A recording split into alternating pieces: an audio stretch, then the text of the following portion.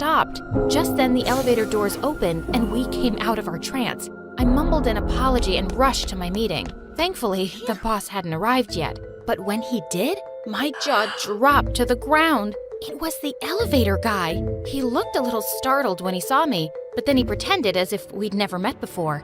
I began my presentation and my ideas impressed everyone, except the boss. He kept shooting question after question at me. By the time he was done, I felt like I was some criminal coming out of interrogation. The next few weeks at the office, he'd just walk by me like I didn't exist. I found out his name was George, and he'd taken over the company from his father when he was just 25. I was sure he was very smart, but so was I, and I was here to prove myself. So when I was asked to present in a meeting again, I worked even harder to make sure everything was perfect. But I just kept finding faults with my figures and statistics, and finally said, "I don't think this will work. I need a better plan by next week."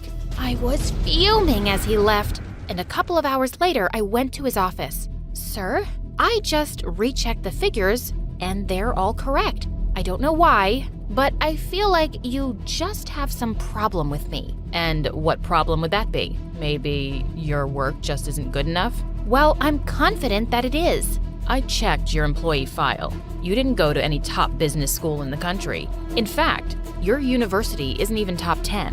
It's what I could afford with a scholarship. Not everyone is just born a millionaire, sir." I regretted the words as soon as I said them, but I felt too proud to apologize. He got a phone call just then and ran out of there. I was certain I was going to be fired. As I left the office that evening, I was waiting to cross the road when suddenly it started raining. Just as I was about to dash for cover, someone held an umbrella over me, and I looked up to see that it was my boss. "We never finished our conversation. I'm sorry that I offended you." "So then, you're not gonna fire me?"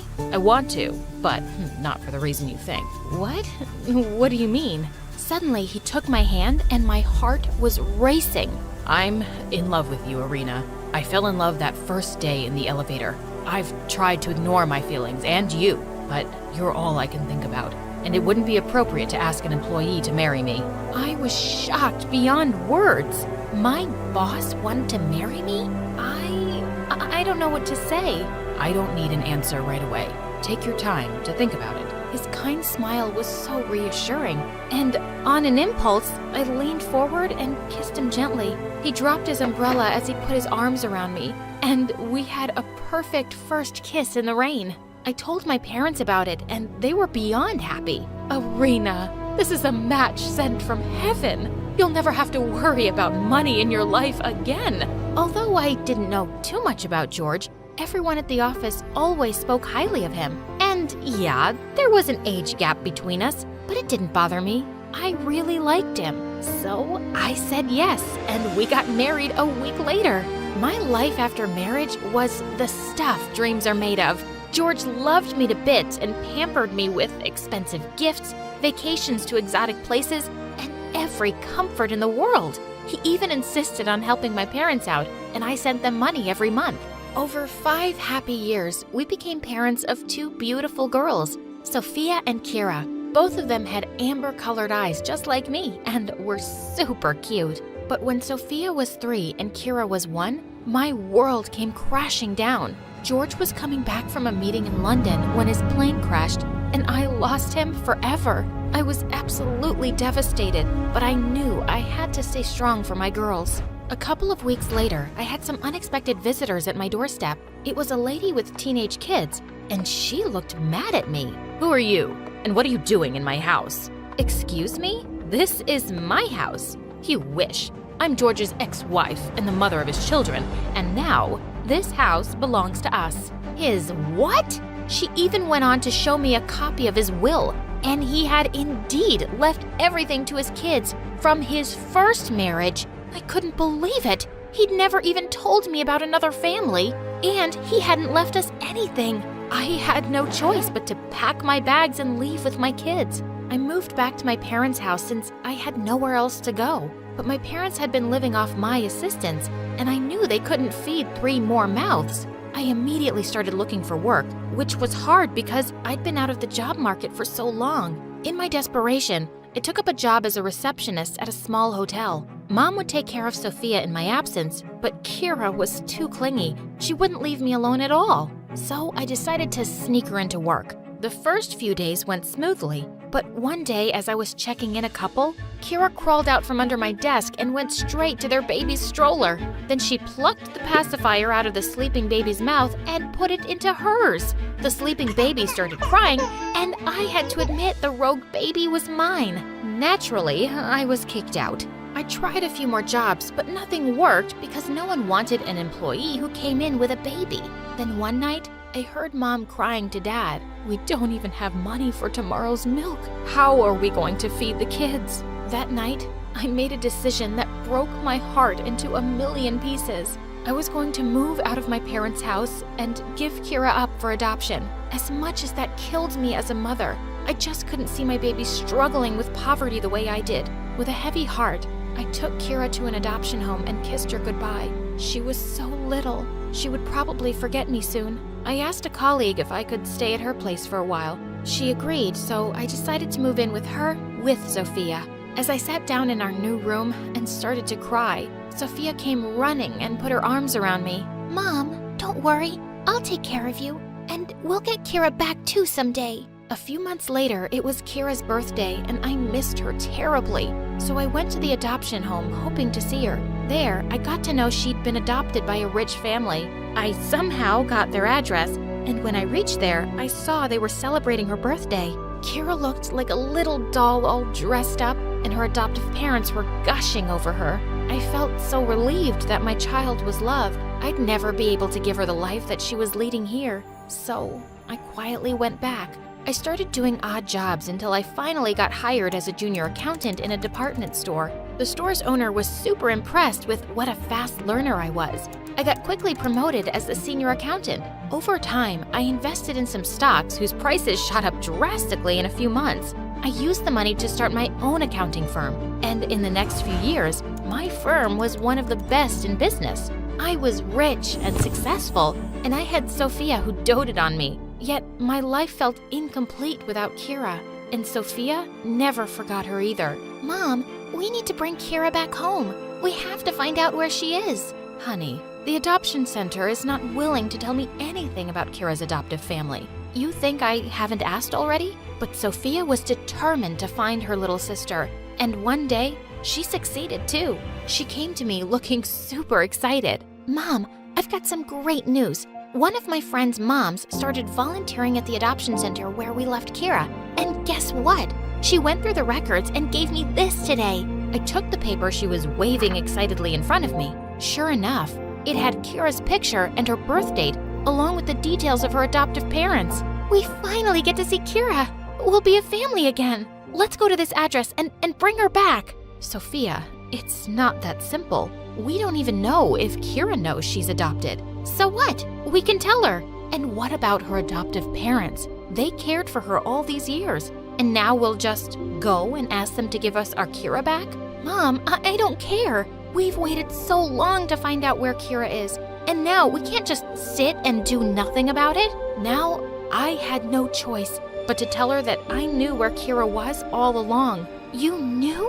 I've been looking for my sister like a crazy person all this while, and you knew everything and still kept quiet? How could you do that, Mom?"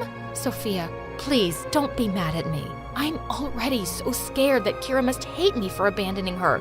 I won't be able to take it if you start hating me too." As my voice broke, Sophia immediately softened and hugged me. "I could never hate you, Mom. I've seen everything you had to go through for me. I promise to give you all the happiness you deserve." It was my birthday a week later, and Sophia said she'd reserved a table at my favorite restaurant and asked me to meet her there for dinner. When I reached the restaurant, I spotted Sophia and walked over to her table, but my heart almost stopped when I saw another girl sitting there too. She was around 12, and she was beautiful, with her thick, long hair and amber eyes. "Kira, is that you?" Kira looked just as stunned to see me. "Mom, I found Kira, and I told her everything. She doesn't hate you, okay? She really wanted to see you." And suddenly, all that pain I'd been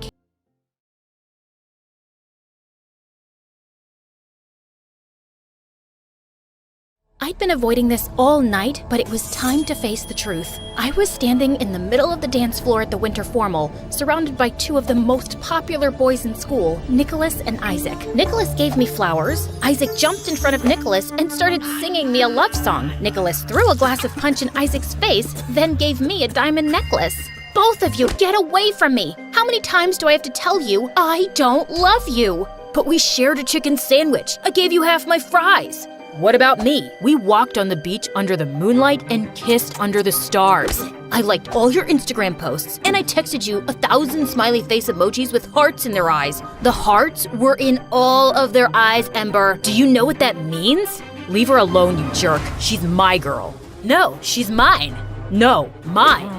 The lovesick boys started shoving each other, then it turned into an all-out brawl. I snuck out the back door and ran straight into my worst nightmare, my nemesis, the boy that stole my heart and had the power to break it into 1,000 pieces. His name was, I can't even say his name without getting butterflies. I feel like such an idiot. What's wrong with me? Things were never supposed to turn out this way. It's best if we start my crazy story from the beginning. Maybe that'll give me time to figure this out. I'm Ember, and I'm a professional heartbreaker. But before I continue, please like and subscribe. It all started with my best friend, Lisa. Lisa and I were inseparable since birth. We loved the same movies, music, and games. We'd finish each other's sentences and keep each other's secrets. But everything changed when Lisa discovered boys. When we were 9, Lisa ran up to me and my neighbor Wilson at the park. Do you see that boy over there? The one that's picking his nose? Of course not. The one that's eating sand? No, the one next to him with the dark hair and dreamy brown eyes. I think I'm in love with him. A day later, Lisa and the boy were a couple. A week after that, the boy broke Lisa's heart and she lost her mind. She cried for days. Wilson and I tried to cheer Lisa up, but nothing worked. Then one day, Lisa walked up to me and Wilson happy as a clam because she'd found another boy. Then he broke her heart and the whole cycle continued over and over and over again. Why do you keep crying over these stupid boys? The last one smelled like a stinky old sock. He didn't smell like a sock. He smelled like a man. But he was only 12. You guys don't get it because you're not as mature as I am. You're only 2 months older than we are. But you know nothing about the magic of love. It went on like that for years until we reached high school and Lisa fell in love with a football player named Nicholas. Yeah, the same guy from the beginning of my story. The one with the horrible singing voice and obsessed with heart emojis.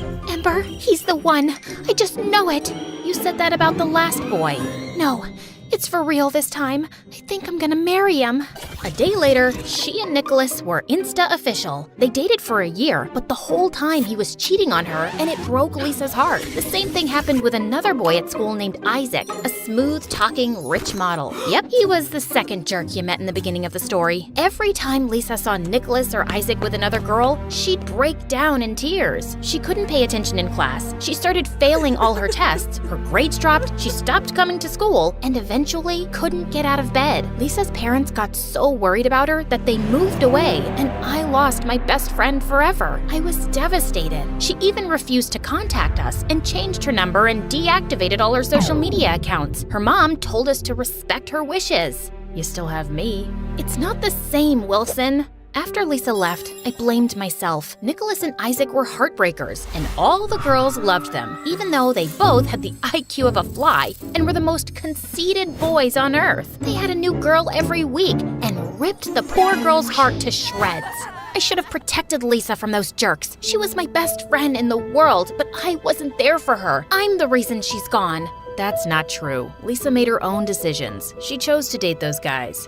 If it's not my fault, why does it hurt so much? A couple years later, in my senior year, I had a major glow-up. My dark olive skin and long curly hair got me so much attention, people thought I was a model or a movie star. Nicholas kept staring at me in gym class. I tried to ignore him, but he cornered me in the hallway. Hey, beautiful. I couldn't help but notice that you're almost as hot as me. I've never seen you around. Is this your first day? No, dummy. We've been in the same classes for 2 years. He looked at me like I was crazy. I'm Ember, Lisa's best friend. I don't know any Lisa. Your ex-girlfriend's Lisa? He shrugged his shoulders like he didn't even care. I wanted to slap him in his stupid jerk face. I'm captain of the football team, you know, and I've got 2% body fat. He lifted up his shirt to show me his washboard abs. Am I supposed to care? You're funny. Let's go out this weekend. I was pissed. First, Nicholas broke Lisa's heart, and now he wanted to go out with me? Suddenly, I had an idea. I could make him pay for what he did to Lisa. So, I said yes. Later that day, Wilson and I were sitting together at lunch. I was helping him fix his battle robot for the robotics club when Isaac walked up. Hey babe, is your dad a genie? Because you're my wish come true. We should get together. You're not her type. No one asked you, nerd. Wilson's battle robot charged at Isaac. Isaac grabbed the robot and spiked it like a football. Wiper butt, no! Next time, mind your own business. Avenge me. Wilson jumped up to confront Isaac, and I slid between them. I'd love to go out with you, Isaac. I gave Isaac my number, then he walked away. Wilson was totally confused. Why would you go out with that jerk that broke Lisa's heart? I'm gonna go out with both jerks that broke Lisa's heart. I'm gonna make them pay for what they did to Lisa. After that, Wilson and I came up with a master plan. Nicholas was the first target. He was obsessed with sports and super competitive. He was on the basketball team, the football team, and the baseball team. But after a little investigation, Wilson and I discovered that Nicholas was terrified of heights. For our date, I invited Nicholas to a rock climbing gym. As we were walking inside, Nicholas saw a beggar on the street and yelled at him for asking for food. Get your own food, loser. Ugh, can't understand why these poor people choose to live on the sidewalk. There's an apartment building right across the street. I couldn't believe how insensitive and stupid Nicholas was, but I had to stay focused on my mission. Good question, but tonight's about us. Let's go have some fun. I took his hand and pulled him inside. Nicholas took one look at the rock wall and broke into a sweat. I don't know about this, Ember. Can't we just go to the movies? Are you scared? I didn't know you were a chicken. I'm no chicken. I'm not afraid of anything. I'll climb to the top twice as fast as you. You're on. I raced to the top, and Nicholas struggled to keep up. Come on, Nicholas. You can do it. Just don't look down.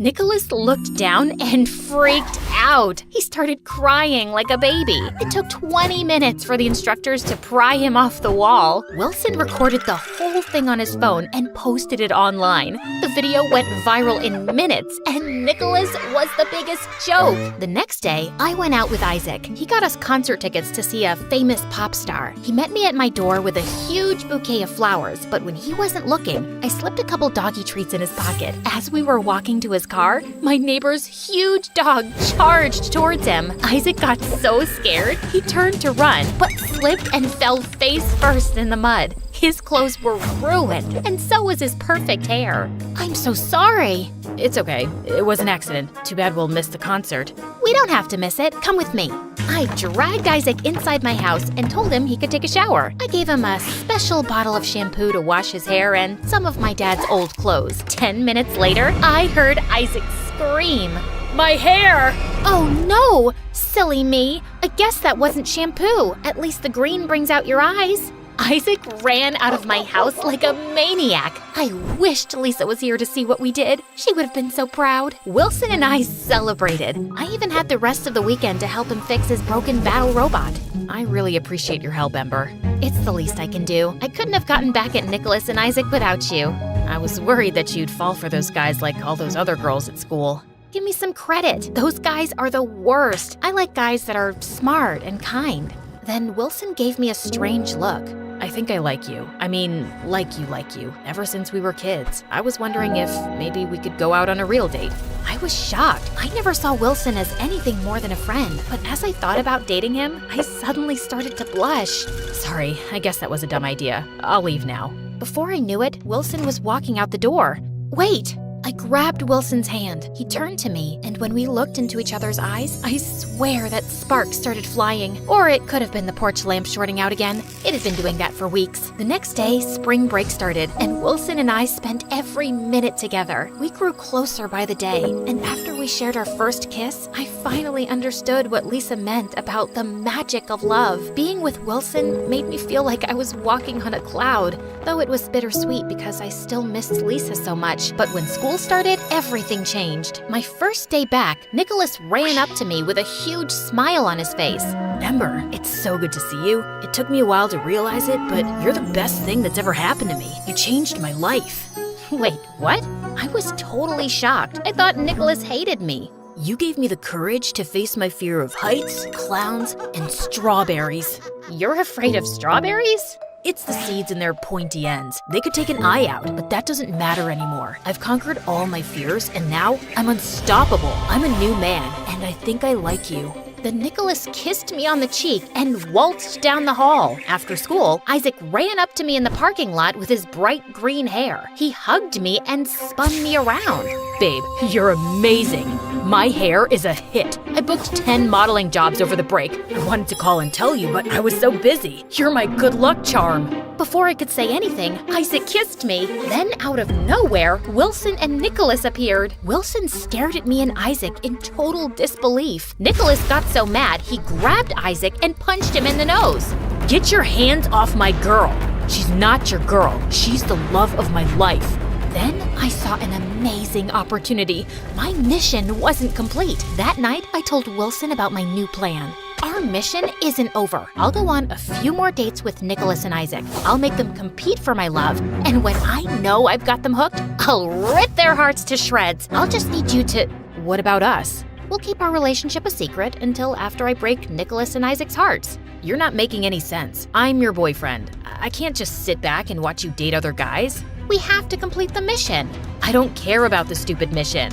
What are you saying? It's me or them. I chose the mission. I couldn't back off now. It was too important. I owed it to Lisa. After that, Wilson and I broke up. I kept dating Nicholas and Isaac and made them compete for my affection. It was funny seeing them try to one-up each other to win my heart, but every time Wilson saw me with them, he gave me the saddest looks. What are you staring at, nerd?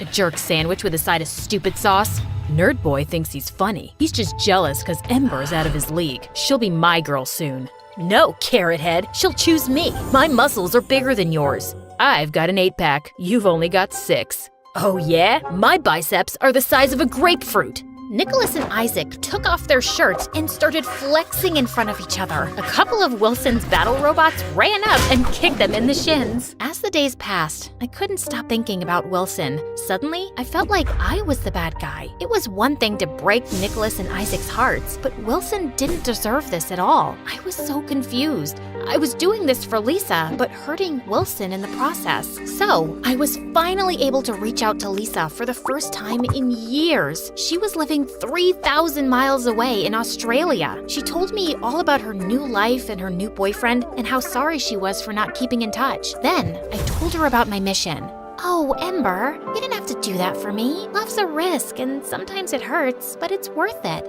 I was trying to break those heartbreakers' hearts and broke Wilson's along the way. I feel like a hypocrite trying to teach those guys not to play with a person's emotions while I was doing the same thing.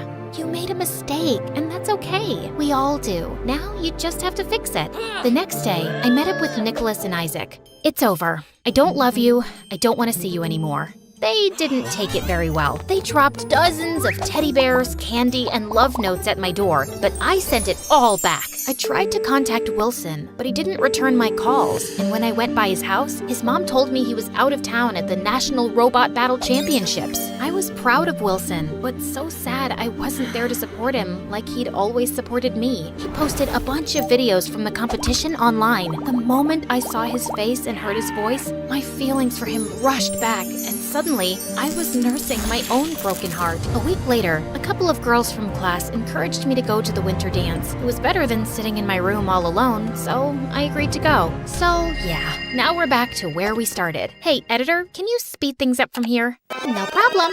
Okay, here it is, the moment of truth, when I ran out the back door and right into the love of my life. If you haven't guessed it by now, the mystery guy is Wilson, and he looked so different that night. He was confident and happier than I'd ever seen him before. Wilson looked up at me with his big brown eyes, and all my feelings for him were stronger than ever. I'm sorry I hurt you. I was so obsessed with getting revenge for Lisa that I became a colossal jerk. I hope you can forgive me. Maybe someday we can be friends again. I don't know. You did some really dumb stuff. I get it. I ruined our friendship and broke your heart. I understand why you don't want to be friends anymore. I guess this is goodbye.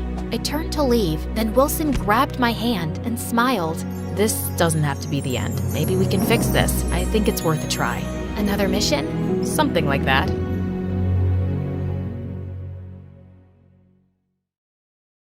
Hi, Hi, I'm Princess Leia from Liechtenstein. Before I continue, please hit like and subscribe. The moment my mom gave birth to me, everyone in the village instantly fell in love with me.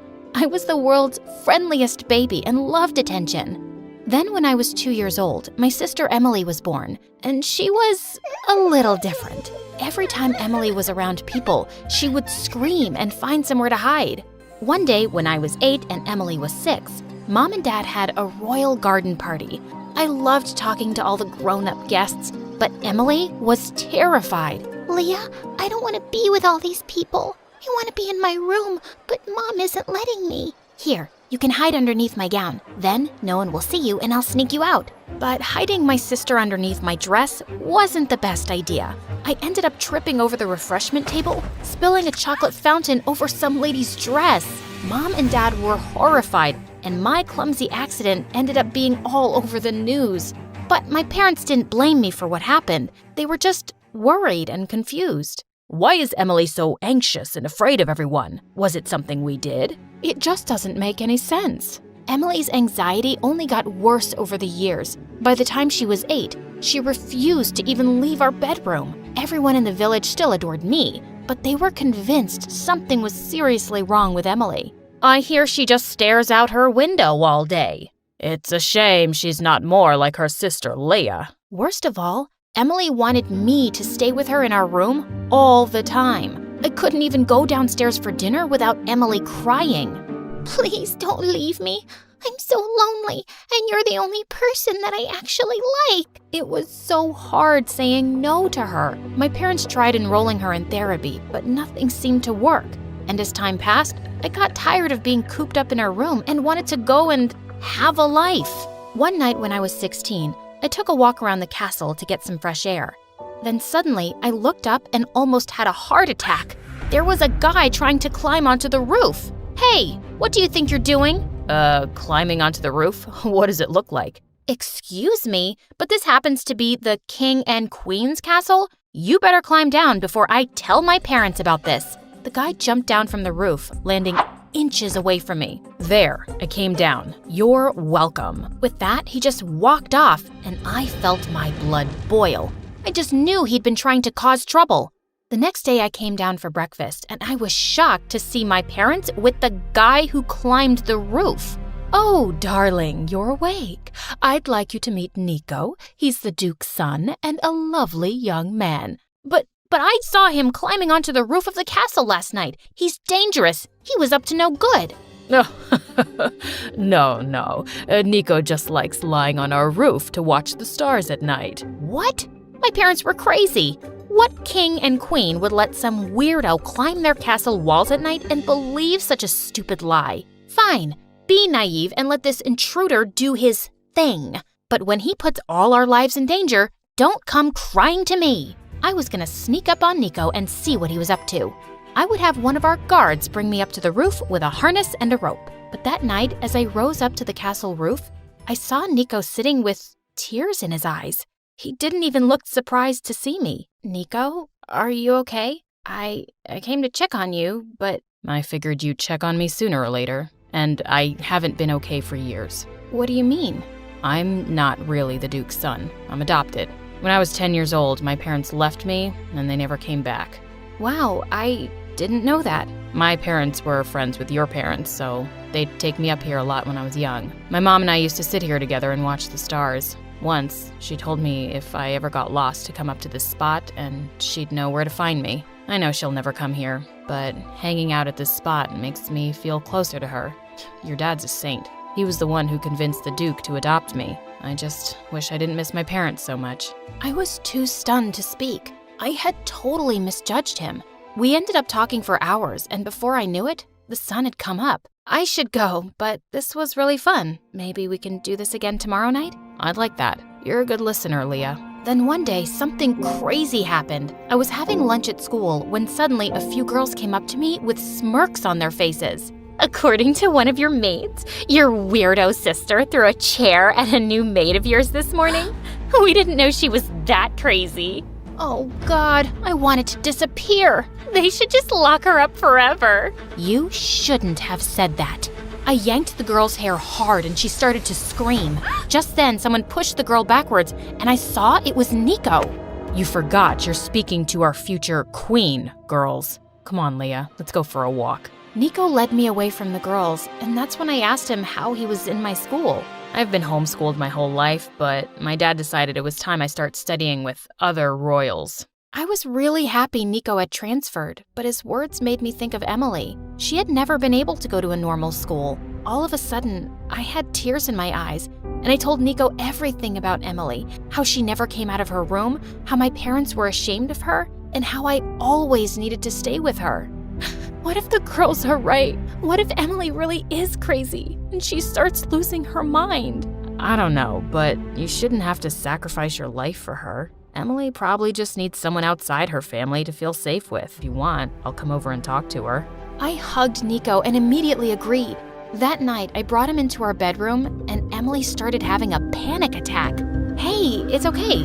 Nico's a friend. Then suddenly, Emily stood up to really get a look at Nico. And seconds later, she was swooning.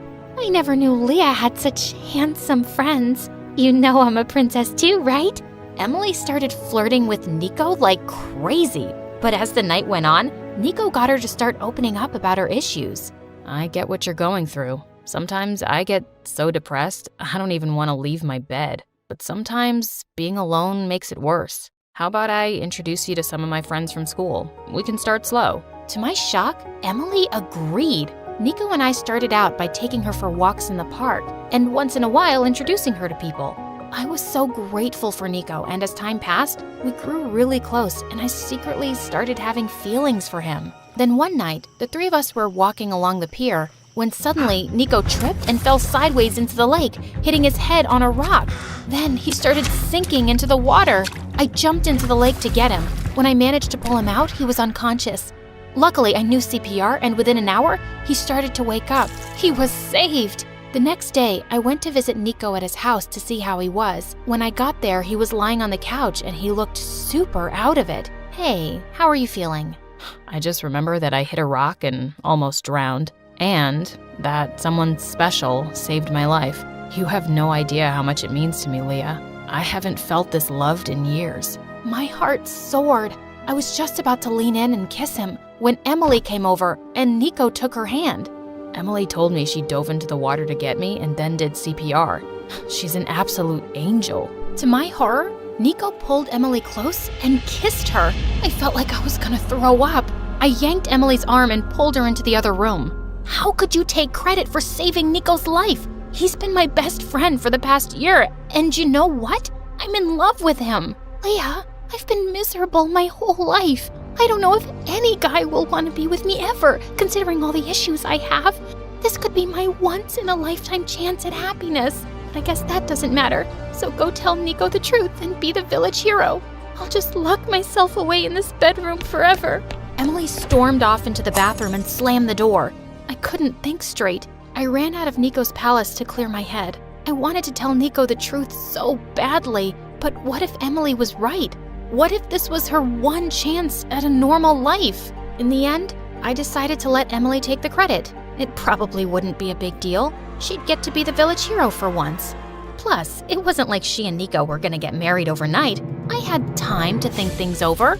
Except Emily's fame lasted for more than a week. Worst of all, she and Nico were getting close. The two of them even went out together. He comforted her every time she had a panic attack and congratulated her every time she left the castle. God, was he her boyfriend or her babysitter? Then one night, my parents invited Nico over for dinner, and Dad made an announcement that sent me over the edge. After much thought and discussion, we would like for Nico to be our new king. We love him like our own son, and we can't think of who'd be a better husband for our daughter. My jaw dropped. I was gonna be with Nico after all? Everything was gonna work out? But Emily was fuming. You're just gonna take Nico away from me? Like that? You mean I'm gonna marry Leah? Actually, you're going to marry Emily, and she's going to be the queen instead of Leah. You two make such a beautiful couple, and it was truly a miracle that Emily was able to save your life, even with all her challenges, and that's remarkable. I felt like I'd been punched in the face. That's insane! I'm the eldest daughter. I've been preparing to be queen my whole life. And you know what? I'm the one who saved Nico. I should have never let Emily lie and take the credit for it. And I'm not letting her take my crown or marry Nico either. Before anyone could react, I fled from the table and into my bedroom. Then suddenly, I felt someone standing over me, and it was Emily, with fire in her eyes. Why would you rat me out like that? You can still have any guy you want, as long as it's not Nico. I've loved Nico for over a year. Emily, I've sacrificed everything for you. I spent days on end locked in this room so you wouldn't feel scared and alone. Is this the thanks I get? So, you're saying I owe you in some way? I never asked you to sacrifice yourself for me. You could have left me for a few hours if it was too much. It's not my fault you don't know how to set boundaries. Sorry, but I'm only responsible for my own happiness.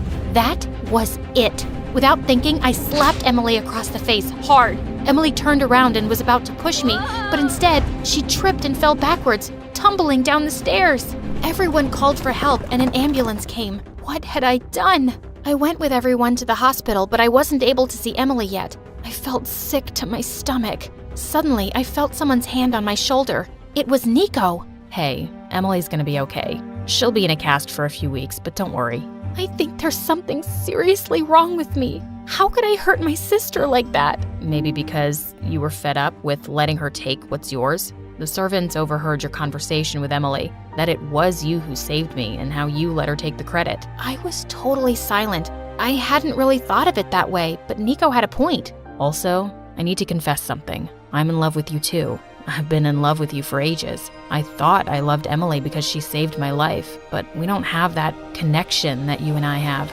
I want to be with you, Leah, not your sister. Suddenly, Nico leaned in to kiss me. Oh God, I wanted to kiss him so bad, but what about Emily? I couldn't do this to her. I ran away from Nico at that second. I had to talk to Emily. I went out to bring her flowers and then apologized for everything. Actually, I'm the one who owes you an apology.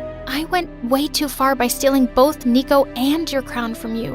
I know Nico doesn't see me like that. It's okay, Emily. It's in the past now. Everything is gonna be all right. I'm so glad you're okay. Honestly, me too.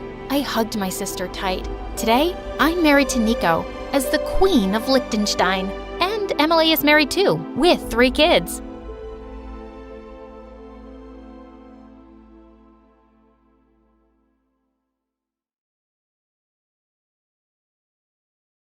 Hi, I'm Layla. And yep, that's me in the front row of a gala. Seconds before, I betrayed my best friend and almost ruined his life. But before we get to all that, please make sure to like and subscribe. Ever since I was little, I've been a lot to handle. Or at least that's what I've been told. By my mom. Layla! By my dad. Layla! By, well, any adult really. But really, I'm just always trying to do the right thing. And sometimes that gets me in trouble. That's why my parents sent me to Woodmere Academy to begin with. That and other reasons. It's only the 5th-ranked preparatory school in the country, but heavens, no one else will take you, no matter how much money we throw their way. Good grief, Layla. How will you replace your father as CEO of Idrizi Tech if you keep up with these morality plays? Woodmere was supposedly elite, but to me, it was just like every other rich kid cesspool my parents plopped me into, complete with snobby, entitled lookalikes who wore the same navy blazer and walked the halls like the world owed them a standing ovation just for showing up. You think you belong here? You're just a poor, worthless... Funny you think he doesn't belong here, when your dad basically had to donate a wing to get your sorry butt in here. The scholarship kid ran, but Milo's ego didn't. You're gonna regret that! My family basically runs this school! I'm untouchable! Cool. But are you waterproof?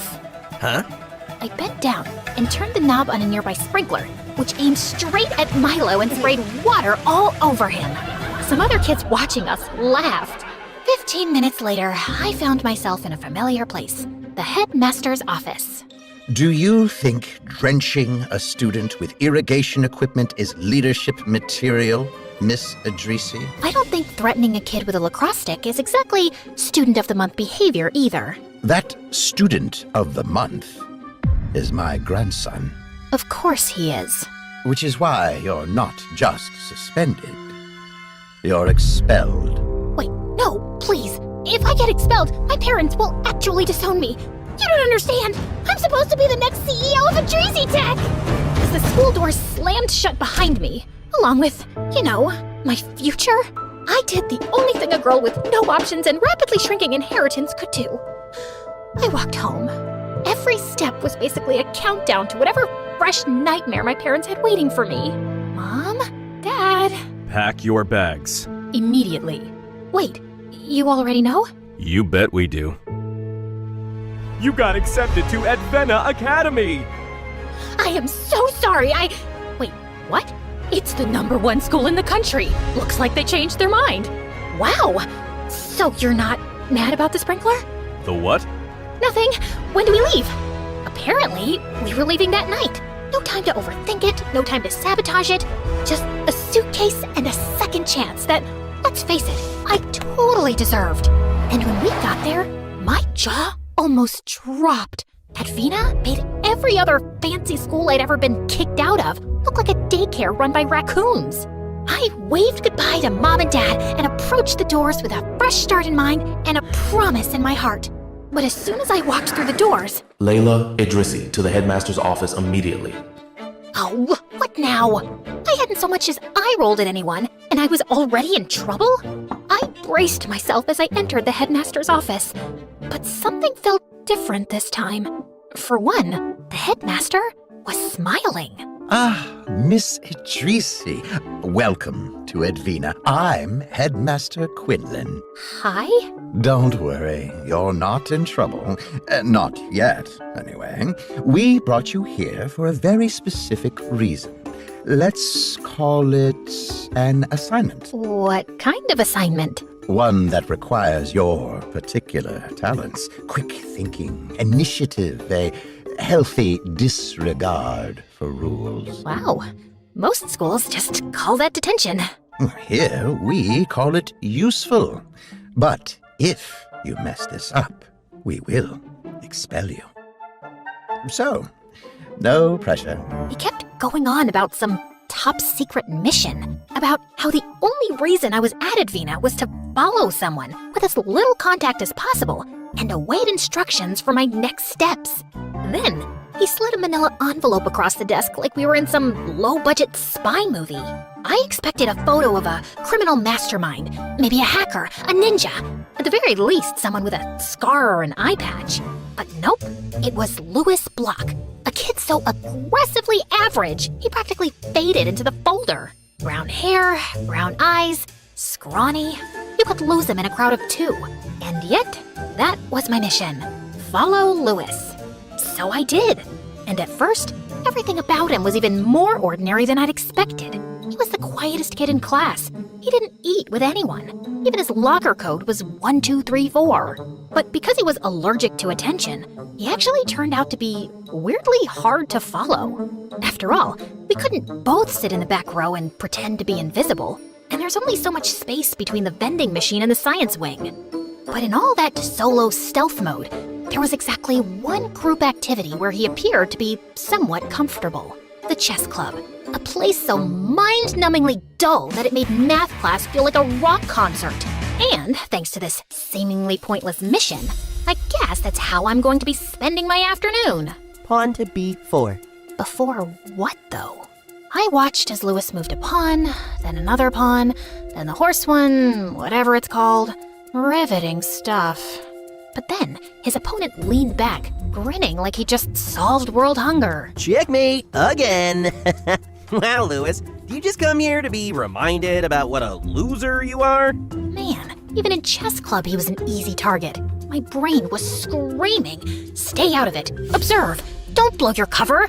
But my instincts, they'd already stood up. I mean, yeah, no sweat. And just like that, we started chatting. Nothing dramatic, nothing spy-worthy. But for the first time since I got here, it didn't feel like an assignment. It felt normal. Actually, it turns out we had a lot in common. My parents put so much pressure on me. I figure it's better for my future to keep a low profile. You probably wouldn't understand. Oh, trust me, I do. Maybe he was just a regular guy after all. But as we talked more often, I started noticing something unique about Louis. He had a knack for expressing himself in a way that was poetic. So you always eat alone? Mostly, but sometimes the birds show up. They all swoop down for the crumbs, pecking at them like it's their last meal on Earth. Yet somehow, they always leave enough for each other. And I think that's kind of beautiful. Yeah, it kinda is.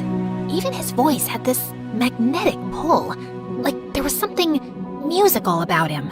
And over the next few days, my whole just observe and report strategy kinda crumbled.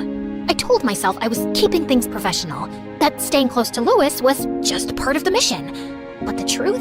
We were becoming friends, real ones.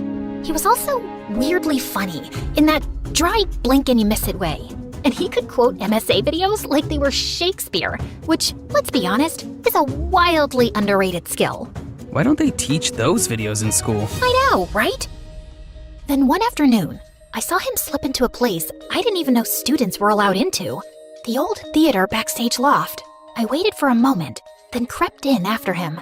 And that's when I saw it. Louis, alone, tucked into the shadows with a battered violin under his chin. Playing. But not just playing. Humming, too. A soft, steady note that floated above the strings, like it was made of air and magic. It was beautiful. Like, make your heart hurt kind of beautiful. And then, before I even knew what was happening, I was crying. At music. Me! Who knew I could even do that? Unfortunately, he heard my sniffles and looked directly at me. Oh, I'm so sorry. What? No, don't apologize. No, I'm so sorry.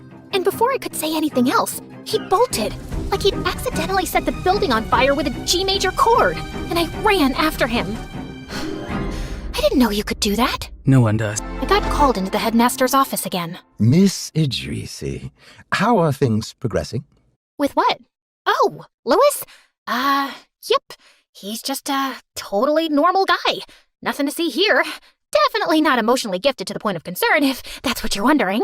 I understand the two of you have become quite close. What? No, I'm the headmaster, Layla. I know exactly what happens around here. You do know about the incident involving his brother, right? I tensed up. This was going deeper than I ever could have thought. He blames himself. He hasn't spoken about it to anyone. His parents tried everything to help him out, got him the best therapists in the world. Nothing worked. But we believe his silence is part of the problem. When he plays, he connects. He releases what he's been holding in. Now, suppressing a gift like his is not healthy, especially when it's tied to guilt. Now, that's where you come in. You need to help him heal, Layla. There's a gala next month. Nothing flashy, just a showcase of student work, a safe space. If Louis were to play again, even just one song, it might be the first step back to himself. Convincing the quietest kid in the universe to sing at a fancy fundraiser? No pressure or anything. I found Louis in his usual spot, tucked behind the music building, sitting on a chipped concrete ledge that overlooked the soccer field. Want one? The cafeteria throws them out a day before they expire. Still perfectly fine, just no longer worth the shelf space. Wait, what? That's like a criminal amount of food waste. Someone needs to stage a protest. You know what you should join? The Social Activism Club. They'd love you. Yeah, well, not sure I have time for that given my assignment. Assignment? Assignments. Like school assignments, homework, tests. Never mind. Anyway, you know what you should join? The roster of performers at the annual gala. Oh, no, Come on, I heard you play yesterday. It was... I said no, Layla. Sorry, it's just not my thing. I should go. But for a while, I kept trying, subtly. Isn't it weird how the word gala rhymes with voila, like a big performance reveal? Sure. But it was hopeless. I could feel my future as CEO of a Tracy Tech slipping through my fingers. I'd already burned through every other school worth mentioning, and the headmaster had made it clear, screw this up, and I was done for good. And if that happened, My parents would never forgive me, so I felt like I had no choice but to do the ultimate betrayal. I signed him up for the gala anyway. And then I told the headmaster that Louis had agreed to play. Next thing I knew, Louis wasn't just on the schedule. He was the centerpiece. They printed his name on the flyers and announced it in assembly. Was it manipulative? Yes. Did I feel bad? Also yes. But it was for his own good, right? I mean, he had to break out of his shell eventually, right? Unfortunately, he didn't see it that way. How could you do this to me? Do what? Oh, please. You think just because I don't talk much means I'm stupid? I know it was you who signed me up for the gala. Thanks for reminding me why I don't trust anyone. I'd done the opposite of what I was trying to do. He wasn't coming out of his shell. It was burrowing deeper in. Thanks to me. So I went to the headmaster's office, rehearsing my confession in my head.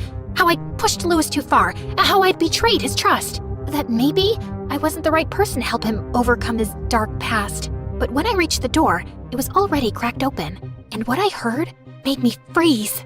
Everything's right on schedule. The boy plays his little melancholy solo. The audience tears up and boom, 50s, no hundreds, no thousands of dollars fall into our laps. Easy peasy. And yes, you'll get your 50% as agreed. I couldn't believe my ears. He didn't want to help Louis. He was using him for profit, and I was just a pawn in his scheme. But I'm not a pawn, or one of those horse thingies. I was gonna show him who he was really messing with. A queen. Chess club stuff. I sprinted to find Louis, who was sitting alone, as expected. Louis! What do you want? Well, first off, to apologize. I never should have signed you up for the gala. But honestly, I swear to you, I only wanted to help. I didn't ask for help. Why does everyone keep trying to fix me? What if I'm not broken? What if I just want to be left alone? You have every right to feel that way. Then why are you here? Because something's not right. I overheard Headmaster Quinlan on the phone. He's not trying to help you. He's using you. The gala is just a cash grab, and your solo's the tearjerker. That's the plan. You suffer, and they get paid. I expected him to explode the way I was about to, but to my surprise, he didn't get angry. I guess he was too broken to even react. Of course, that tracks. I thought I was pushing you towards something good, but I got so caught up in juggling my own problems and trying to do the right thing that I guess I never asked what you wanted. Yeah, no one ever does. I'm so sorry, Louis. You know, when I first met you, something clicked in me, and I played something different. What do you mean? Can I hear it? He didn't say a word, but the way he looked at me hit me harder than any note ever could. No audience, no gala, just me. I promise. To my surprise, he picked up his violin. I braced myself for another emotional gut punch. But what came out wasn't heavy or sad. It was light. And suddenly, so was I. I was grinning like an idiot, flooded with the kind of hope I hadn't felt since before I got kicked out of my first fancy school, back when I still believed the world could change. And then, through my joy, I blurted, "Louis." Oh, you hated it, huh? Hated it? I've never felt so amazing in my life. Look, I know I can't get you out of performing anymore, but that doesn't mean you have to fall into their trap. If you played like that, you'll be making people feel good, including yourself. He gave me the smallest smile and left without a word, but I could tell something was shifting in him. On the night of the gala, I had no clue what to expect. Either the one person in my life I truly cared about gets exploited and traumatized even further, or he goes off script and reclaims his story, which meant I was probably getting expelled again. And then, just when I thought my bundle of nerves couldn't get more twisted, I spotted them in the audience. My parents. Guys, what are you doing here? Layla, look at you. Still enrolled. How nice. Come sit. We saved you a seat. We hear you're close with tonight's little prodigy. If getting expelled was my worst case scenario, then watching my parents' live reaction to it was the apocalypse. But as Louis made his way onto the stage, he looked unchanged in a way that made me sad. It was like the spotlight was too hot and had shriveled him back into the broken boy they all expected. And sure enough, a sad melody followed suit. As I looked around, I could see the audience tearing up, dabbing eyes, sniffles everywhere. And right on cue, Headmaster Quinlan started slinking between rows, smiling and collecting checks like it was church. As I watched Louis crumble, I expected, as always, for my body to move before my mind had a chance to think. But for once, I paused. It was my decision now. I could sit there and be the good girl everyone wanted me to be, or I could stand up and be me. You're amazing, Louis! I believe in you! Louis froze mid-note. As the wealthiest people in the country stared me down, I still stood firm. And then, like he just remembered who he was, Louis's lips twitched into a smile. And suddenly, the music changed. It became lighter, happier. And the audience? They forgot all about me.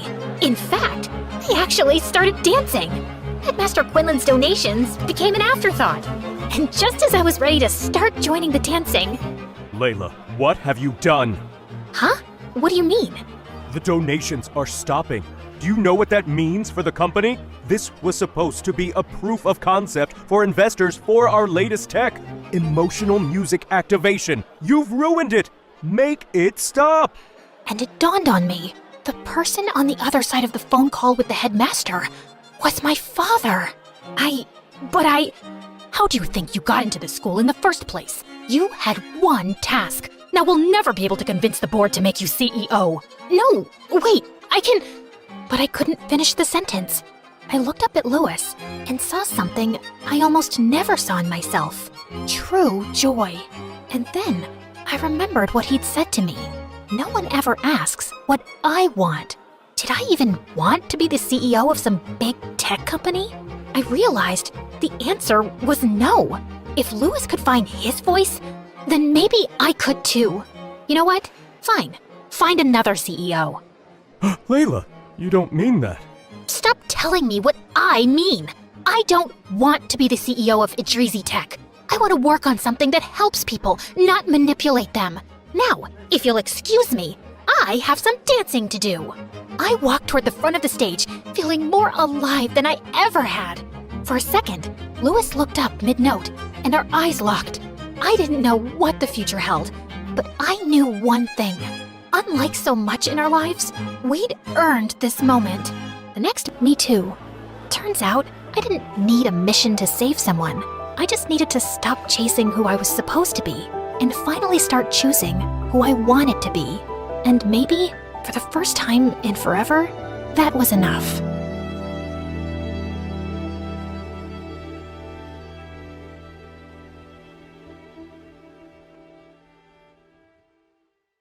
Sister, she can't be on the dance team. What's wrong with her? What's wrong? Are you blind? It's obvious she can't do fast moves with us, and we don't have forever to teach her. Now be off with your dumb sister. I totally lost it. I walked over to their sound system, pushed over the big speakers, and wrenched out all the wires. As Ella and I walked out, she turned around and locked the door from the outside. That was an awesome moment, but we got caught and ended up in detention. And Mom went nuts when she found out. God, I knew this would happen. Ella is not like everyone, and she can't be with everyone. You were unkind to that girl, and that makes you two sinners. I'm going to go pray now. I don't want to go to hell with you. Our daughters are not unkind. I'm sure there was a good reason. But before he could finish, Mom just pushed him aside and stormed off. Mom is just terrible. The next day at school, I looked for Ella during recess and I couldn't find her anywhere. I was running all over the place, feeling panic rise inside. Where could she be? Just then, I spotted a grand piano in the corridor blocking the janitor's closet. As I stepped closer, I heard Ella crying out for help. Oh my God, Ella, I'm here. I'll get you out, sweetie. With one big push, I swept the piano out of the way and opened the door. Poor Ella came tumbling out in my arms, crying like crazy. Anthony told me to go inside. I was gonna destroy that witch. I stormed off to the dance room with Ella, and before I could get to Ancy, Ella ran straight at her, pushing her aside. They both landed on the floor, and just then a beam fell off the roof, exactly where Ancy was standing seconds ago. Oh my God, Ella had just saved Ancy. I saw it was falling, so I... How dare you touch me, you moron? I don't want your disease rubbing off on me. That was the last straw. I walked up to Ancy and gave her a hard slap. You're a heartless bully, Ancy. You think she's weaker than you, so you pick on her. But here she is saving your stupid butt after everything you've done. She's got more heart and strength than you ever will, and you could learn a thing or two from her. We all could, because Ella is freaking amazing.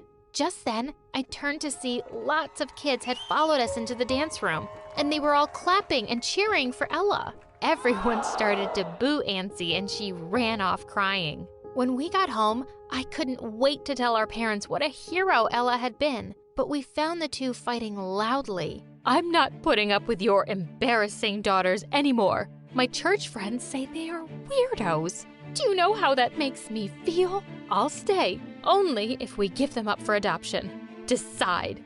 That is the easiest decision I've ever had to make. You're a selfish, horrible woman, and you don't know how to love anyone. So please, for the love of God, get out. Wow, Dad finally spoke up. Mom shouted and cried, but Dad just threw her bags out on the street, and our lives at home became so much happier. The next day, when we were leaving school, Ancy suddenly leapt out from behind a tree and spat at Ella. I was about to attack her when suddenly a well-dressed man stepped in and grabbed Ancy's arm. What did I just see, Ancy? I can't believe it. How could you be so cruel to this child? You're grounded for a very long time, and you're off the dance team. Dad, you can't do that. Keep talking, and I'll ask the principal to expel you myself. Apologize now. Well, the queen bee finally bowed her head. Also, it turned out that Ancy's dad was a big-shot doctor, and he offered to take over all of Ella's medical bills and help out with any therapy she needed. When Mom heard that Ella wouldn't be expensive now, she contacted us by saying that she was sorry and she always knew we were special. But we told her to leave us alone. After a year of training, the coach said it was my time to shine. He entered me into many weightlifting competitions, and my medal collection has just begun. And I always have my biggest supporter cheering me on.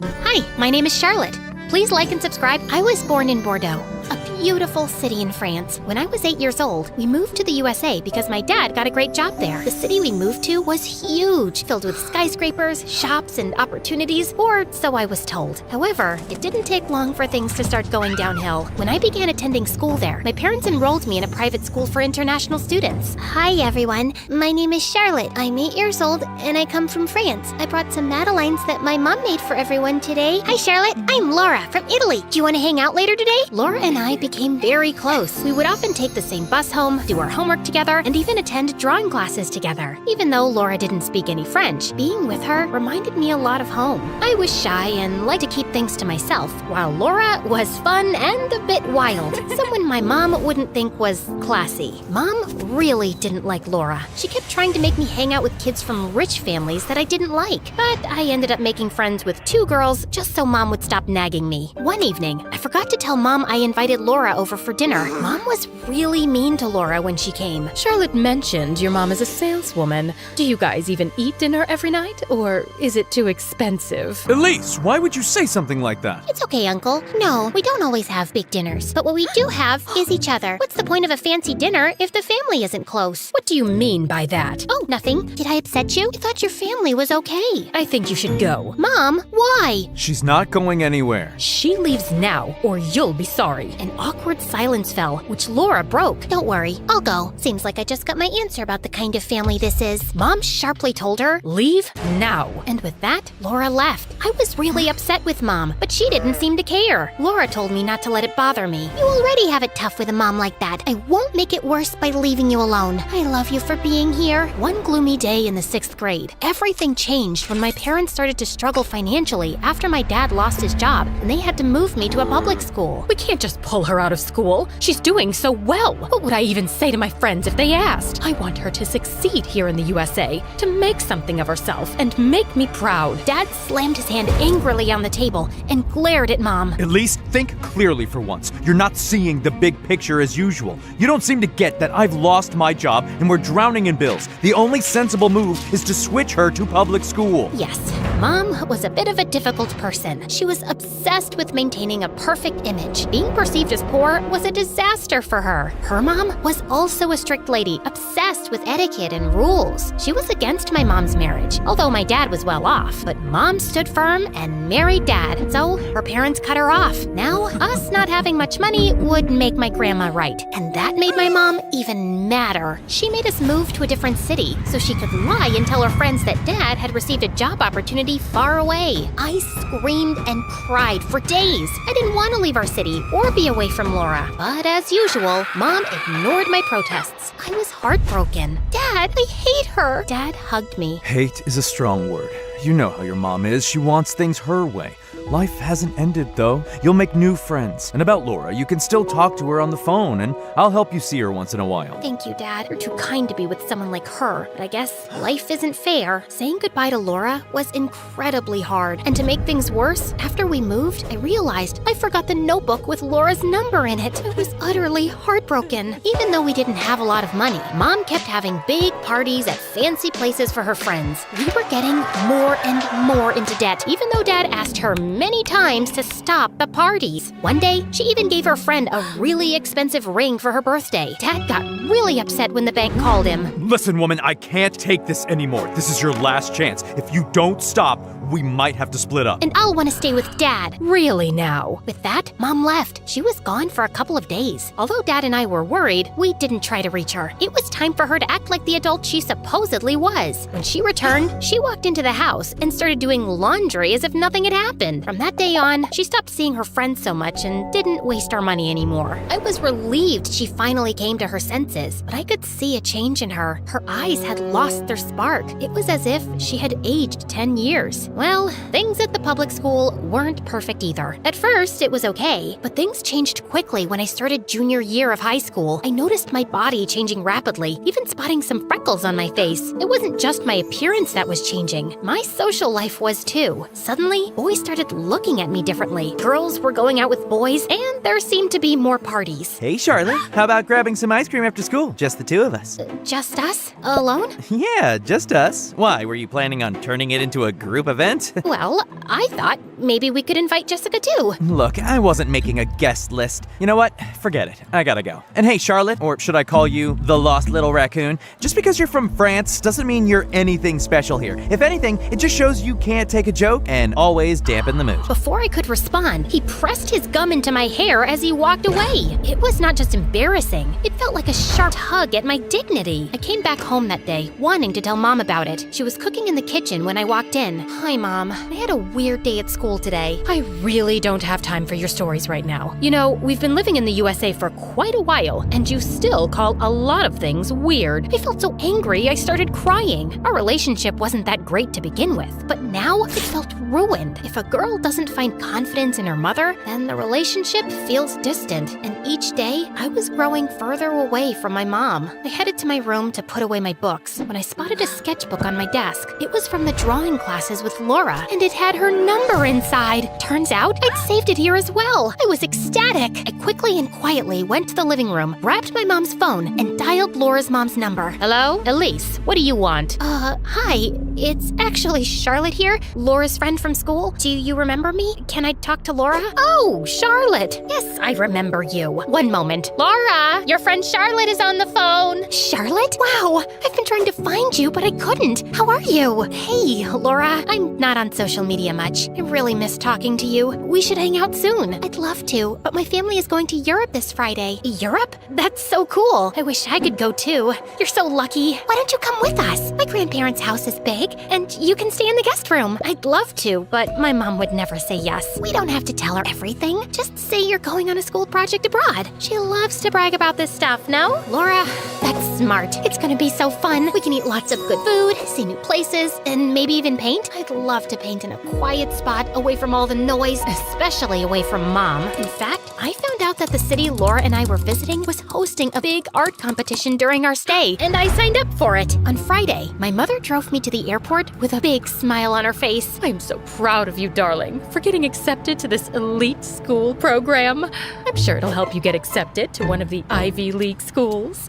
Sure. Yes, Mom. I got out of the car and walked to the airport gate when I saw Laura. She looked great, ran up to me and gave me a big hug. Charlotte, we're going to Europe. It's gonna be so fun. I'm so excited. I entered a drawing contest over there too. The prize is also about $500,000. Can you come and cheer for me? It feels like a dream. Sure, but you have to draw me and make my eyebrows look good. I enjoyed spending time with Laura, but sometimes things felt off. It seemed like she would suddenly stop talking to her mom when I showed up, as if they were hiding something from me. One night after we had dinner, she said something strange. You know, I was actually happy when your family started having money problems. What? Why would you say that? Well, your mom was a witch, And seeing her getting humiliated was so satisfying. First of all, becoming poor has nothing to do with humiliation. Second, Mom becoming poor also means me becoming poor. I thought your love for me was bigger than your hate for her. Oh, come on now. She's awful. Okay, let's change the subject. Want to eat some ice cream? I suddenly don't feel like it. I think I'm calling it a night. And with that, I stormed off. The competition day was getting close. It was going to last 2 days. The first for live painting in front of an audience, and the second for a closing ceremony where judges would announce the winners. Do you think the judges will be fair? I'm sure they will be. Are you excited to cheer me on? Of course. Will you cheer for me too? What do you mean? I'm entering the competition too. You knew that, right? What? No. You think I've lost my touch? I've been taking drawing classes for the past year. I see this as a great chance. But Laura, you never mentioned this. I didn't think I needed to report my plans to you. Anyway, I think it's better we focus on our own preparations for the next few days, so we probably shouldn't hang out too much. I was stunned. What happened to my best friend? I almost regretted coming on this trip. The only thing keeping me here was the upcoming competition. I was determined to win and get the prize. The first day of the competition arrived. We were led onto the stage, each competitor equipped with a set of pencils, colors, and a blank canvas. Laura leaned over with a mischievous grin and whispered, "May the best girl win." I was too stressed to respond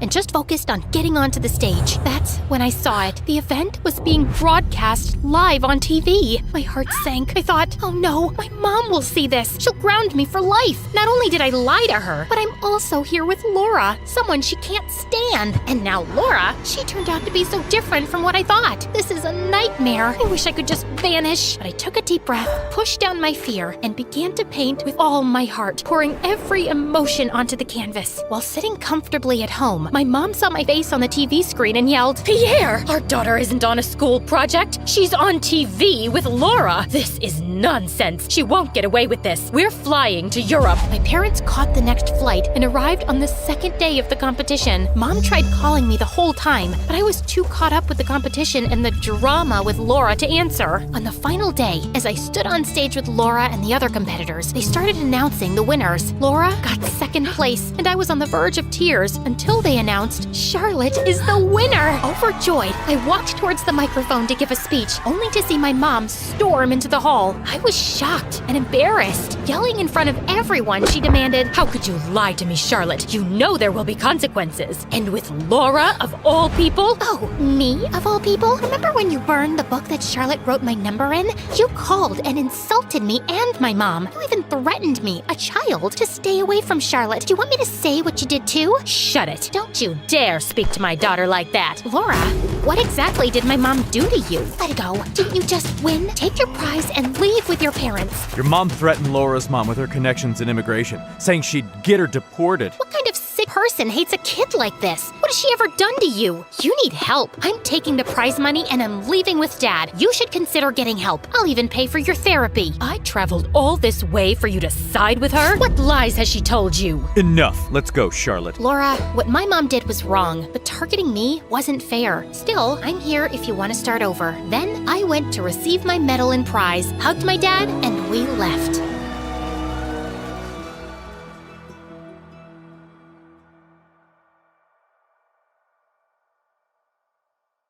Hi, I'm Sasha from Los Angeles, and my mom is my best friend in the world. But we weren't always so close. In fact, we'd have the most epic fights every day. But before I continue, please like and subscribe.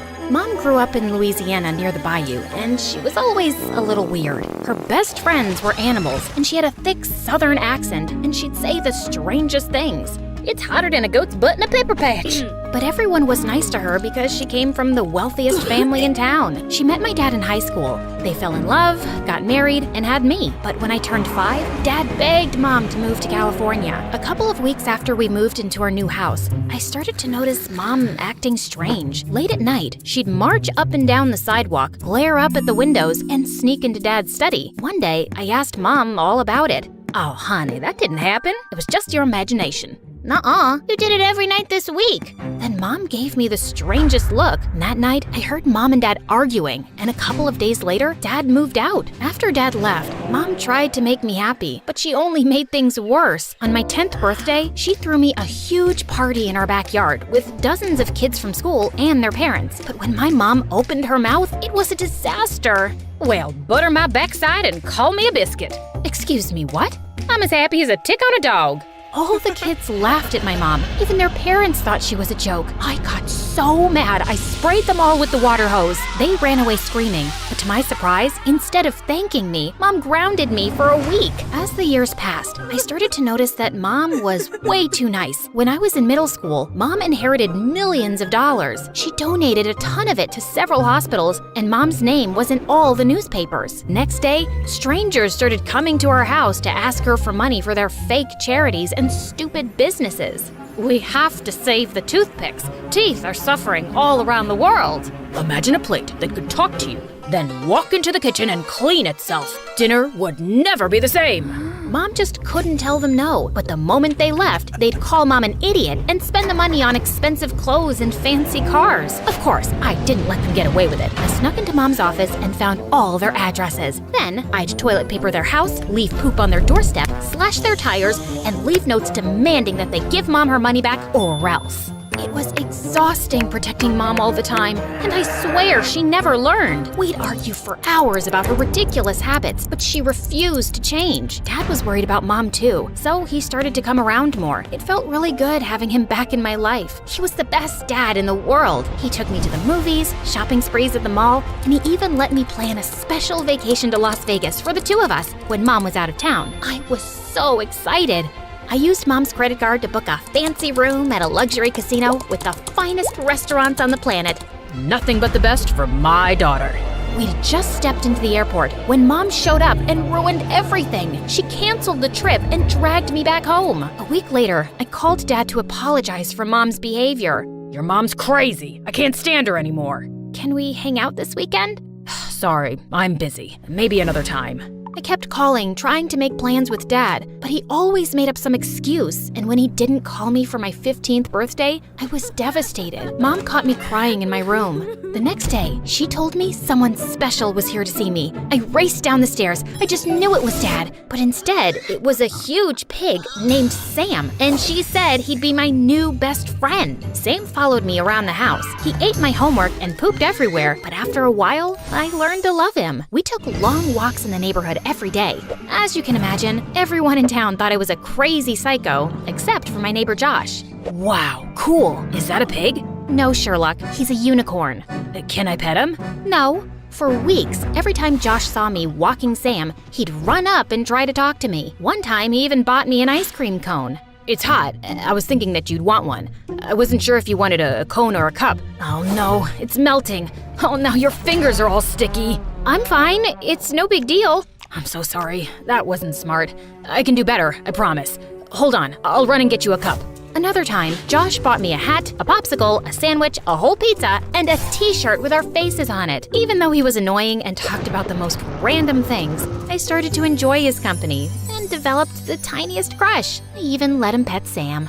Can I really? Sure, but be careful. He's kinda shy. Josh rubbed Sam's head. Sam got mad and chased him into the bushes. Josh scraped his knee and started crying like a baby. Mom saw the whole thing and invited Josh inside. And as usual, she embarrassed me. Now aren't you as cute as a button? No wonder Sasha's been happy as a clam at high tide.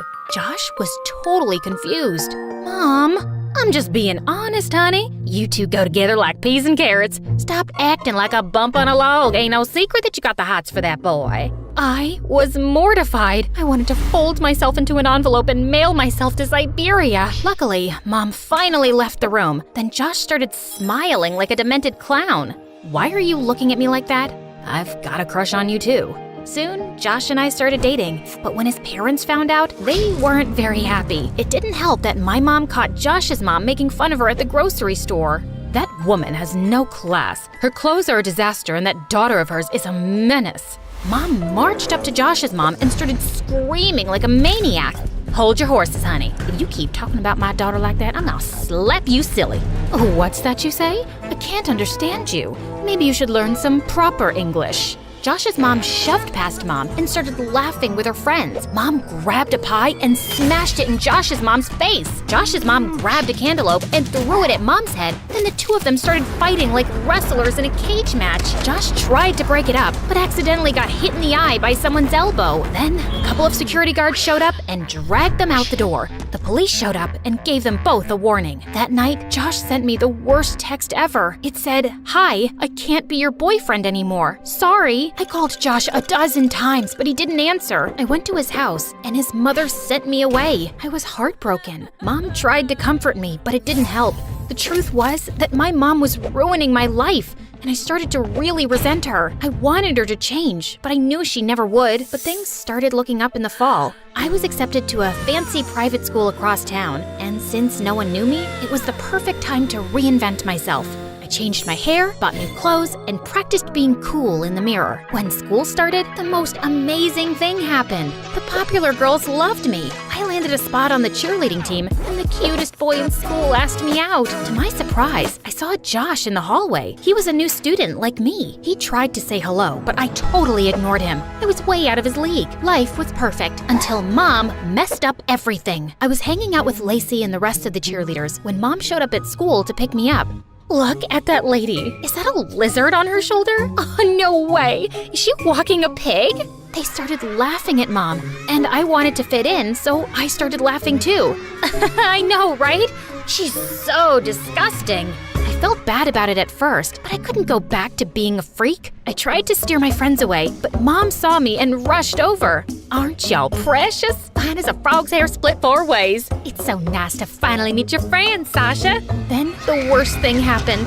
Sam squealed and then pooped on Lacey's shoes. The entire ride home, I was raging mad. I didn't talk to Mom for the rest of the night. The next morning at school was the worst. Lacey and the other kids couldn't stop talking about Mom. Who was that crazy woman, and how did she know your name?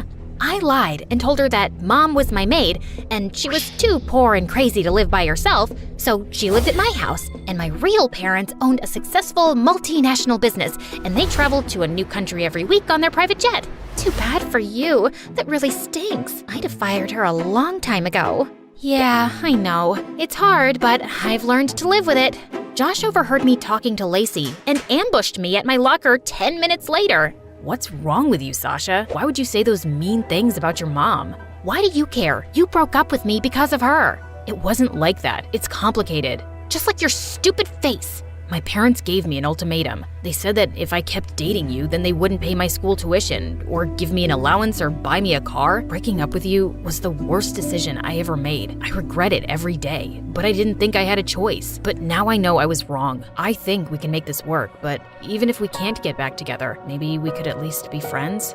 I've got plenty of friends. I'm really worried about you. You shouldn't have to pretend to be someone you're not just to fit in with those jerks. At least those jerks didn't drop me when things got inconvenient. I stormed off. I couldn't believe that Josh had the nerve to judge me. As the days passed, I ignored Mom and spent all my free time with my new friends. Then I got a phone call from my dad. He asked me to meet him after school. Promise me you won't tell your mom. You must realize by now that she's crazy. I've been trying to contact you for years, but she refused to let me see you. I met Dad at a cafe, and we talked for hours. He told me about his fabulous new life as an artist and how he traveled the world and made tons of money, but I never remembered seeing any of his paintings. He even invited me to travel with him for the summer. Then this strange man came in and Dad got really nervous. I love you, honey. I have to go, but I promise I'll make things up to you. Dad gave me a big hug and he left with the man. All of a sudden, I felt like I was 5 again, watching Dad leave. A typhoon of tears rolled down my cheeks. I was so angry that I'd missed out on having a dad for so many years because of Mom. By the time I got home, it was really late and Mom was upset with me. Honey, we need to talk. You don't walk Sam anymore. You hardly spend any time with me. And every time I try to talk to you, you're madder than a wet hen and tougher than a $2 steak. What does that even mean? You've been difficult and you used to be sweet as cherry pie. What's going on? It's you! You're weird and strange and everyone thinks you're a freak. You're embarrassing and you've been ruining my life since I was 5. Even Dad says you're crazy and I know you've been keeping him away from me. Mom looked at me like she'd seen a ghost. What are you talking about? Dad told me everything. He even invited me to travel with him for the summer. He's an artist now and he's awesome. Your father is lying like a dog on a rug. I should have told you earlier, but your dad has some problems. He's a thief and a con artist, and he owes a lot of money to some really bad men. I didn't believe her. I couldn't. My dad was a good guy. She was the crazy one. I was so angry, I screamed. I couldn't stand being in the same room with her for another second. I turned and ran out the front door. Then, the craziest thing happened. This van rolled up and the scary man from the cafe jumped out. He grabbed me and tried to pull me into his car. Mom and Sam appeared out of nowhere. Let my daughter go, you low-down, dirty snake. Mom yanked me out of the man's arms and pushed me to safety. Mom and the man fought in the street. Mom slipped, hit her head on the curb, and fell unconscious. Sam bit the man on his butt, and the man ran away screaming. A couple of neighbors called the ambulance. When we got to the hospital, they rushed Mom into emergency surgery. The police told me that they'd caught the man trying to leave town. He and my dad hatched a plan to kidnap me and hold me for ransom. My dad even had an anonymous note on his computer that he was going to send to Mom demanding $2 million for my return. The police arrested them both and threw them in jail. I felt horrible. I couldn't stop crying. Then I turned to see Josh and he gave me the biggest hug. This is all my fault. Mom tried to tell me the truth about Dad, but I didn't believe her. You can't blame yourself, Sasha. We all make mistakes. I'm sure your mother knows that you love her. What matters is you're here for her now. Then the most unexpected thing happened. Apparently, news of my mom's accident had spread, and dozens of people showed up in the waiting room. They told me stories about how Mom mentored them and changed their lives. Your mother is the smartest woman I know. She invested in my business when no one else would. She taught us to be ourselves. Now, we've got the most popular album in the country. I was amazed at how much of an impact Mom had on so many people. I told you your mom was special. Then the doctor came out and gave us the best news. The surgery was a success. Mom was released from the hospital a week later. When she came home, I was so happy. I hugged her as tight as I could. Heavens to Betsy, what's gotten into you? I'm just happy you're okay. I'm sorry about everything I said. I love you so much. I'm not ashamed of you, and I'm proud that you're my mother. I know you love me in your own way. Well, that just stills my pickle. I'm as happy as a clam at high tide. What does that mean? He's not the sharpest tool in the shed. The porch light's on, but no one's home. Huh? We're just kidding. You're the smartest kid I know. I pulled Josh close, and just as I was about to kiss him, Sam jumped between us and licked my face.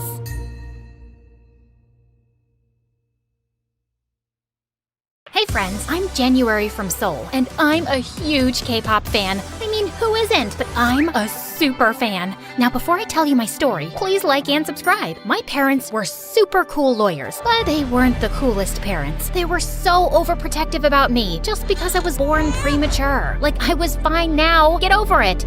But no. No bicycle. It's the most dangerous ride. No dancing in the rain, you'll catch a cold. No, stay away from that puppy. It's full of germs and dirt. Sleepover? No, never. What if you get kidnapped or something? I nicknamed them Mr. No and Mrs. Never. Growing up, K-pop was my only escape. I was crazy about K-pop bands. To Anyone, Girls' Generation, Big Bang. And then Dream was launched. As soon as I heard their first song, I was obsessed. And it was because of Dream I found my best friend. It all happened when I ended up wearing the same t-shirt as a guy on my first day in 8th grade. Whoa, I guess great minds really do think alike. Hello, Dreamer. Greetings, my twin. Ashton and I instantly bonded. We even built a fan page for Dream, which exploded faster than a popcorn kernel in a microwave, pulling in thousands of fans. One time in our senior year, some bullies started making fun of the K-pop posters on our lockers. Are you two still in middle school, obsessing over K-pop groups? You both are so lame, says the guy who cried in gym last week because his girlfriend was ignoring him. You little, I told you to keep your mouth shut. Now look what you made me do. With that, the bully ripped down the posters, and I lost it. I tackled him to the ground and pulled his hair hard. Right then, the gym teacher saw us and took us to the principal, and I got suspended. My parents were furious and blamed my obsession with Dream for it. You're not allowed to listen to that band's songs anymore. The lead singer, Tanya, she's a bad role model for kids. Just last week, I saw on the news how she slapped one of her bandmates during a concert. What does that have to do with me being suspended? You get so crazy over these K-pop bands. We've decided that after your behavior, we can't allow you to go to the Dream concert happening this weekend. We weren't too keen to send you in such a crazy crowd anyway. You're grounded. And then, Mom tore up my concert tickets. No. Oh my God, what did you do? I hate you both. I stormed off to my room, my blood boiling. I called Ashton and told him everything, and he promised to find a way for us to attend. On the night of the concert, just when I'd lost all hope, Ashton came to my room through the window with tickets in his hand. OMG! How did you manage to get them last minute? They must have cost a lot. Don't tell me you took the money from that piggy bank, the one you started back in kindergarten? Desperate times call for desperate measures. Plus, it's totally worth it. I got us special meet and greet tickets too. I'm so excited. Me too! My heart raced as we sneaked out and ran to the venue. But at the concert, the band's performance seemed really off. They weren't harmonizing and even kept bumping into each other. And then suddenly, Tanya smashed her guitar on stage and her bandmates looked really frustrated. She can be such a drama queen. Hey, you know I adore Tanya, but that's the truth. After the concert, Ashton and I went for the meet and greet, but it turned out the band had canceled it. And suddenly, the fans got angry and went wild. They started running backstage, demanding to see the band members they had paid to meet. Chaos erupted, and fans, including Ashton, were grabbed by the guards. I ran and sneaked into a nearby van and hid under the seat. If they caught me and made me call my parents, it would be catastrophic. Moments later, the van door swung open, revealing a fuming Tanya. The show was a mess. The bands turned against me. They were so rude. As Tanya was climbing into the back of the van, I began to creep out from under the seat to escape, but Tanya saw me. Aha! Caught you. I'm calling security. No, please, look, I was part of the fans lined up for the meet and greet before things got crazy. I didn't want to cancel that. The band messed up. It's okay. I gotta go. No, nothing is okay. You know how tiring my life is? I'm exhausted with all these contracts, producers, and shows. I have no friends, my bandmates hate me, and now probably my fans too. I just need a break, but I can't even have that because the paparazzi are always on my butt. Hey, you're Tanya, a superstar. Ignore the haters and take that break. Run away for a while. Like it's that easy. But maybe I could run away. Hey, how about with you? Oh, no, that's not what I meant. That's a terrible idea. You stay right here. Bye. I rushed home before my parents noticed I was gone. I sent Ashton a text to let him know, crawled into my room through the window, and jumped into bed. But moments later, Tanya came in through the window too. You followed me? Why? I have nowhere else to go. Let me stay, please. Just then, Mom knocked on my door. I pushed Tanya into my messy closet and opened the door. January, I heard something. Achoo! You probably just heard me sneezing. Now, good night. Why are your clothes lying on the floor outside your cupboard? And how many times should I tell you to separate your underwear and keep them in the drawer? And why are you sleeping in the shirt I got you on your birthday? Gosh, your room smells like stinky socks. Mom, please, can you get off my back for once? I know you're upset because we didn't let you go to the concert, but that's no way to talk to— Good. I really don't want to talk right now. Good night. Once Mom left, Tanya jumped out of the wardrobe. OMG. Seriously? Your mom is so annoying. She reminds me of my nag manager. That's kinda rude. No, what's rude is that no one lets us have any freedom. We should have our fun without anyone breathing down our necks. Yeah, I guess you're right. Let's talk tomorrow. I need my beauty sleep. Saying that, she took the bed and made me sleep on the couch. The next morning, news of Tanya's disappearance was making headlines everywhere, and the police were on the lookout for her all over the city. Did you see this? Yeah, I love it. Fans and bandmates are worried sick. Tell everyone you're all right. Nah, people don't appreciate what they have till they lose it. Let everyone miss me a bit longer. Now, let's go out and have some fun. Of course, you'll have to arrange a disguise for me, but I have school. Skip it. Well, I did have a K-pop star asking me to spend a day with her, so yeah. I skipped school, made sure Tanya was unrecognizable, and then we went to the mall. While we were window shopping, we passed by a kid who was about to eat his ice cream, and Tanya stopped short. I want that. Okay, I can buy you some. No. I want that.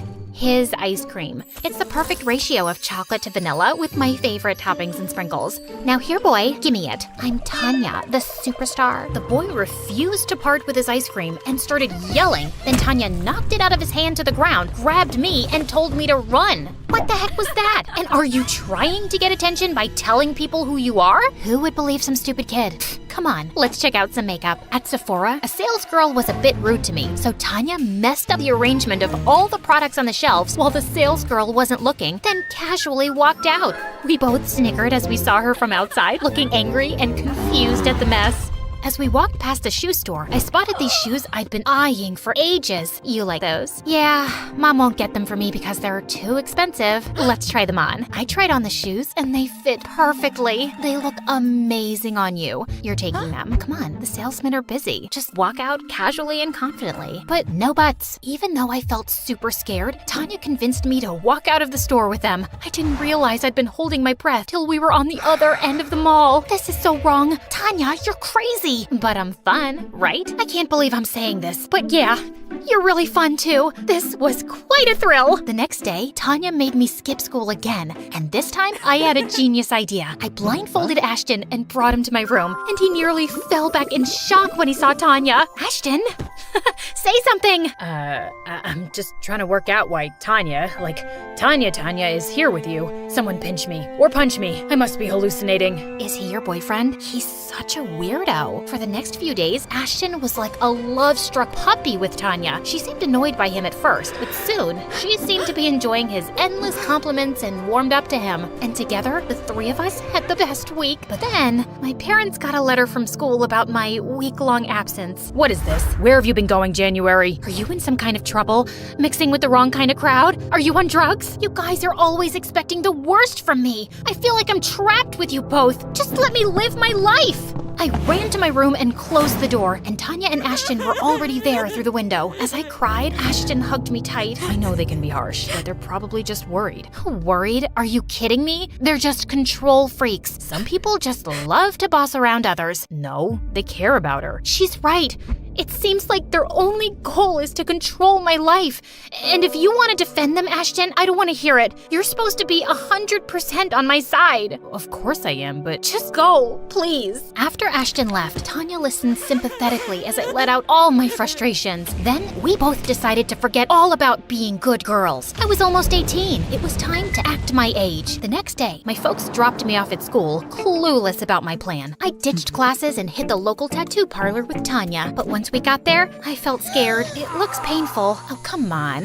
Nothing screams, I don't care, more than a tattoo. I'm not sure about this. Scaredy cat. Fine. How about a piercing then? I thought I was getting my ears pierced, but Tanya dared me to get a belly button piercing. I didn't want her to brand me a coward again, so I agreed. To my surprise, I kinda loved it. That's my girl, taking control of your life. Hell yeah! Tanya kept extending her stay, and I was happy about it. We were having a blast together, and I really wished Ashton was still hanging out with us, but he never replied to any of my texts and even blocked me on social media. One day, as Tanya and I were out at the mall, she went to the bathroom. I was sitting alone when I heard a familiar voice. Can I sit here? What do you want? I've really missed you these past few days. Have you? You didn't try to call me or message me, and even blocked me on social media. So petty. What? I got messages from you to stay away. I was so shocked when Ashton showed me those texts, but I'd never sent them. And guess what? It turned out Ashton's number on social media was blocked from my side, but I was 100% sure I never did that either. How is this possible? Isn't it obvious? It's Tanya. She's playing some sick games. I could never stop being your friend. And Tanya keeps saying your parents are controlling, but she's been manipulating you herself all along. Just then, Tanya appeared, looking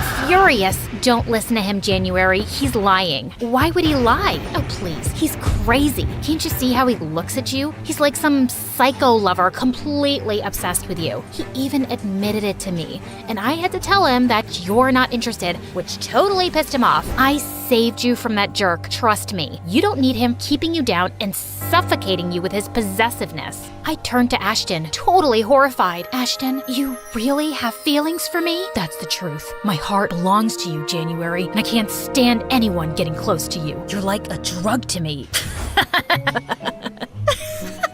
Okay, I can't do this.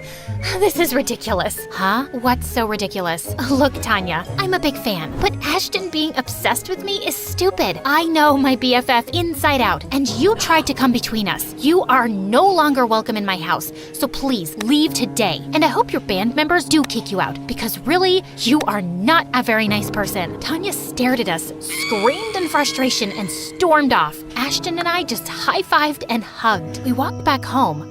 But there, we were in for a surprise. There were cops everywhere. January, Ashton, you're under arrest for kidnapping Tanya. What the what? My parents weren't home, and Ashton had no choice but to let ourselves be taken away in the police car. Oh gosh, they were gonna kill me when they found out everything. I was ready for the shouting of a lifetime when Mom and Dad reached the station, but they turned angrily to the police instead. How dare you arrest our daughter and her friend? Seriously? You have them behind bars without evidence? My parents were pretty good at being lawyers, and in no time, we were out of there. I told my parents everything, and they both hugged me. Mom, Dad, I should have come to you and told you Tanya was hiding out in my room. No, I think this is our fault. We've always been so strict with you, you probably didn't feel comfortable coming to us and talking about it. But we promised you, from now on, we won't be so strict. We will let you learn from your own experiences. It's how you become a better judge of character, too.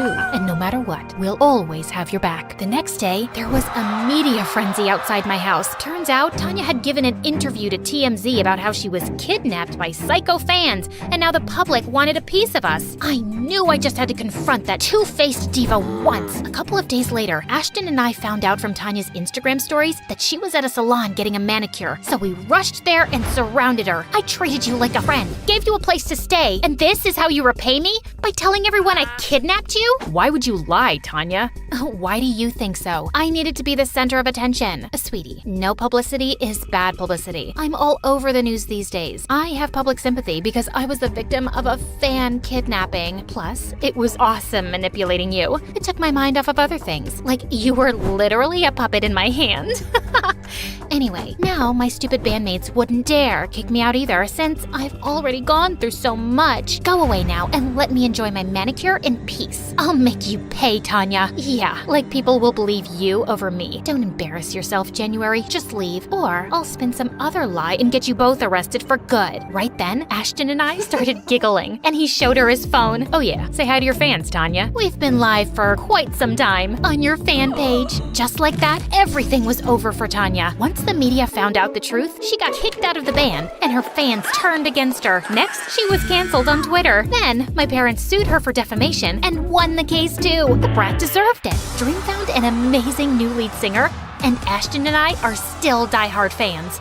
Don't let anyone manipulate you. Be your own boss.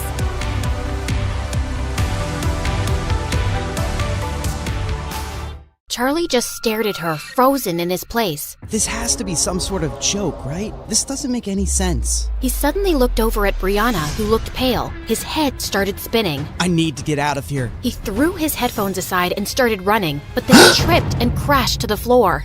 Suddenly, Brianna was by his side, helping him up, but he pushed her away and left. Madison and Amber were laughing like hyenas, and then someone put on a song, and they all started dancing again. Brianna marched over to Madison and pulled her aside. How could you do this, Maddie? You said you'd let him down easy. No, Bree. I said I'd crush him like a bug once he fell for me. And you thought I was brilliant then.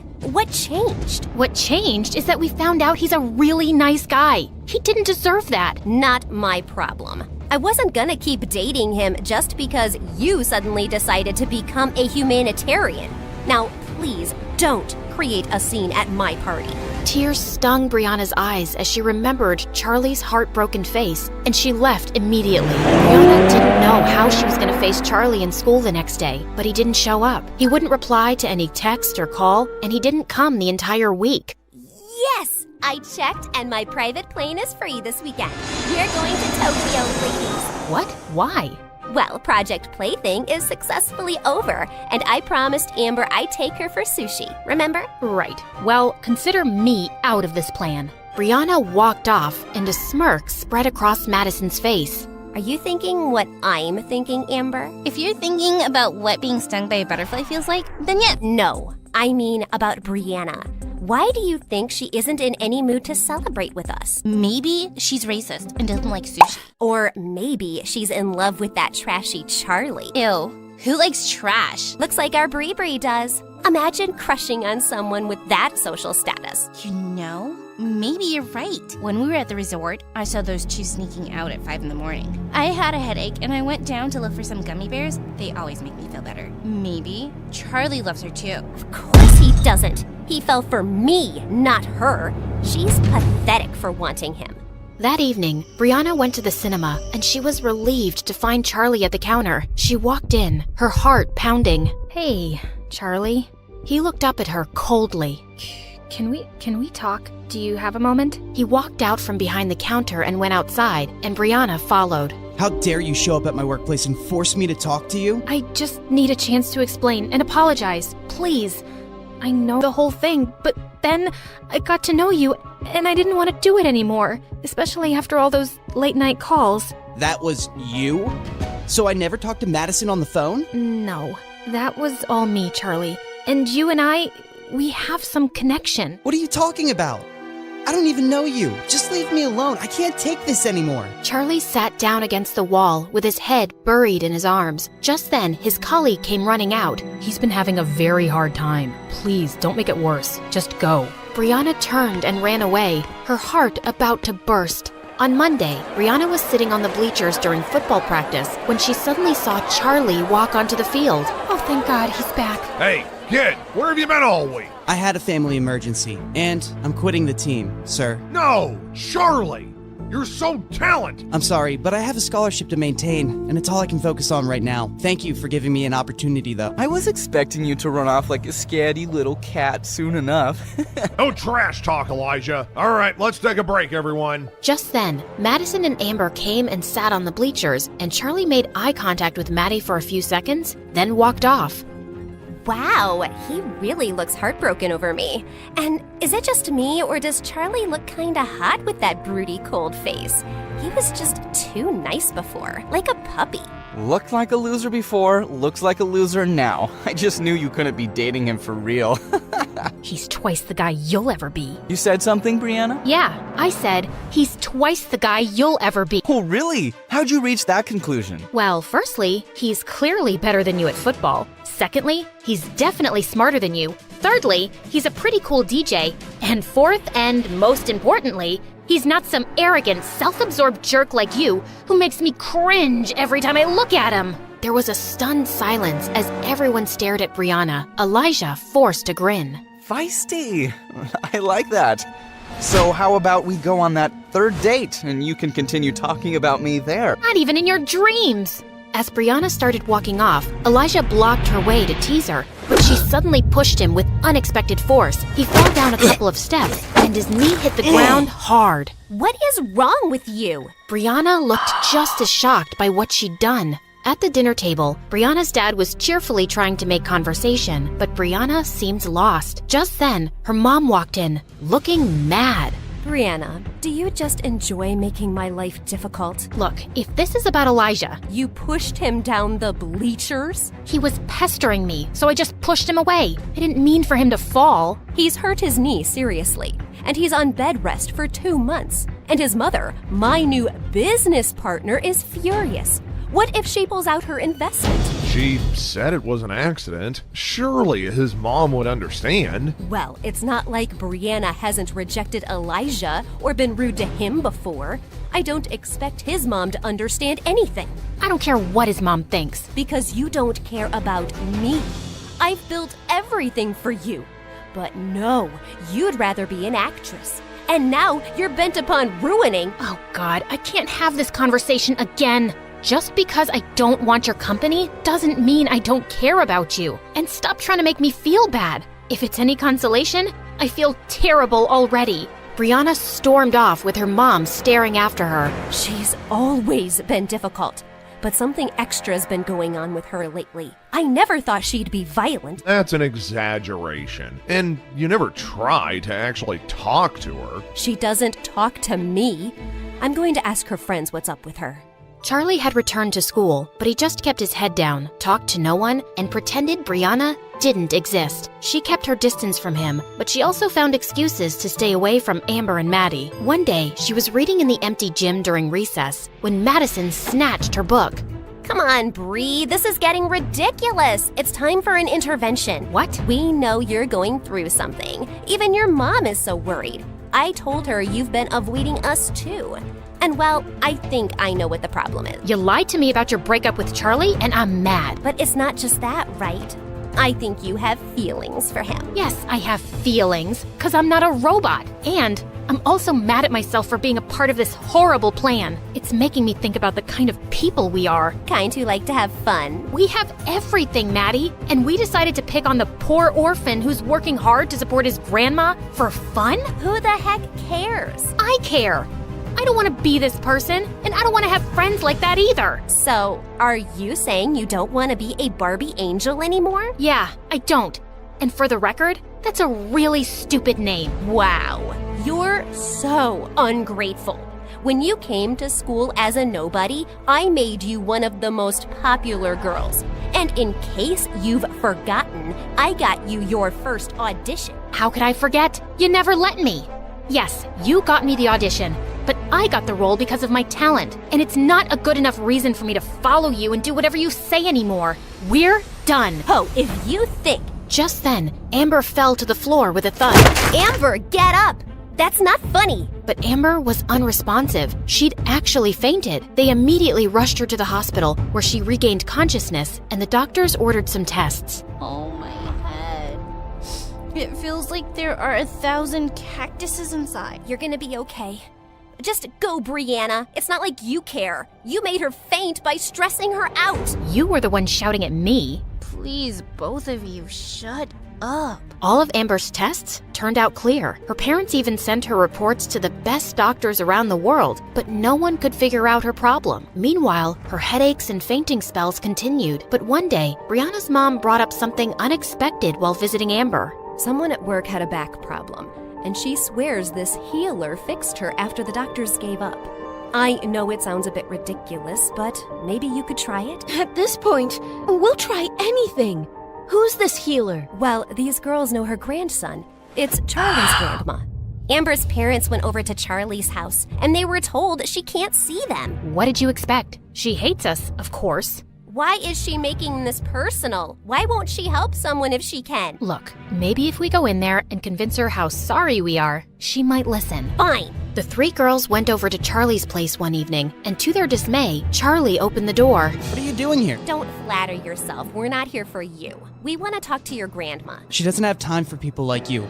I made that clear before. Charlie, please, I need your grandma to take a look at me. Something's really wrong with my head. You got that right. We're not messing around, really. Amber is suffering, and the doctors can't figure out what's wrong. Not my problem. You people are rich enough to find someone else. Just leave me and my grandma alone. Wait, I'll see her. No, you don't have to do that, Grandma. Step aside, Charlie.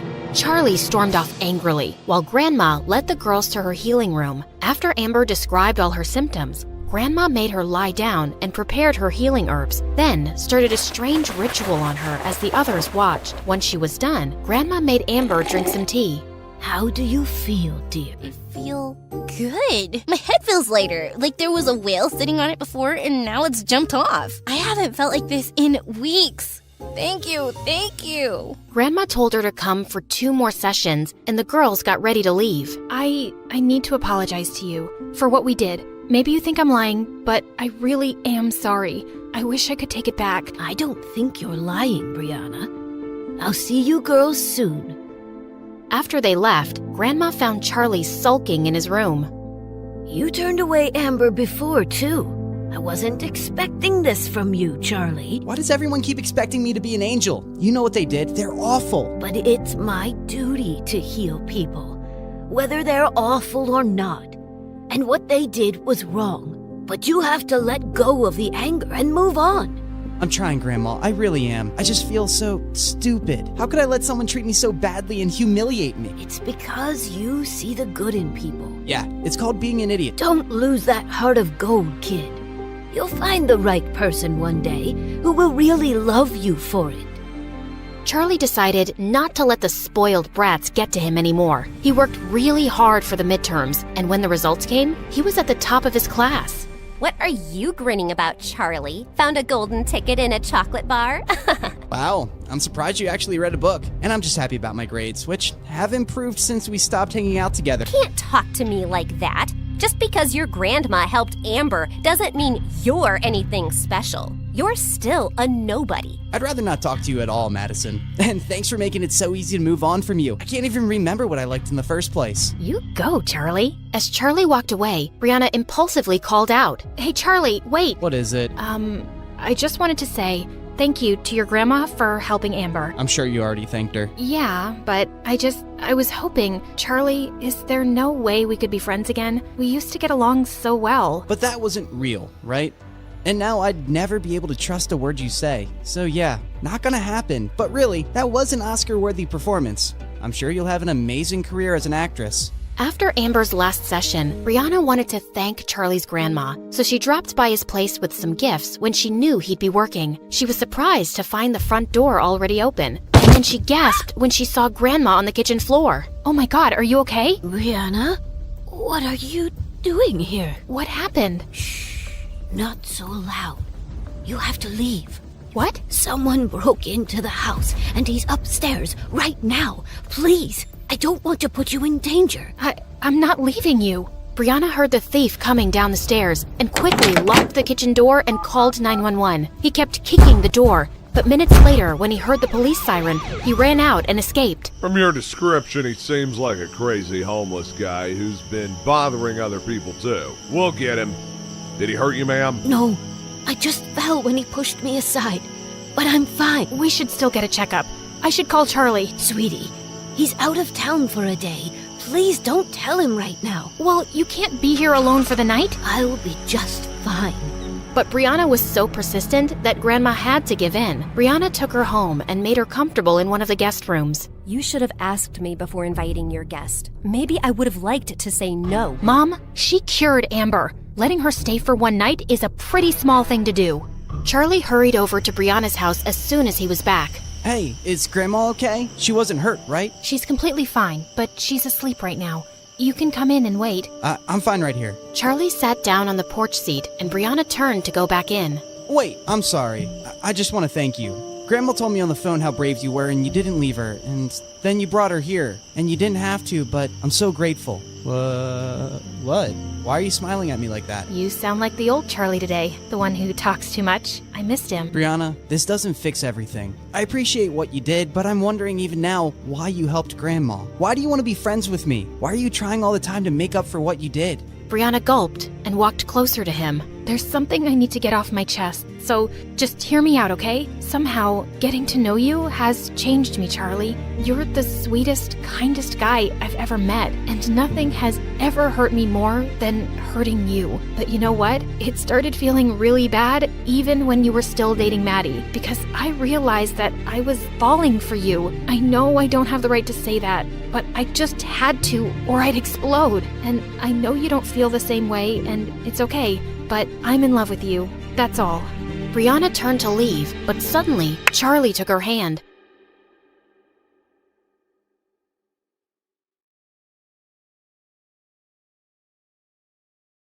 Hi, I'm Hope from Scotland, and this is my story. Please like and subscribe because MSA will give $1,000 to one lucky person in the coming 7 days. When I was little, Mom used to tell me I was a grown-up trapped in a child's body. I was different from my twin sister Faith, a typical sand-eating, jello, sticky kid. From the moment I started kindergarten, I'd help Mom with everything around the house. Laundry, cooking, taking out the trash. My sweet Hope, you're what we call an old soul. But I think I only helped Mom out because I was scared our lives would fall apart if I didn't. My dad lay around the house like a sloth all day, dreaming about becoming a famous actor. I wasn't born to do petty jobs. I'm here to be a great actor, like Michael Jackson. Dad, Michael Jackson was a singer. Ignore her, Dad. When you become rich and famous, will you take me to Disneyland? And can I have my own castle? My princess. I'll buy you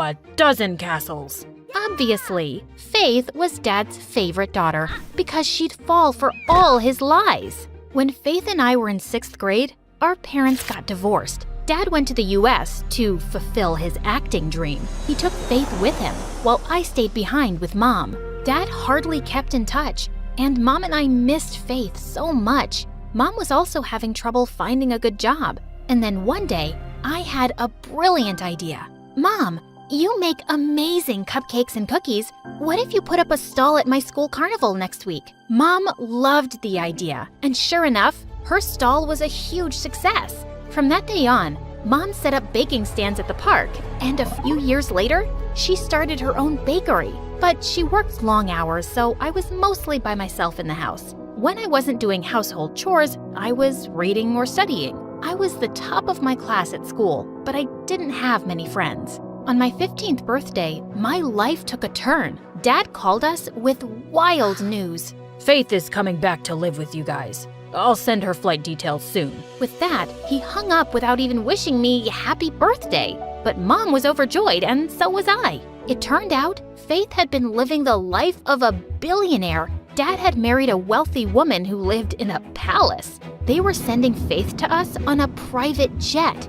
When Faith arrived, all she could talk about was America. I'm already missing the US so much. It's like the coolest country on the planet. Apparently, Faith also had a filthy rich boyfriend. She was wearing tons of gold jewelry that he'd bought her. His name is Nate, and he's a junior in high school. He's even flying in to see me soon. If your life is so great in America, why'd you move here? I needed some change. I thought the fresh country air would be good for my skin. Fresh country air? We live in Glasgow, Scotland's largest city. When we reached home, Mom asked me to show Faith around. That's when she saw the trophies I'd won over the years. OMG! I see you're still the same nerdy Hope. If nerdy means having top grades, then yeah, I guess. If I managed to get a C, I'd treat myself to a spa day. Studying really messes with my brain. The next few days, all Faith did was sleep or watch TikTok videos on her phone while I went to school and did all the chores. I even did her laundry, but apparently that wasn't enough for her. Iron them for me too. They're wrinkled. They're wrinkled because you tossed your clothes on the floor. I was basically a 15-year-old mom raising a royal brat. When Mom enrolled Faith at my school, she instantly became popular as this cool bubblegum chewing kid from America. Whenever I was with Faith, an army of students followed us everywhere. One time, some girls even followed us into the bathroom. She has to pee. Do you want to watch her do that too? Just then, Faith came out of the stall, totally transformed. She'd knotted her shirt way up her waist, exposing a belly piercing and tattoo. And her knee-length skirt was now barely reaching her thighs. Come on, girls. Who wants to take some pictures? The girls queued up for a selfie with Faith. Then they gave her £1 each. What was that? These girls wanted a photo of me when I told them about my tattoo and piercing. And since Mom gives us peanuts for allowance, I thought this would be the cool way to make some money. Mom does the best she can. Why do you have to complain about everything? Why do you always have to play the perfect child? Don't you get bored? Actually, I do. Some days, I want to be just like you, lazing around the house, sleeping like a log, and acting like a jerk. This made Faith so angry that she spat out her bubblegum and was about to stick it in my hair. But I pushed her, and she went flying into one of the cubicles, landing straight into a toilet bowl. Now this is a throne perfect for a spoiled princess like you. Faith and I pretty much ignored each other after that. She spent all her time hanging out with her friends and going to parties every night. And as usual, I was all alone. But on the last day of school, I walked to Mom's bakery and found Faith sitting outside, looking upset. Faith, what's wrong? Hope, I'm a failure. A stupid, dumb failure. I flunked all my classes. I have to repeat the 9th grade. What do you mean you have to repeat the 9th grade? How could you fail all your classes? Don't you see I already feel horrible? Stop judging me for once. I fell silent, and after a moment, I reached down and helped her up. It's not the end of the world, Faith. Come on, let's go in and help Mom out a little. Faith and I helped Mom out all day. Faith was sweating and exhausted, but Mom was overjoyed with the work we did. She offered us both summer jobs. You girls did so well today. And Faith, I think having a job will be good for you. To my surprise, Faith agreed. It took her weeks to get used to working in the kitchen, but after a while, we started having lots of fun. From that day on, Faith and I spent every minute together. I was having more fun and not working as hard. Faith even invited me to her friends' parties. But a couple weeks later, Faith's boyfriend Nate flew in to visit for a few days. He arrived at our house in a limousine with a white horse trotting behind. I got you your own horse, babe. We can ride him together. Oh my God, he's perfect. This is so romantic. Where are we going to keep a horse? We don't even have a stable. Faith ignored me and just walked into the house with Nate. I also found out Nate was obnoxious and bragged nonstop. It's tough being the son of a billionaire. All the girls want is a piece of this. Someone's gonna write my story one day because I'm just too special to be real. And worst of all, Faith was totally obsessed with him. She would share a chair with him at breakfast and take selfies of them kissing every 5 seconds. I'd started thinking she wasn't all that bad, but she was back to acting as immature as ever and left me working all alone at the bakery. Then one day as I was heading out, I saw Nate standing in the doorway and smiling. Excuse me, I have a job to go to now? I bet you look adorable in an apron. How about I go with you, beautiful? Nate leaned in closer and I shoved him away. Get away from me, you creep. Just one kiss. Faith doesn't have to know. Faith doesn't have to know what, babe? Faith put her arms around Nate, but I pulled her away. Your sleazy boyfriend just tried to kiss me behind your back. You're funny, Hope. But I know Nate, and boring and nerdy isn't his type. Don't be jealous. You'll have a boyfriend soon, too. Yeah, don't be jealous, Hope. Faith and Nate started to leave, but I grabbed Faith's arm. You're such an idiot. I've been at the bakery by myself for the past few days. You have to help out this afternoon. Okay, sis. I'm just taking Nate to the spa and then I'll come back. Yeah, drop your cheating boyfriend off at the spa. Faith ignored me, but did come to the bakery later. I left her alone so I could run to the library and study. But an hour later, I got a call. Hope, come back quickly. The bakery's on fire. I felt as if someone had pulled the ground from under my feet. I immediately called the fire brigade and rushed back. How did this happen?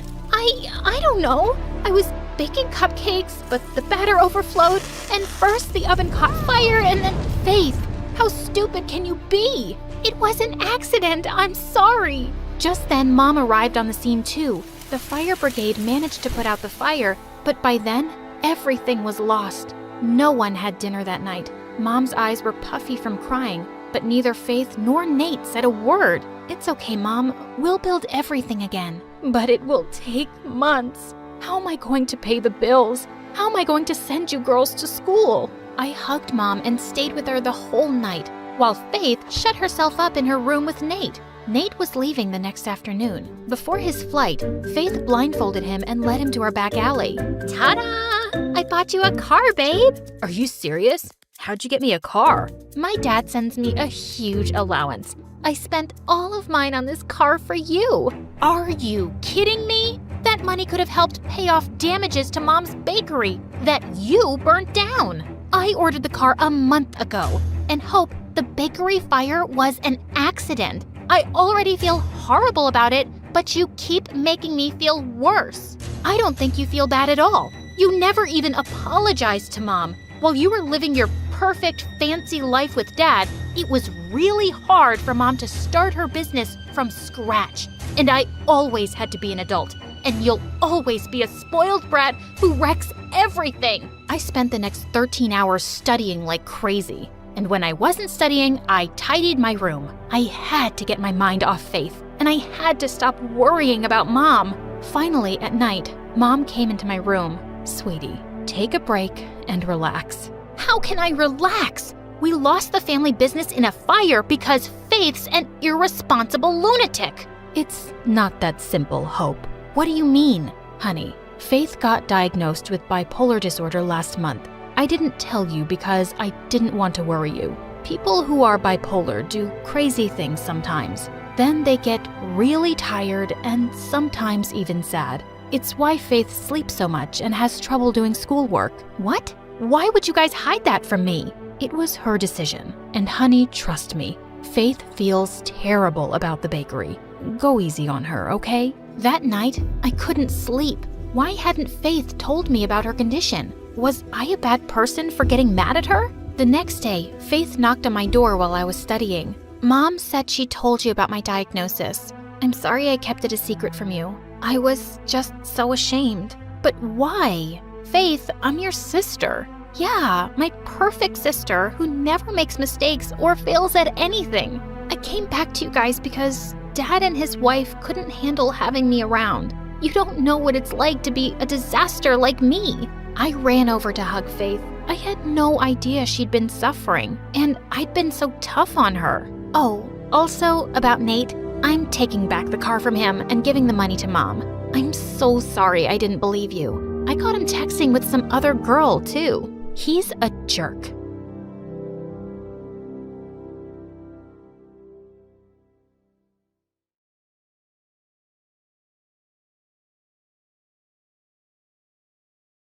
Hi, I'm Jade, and I made a fortune without knowing how to read a single word. But before I tell you my extraordinary story, click like and subscribe.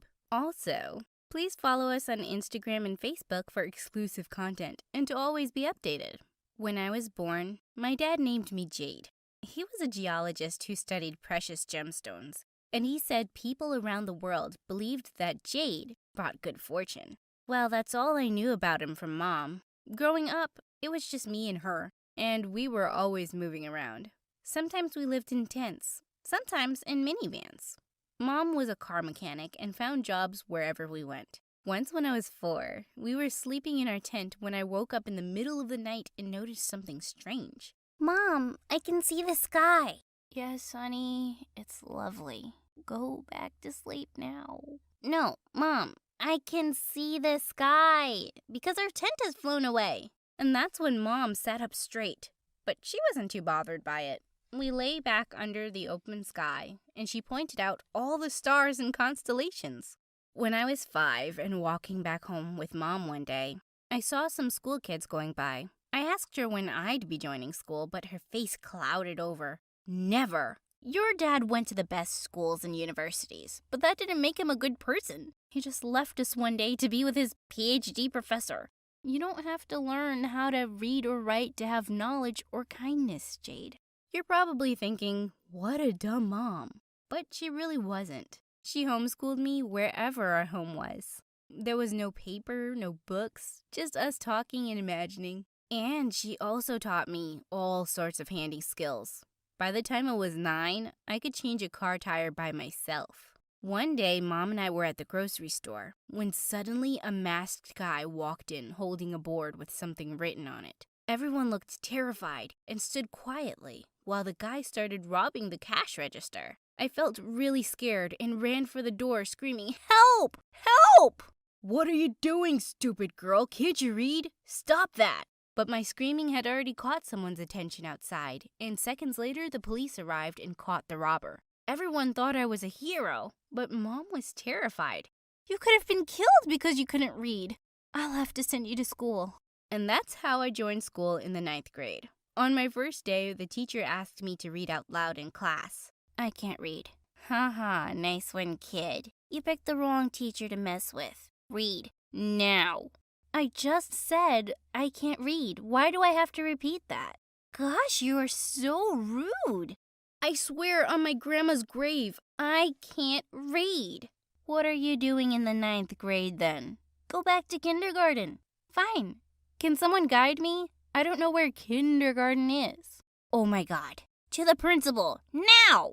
Okay. I also need someone to guide me there too.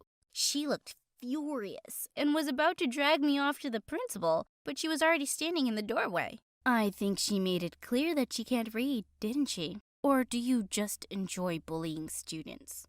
The teacher's face turned tomato red.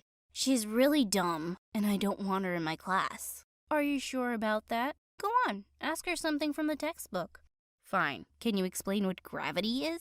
Of course. If you'd only let me before. Gravity is an invisible force that pulls objects towards each other. The teacher looked shocked, and so did everyone else. The principal said that when she'd interviewed me, she realized I was a genius. But Jade, you do have to learn how to read. Come by my office every day after school and I'll help. And you'll stay in the 9th grade. As I took my seat, I tried to keep the grin off my face, while the teacher glared at me like a fire-breathing dragon. While I was eating lunch in the cafeteria that day, a girl called Paige walked up to me, grabbed my notebook, and wrote fat letters on it. When I looked up at her confused, she'd burst out laughing. Wow, the loser doesn't even know how to read her own name. Oh, are you a bully? Like one of those people who are insecure and try to hide it by being mean to others? My mom told me about people like you. Well, you can't mess with someone like me. I'm the daughter of the jungle, babe. The daughter of what? What are you talking about? I'm just here to tell you that I'm impressed by how you embarrassed that grumpy teacher. So whatever, you can be my friend. You just call me a loser, and I don't want to be your friend. Gosh, who do you think you are? No one talks to me this way. And then she slapped me. I stood on the table and jumped on her. The grumpy teacher saw us and took us both to the principal. And she told the principal that it was all my fault. I couldn't control my anger and I called her a liar. This time, the principal didn't tolerate my behavior and suspended me for 3 days. When I returned to school, Paige came over to me at recess looking annoyed. I really don't want to talk to you, but the principal sent me. She wants you to meet her in the back alley. That sounded weird, but I didn't want to make the principal mad at me again, so I went. When I entered the alley, I saw the wired gate was open, and I walked in. There was a yellow board that had something written on it, but I didn't understand, obviously. And suddenly, I fell, and I kept falling. I landed with a thud at the bottom of a deep ditch. Oh my God, how was I gonna get out of here? I screamed for help, and thankfully a janitor heard me soon and helped me out. Oh, that Paige was dead meat. I rushed off to the principal's office to tell her everything, but she saw me and spoke first. Please, sit down, Jade.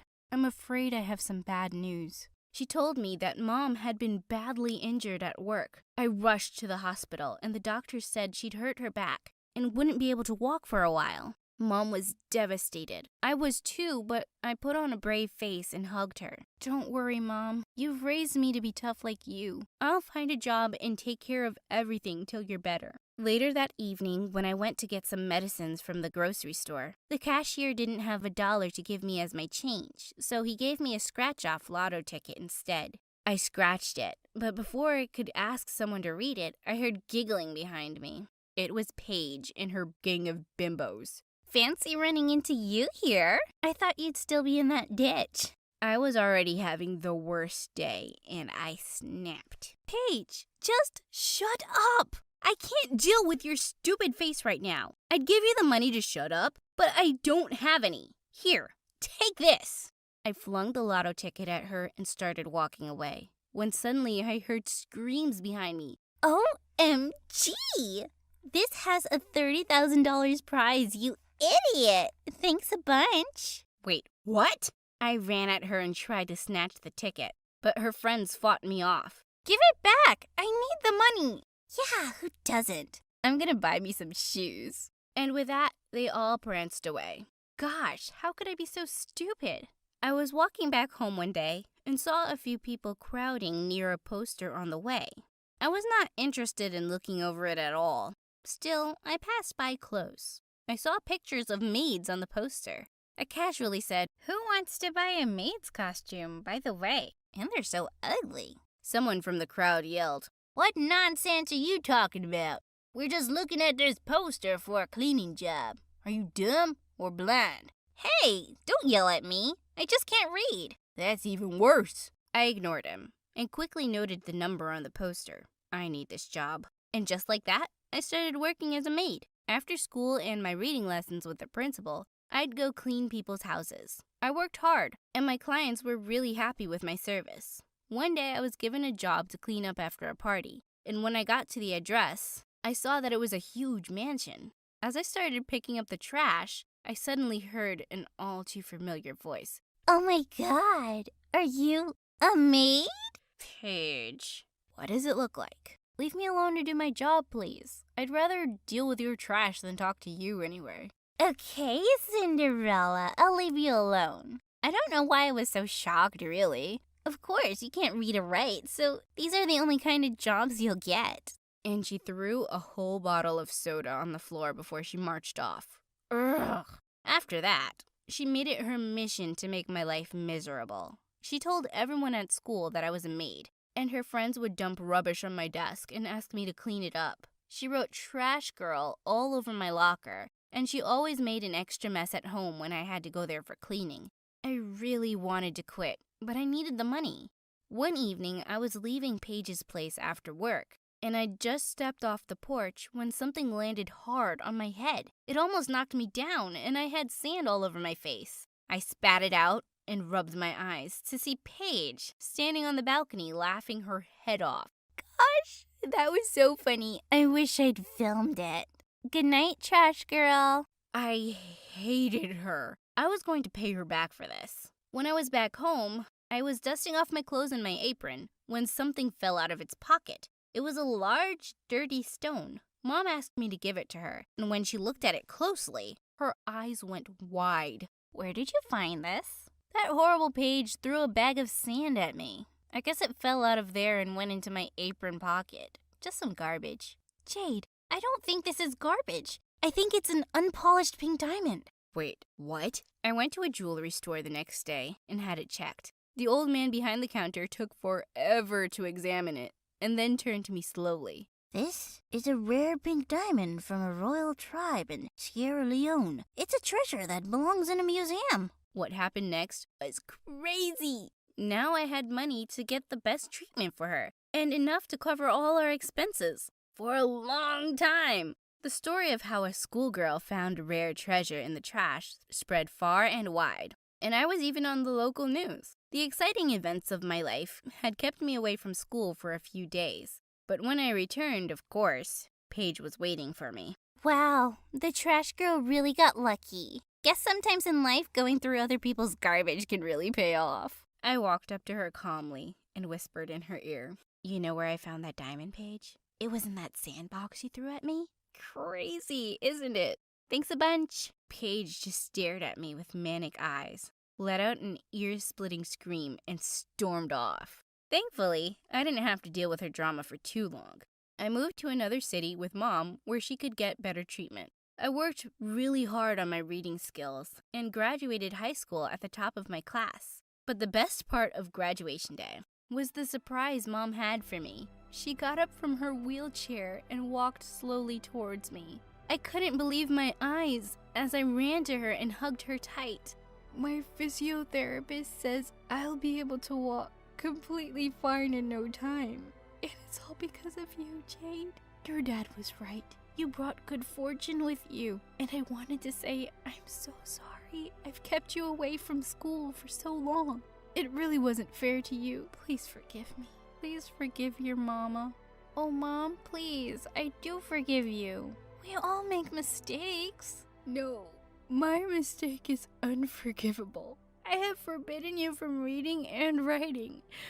Only stupid, insane people do that. Forgive me, please.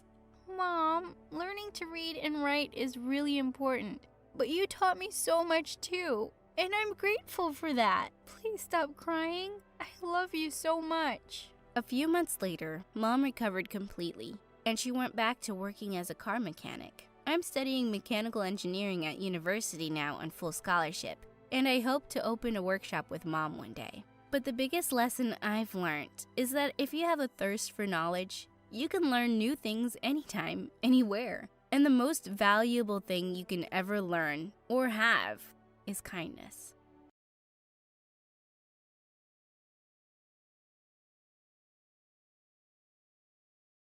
Hi, I'm Kanya. And yes, this is me on top of a skyscraper in Chicago. And that is a massive storm coming in my direction. I was born in Thailand, and my parents divorced when I was just a few months old. Mom left, and Dad raised me on his own. He worked at a very fancy international hotel as part of the waitstaff, and it was a super fun place for a small kid to hang out. I spent days playing in the pool, learning to say hello in a million different languages, and every time I was hungry, I just had to turn my puppy eyes to the cook. Here, the clients didn't even touch it. They said the salad was too green. When it was too warm, Dad and I would go to the roof, eat khao lam, and watch the stars. Wow, they're still bright. It almost looks like it's day. But the brightest star is sitting beside me. Aw, Dad. You'd think I'd miss Mom, but Dad was extra caring. Every morning, Dad made pancakes and braided my hair. He also fought Cook to have first dibs on the hotel's lost and found box. And if there was something super nice, like that shiny pink bag both Cook and I wanted, they ended up pulling each other's hair. I wanted to do something nice for Dad, so when his birthday came up, I broke my piggy bank to get him a present. But I barely had anything. Well, just enough to buy a cheap lottery ticket. It's okay if I don't win. It's the thought that counts. But as the announcer read the lottery numbers, Dad's eyes grew bigger and bigger, and then he let out a loud scream.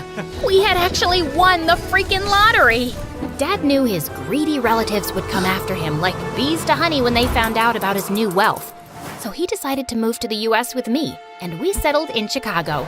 I was 12, and my life had turned upside down overnight.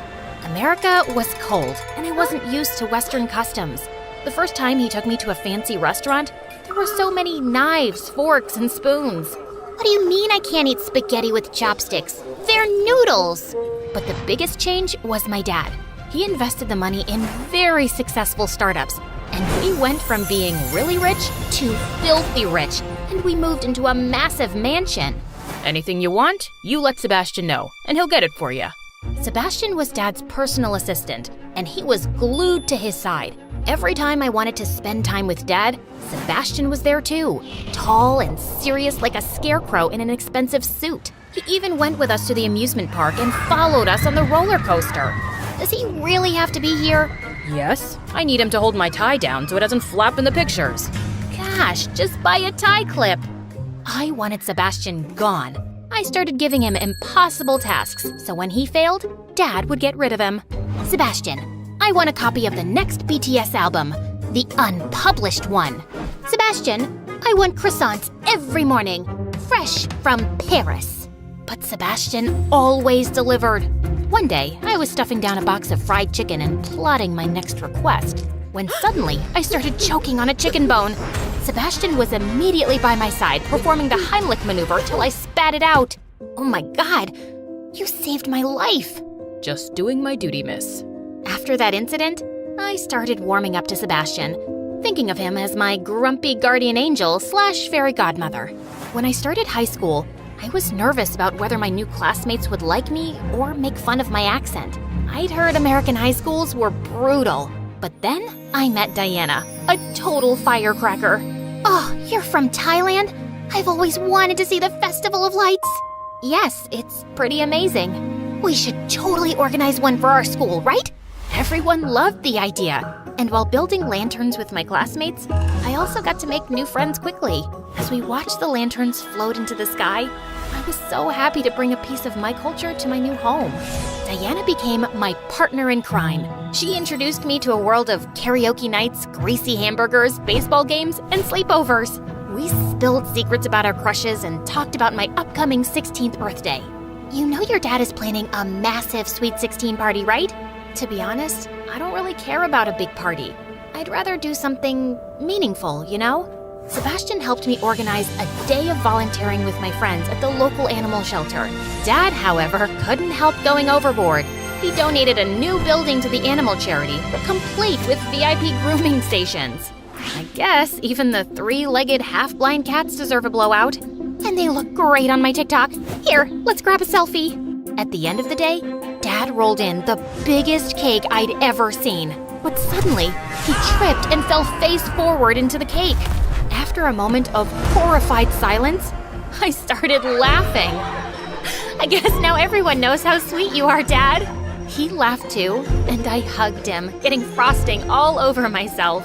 Best birthday ever! But the very next day, Dad was dropping me off at school when our limo got surrounded by police cars. An officer handcuffed my dad as half the school watched and recorded videos. You're under arrest for fraud. What? That's impossible. As the police took him away, I frantically called Sebastian, but I couldn't get through. Please, pick up, Sebastian. You're the only one who can fix this. Pick up, pick up. When the police released Dad without charges and without money, he told me Sebastian had transferred everything into offshore accounts, disappeared, and left us with a mountain of debts. We weren't the first family he'd stolen from. He was a con man wanted in 17 countries. This is all my fault. I should have never trusted him. I have a lot of friends. They'll help us out, Dad. But I was so wrong. And I discovered that at Diana's doorstep. Wow, you really have some nerve showing up here. What? Oh, you thought we could still be friends? Your dad's a criminal. And who knows what you've been up to? Before, you were rich and exotic. Now, you're poor and toxic. So scram. She tried to slam the door shut, but I pushed her in so hard that she fell on her butt. My dad's not a criminal. Then he's an idiot who got scammed by a butler. I left before I ended up punching her stupid face. I couldn't believe I ever thought of that snake as a friend. Luckily, not all of my friends were as horrible. One helped Dad find a job as a night guard, and another let us stay in her uncle's apartment. I moved to a public school, and things were not so bad. Except for one thing. The debt collectors. They hounded Dad and even followed me everywhere. One even pretended to be a teacher to get into the school and took my bag. Hey, give me back my bag. You mean my bag? Where's the money, girl? Are you stupid enough to think I carry it around in my school bag? Sebastian took everything, and we're broke, you moron! I don't believe you. Tell your dad to return our money soon, or things are gonna get a lot worse. Of course, I didn't tell Dad. He was already crushed and looked worried all the time. The only time I saw him smiling was when I sent him a selfie I'd taken of us on our old hotel roof. We didn't have much in Thailand, but we were happy. I just had to remind him that happiness was possible here too, but I didn't know how to do that. But then a few months later, I was working part-time at a coffee shop when I overheard two customers chatting about an upcoming meteorite shower. That's it! Dad loved the stars. If I took a picture of the falling stars, it would remind him of us on the rooftop of the hotel in Thailand. It would cheer him up for sure. Chicago boasted a towering skyscraper, over 100 stories high. The roof, reserved for the top floor hotel clients, was just the spot I needed. On the night of the meteorite shower, I sneaked into the hotel's kitchen wearing a borrowed chef's uniform from work, then went to the Lost and Found. Bingo! I found a perfect fake fur coat and hat. I channeled my inner Paris Hilton and got to the elevators, where a bellhop boy was stationed. He stared at me suspiciously all the way up. You look familiar. Do I know you from somewhere? Unlikely. I don't really mingle with the bellhop crowd. Why? What's wrong with the bellhop crowd? Oh, nothing at all. I'm sure your family's very proud of you. Your mother must have dreamed of a future for you where you press buttons for a living. He turned away silently, and I hopped out of the elevator as we reached the top. I felt bad that I'd offended him, but I was just selling my rich brat role. The view from the top was amazing. but the wind was incredibly strong. As time passed, it intensified, and a thunderstorm loomed on the horizon. Just as I was about to give up, a multitude of shooting stars lit up the sky. I took countless pictures before running back home, and I burst through the front door. Dad, look! Dad! I stopped short when I saw the whole place had been trashed. I ran into the kitchen where I found a strange woman looking anxious. Who are you? What happened here? And where's my dad? Oh, thank God you're here. Kanya, I'm your mother. What the what now? I didn't even know she was American. I know you don't remember me, but your dad asked me if I could take care of you, so here I am. Excuse me? You're about 16 years too late. I'm sorry. I was so young when you were born, and your dad and I didn't really work out, so I thought leaving was the best solution. I knew he'd take good care of you. You're right. He did a great job, and I want him back. I ran out and called my dad crying. I'm sorry it has to be this way, sweetie. The debt collectors are getting too dangerous, and I need to draw them away from you, so I'm leaving for good. I love you, and I'll miss you terribly. You have to leave this house immediately and go stay with your mom. And you have to do what she tells you. I may not be able to call or text you again. No, Dad, wait! But he had already hung up. Dad was gone. And now I had to leave my house and my school and go live with this stranger at the other end of the city? And she forced me to wear a wig and contact lenses to make myself unrecognizable. I did what she said, but I just wasn't ready to accept her as my parent. I made it my life's mission to find Sebastian and make him return our money so Dad could pay off his debts and come home. I started visiting police stations every day, but no officer wanted to help me until I bumped into... Hey, it's you. Bellhop boy? You recognize me? Yeah, your disguise isn't that great. Also, my name's Enzo, and you owe me a tip. I'm so sorry about that encounter. How about I buy you an apology coffee? Better make it an extra large. It turned out that Enzo had started a new job at the police station as an IT assistant, and he recognized me from the viral video about my dad's arrest. So now you want to catch this Sebastian guy? Yeah, but I don't know how or where to start. Let me see if I can dig up some info. You'll really help me? Let's say I'm tired of asking. Have you tried switching it off and on again every time something doesn't work around here?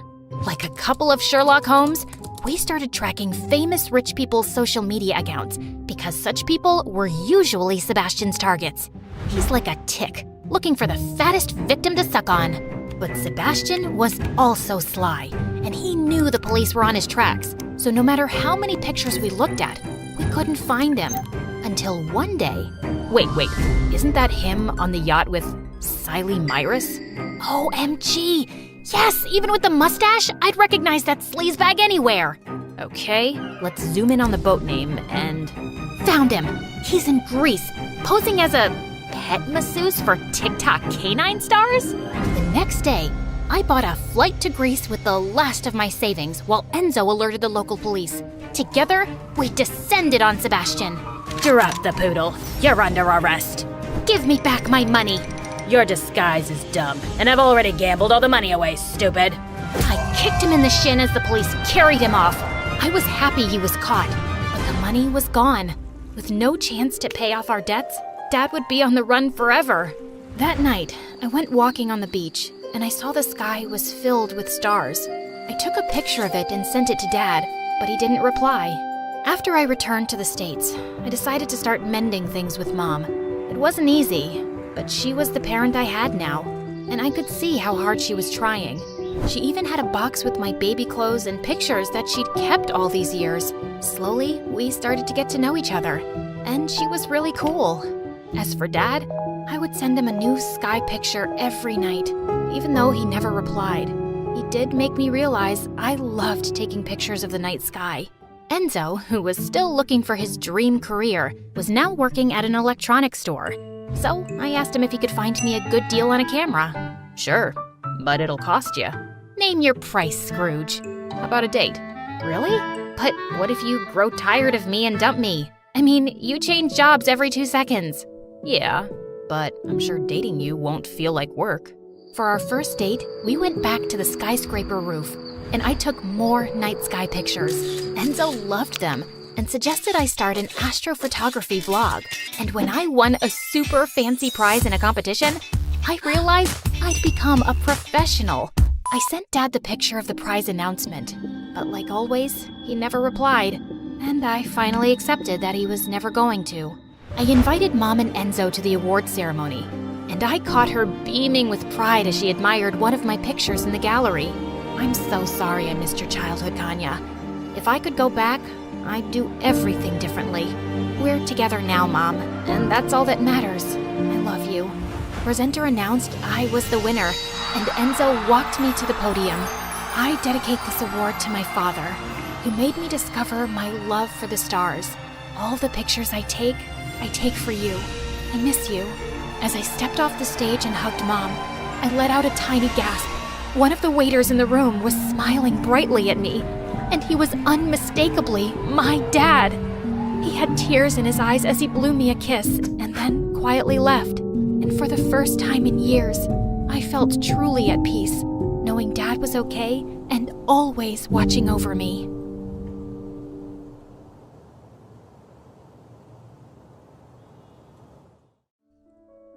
Mom was 20 years old when she got pregnant with me. Her boyfriend wasn't too happy about it. Forget it. I'm out. I'm not ready to have a kid right now. But Mom was determined to raise me no matter what. Don't worry, little guy. We're gonna be just fine. It's gonna be us against the world. Hey friends, my name's Evan, and I'm from Michigan. Ever since I can remember, Mom and I had been best friends. We did everything together. Okay, Mommy, 1 tablespoon of sugar, 1 1/4 cup of milk. Wow, aren't you a clever one?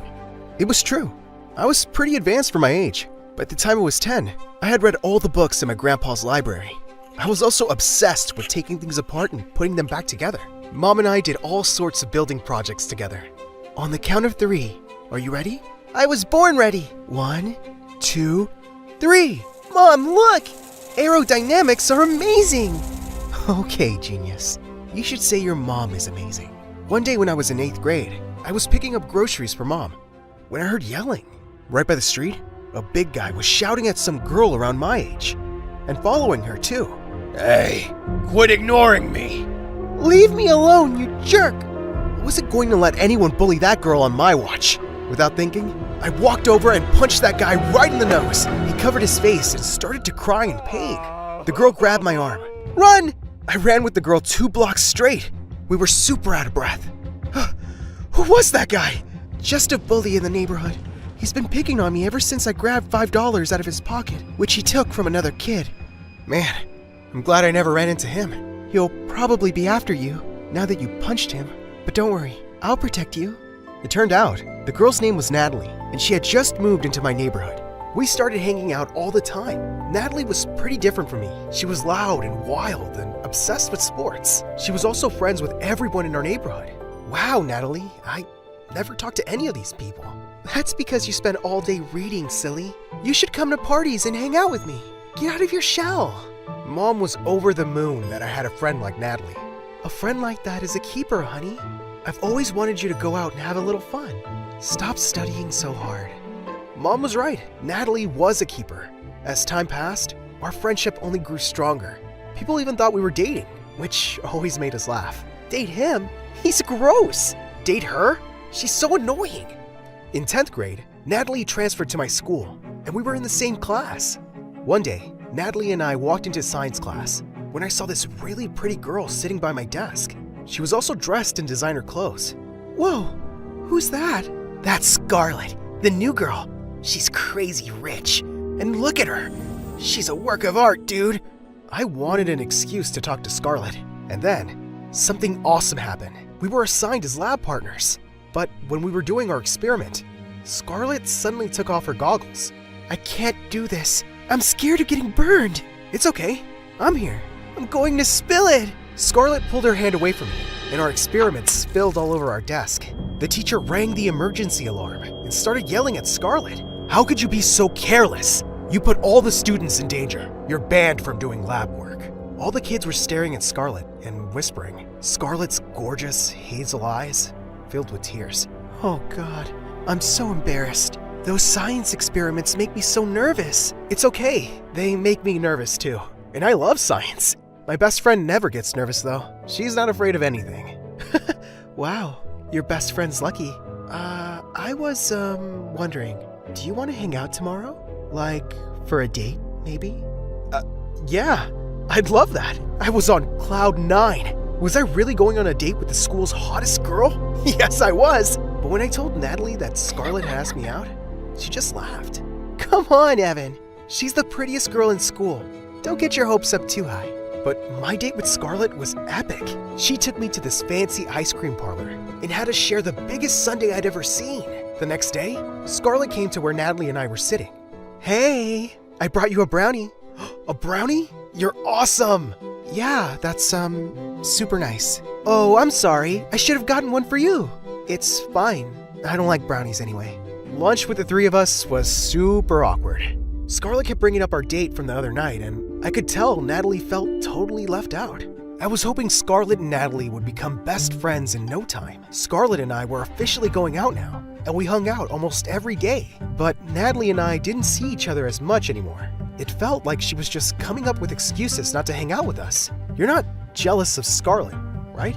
Evan, don't be silly. I'm happy you have a girlfriend, but I didn't just want Natalie to be happy for me. I wanted her to be friends with Scarlett and see how awesome she was. So when my birthday came around, I decided I'd have a get-together with just the three of us. Mom cooked a huge dinner, and Natalie helped me set up Netflix.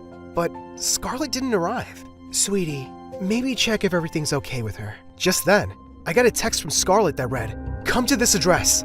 Quick! It's an emergency." Oh man, was Scarlett in danger? Guys, I gotta see if Scarlett's okay. But when I arrived at the location, Scarlett was waiting for me, wearing high heels and a red dress. It turned out her family had rented out a fancy restaurant for the whole night. It even had a water fountain and a dance floor. Suddenly, a man in a suit came up to shake my hand. "You must be Evan. Scarlett's always talking about you. Happy birthday, son." I was too shocked to even speak. What is all this? Why didn't you just come to my place? Because, babe, I wanted to surprise you. Isn't this amazing? It was amazing. And Scarlett looks so beautiful in her red dress. I can't believe you did this for me. We have to dance together. No, I'm too embarrassed. But I dragged Scarlett onto the dance floor, and we slow danced together. I'd completely forgotten about the dinner at home. That was until I felt someone grab my shoulder. It was Natalie. You jerk! Natalie, wait! How did you even know where I was? Your mom and I checked your texts on your computer, because we were worried about you. Natalie, relax. I threw my boyfriend a surprise party. Big deal. Your poor mom's been slaving away all day to make your birthday special, and here you are dancing with this witch. Don't let her manipulate you. She's just a spoiled daddy's girl. Before Scarlett or I could answer, Natalie grabbed a chunk of cake and rubbed it on Scarlett's dress. Scarlett started to cry. Natalie! Oh my God, my favorite dress! Why are you so mean? Happy birthday, best friend. Natalie stormed out of the restaurant. I couldn't believe her. Why would she do something like that? I apologized to Mom as soon as I got home. I told her everything that happened with Scarlett and Natalie. Sweetie, I don't know about Scarlett. What do you mean? Natalie's the one who behaved so poorly. She was hurt, that's all. I'm worried Scarlett's driving you and Natalie apart. Mom, I'm allowed to have girls in my life other than Natalie. Scarlett's my girlfriend now. She's important too. But the next day at school, something was off. I couldn't find Natalie or Scarlett anywhere. I searched all over school, when suddenly, I heard a bunch of girls squealing by the girls' bathroom. OMG, Scarlett! You are so talented! What was going on? I ran to the girls' bathroom and peeked inside. Scarlett and Natalie were standing by the sinks, while Scarlett was doing Natalie's makeup and hair. They were both laughing like they'd been best friends for years. Wow, what's going on here? Ew, Evan, this is the girls' bathroom. Oh, come on, it's not a big deal. Evan, see how cute I'm making her look? I asked Scarlett to give me a makeover. I thought I should start dressing more like a girl. You're perfect the way you are, girl. I'm just making your beauty stand out. Whoa, wait. What about what happened at my birthday party? We made up. I apologized to Scarlett for smearing cake on her dress. And I apologized to Natalie for stealing you on your birthday. Then, I saw Scarlett take out this hair cream product. She started to rub it on Natalie's hair. I use this every day. It makes your hair super soft. Scarlett was right. Natalie looked really different with makeup and her hair done. But suddenly, Natalie grabbed her hair. My scalp's starting to burn. That just means it's working. Give it a few minutes. Oh my god, my hair's falling out.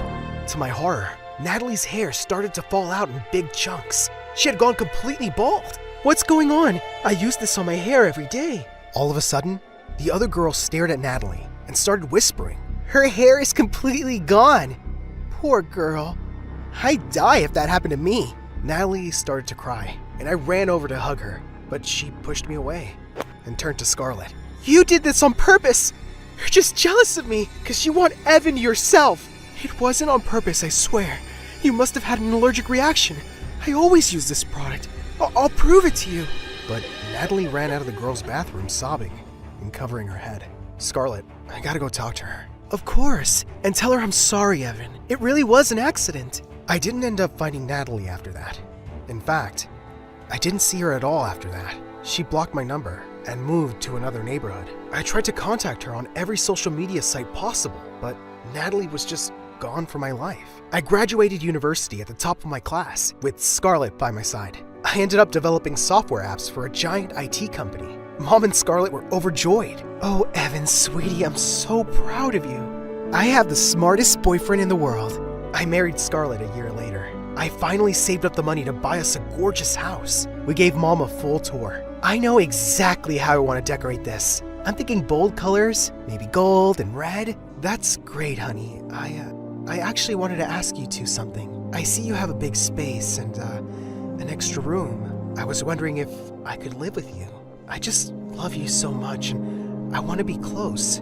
I also don't have a lot of money. Mom, are you kidding? Of course you can live with us. Totally, we'd love to have you. Mom moved in with Scarlett and me the very next week. After 2 years of living together, everything was still going perfectly.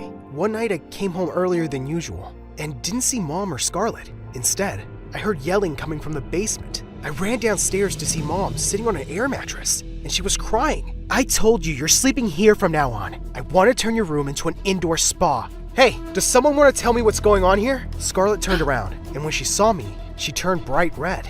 Oh, babe, you're home. Your mom and I were just chatting. No big deal.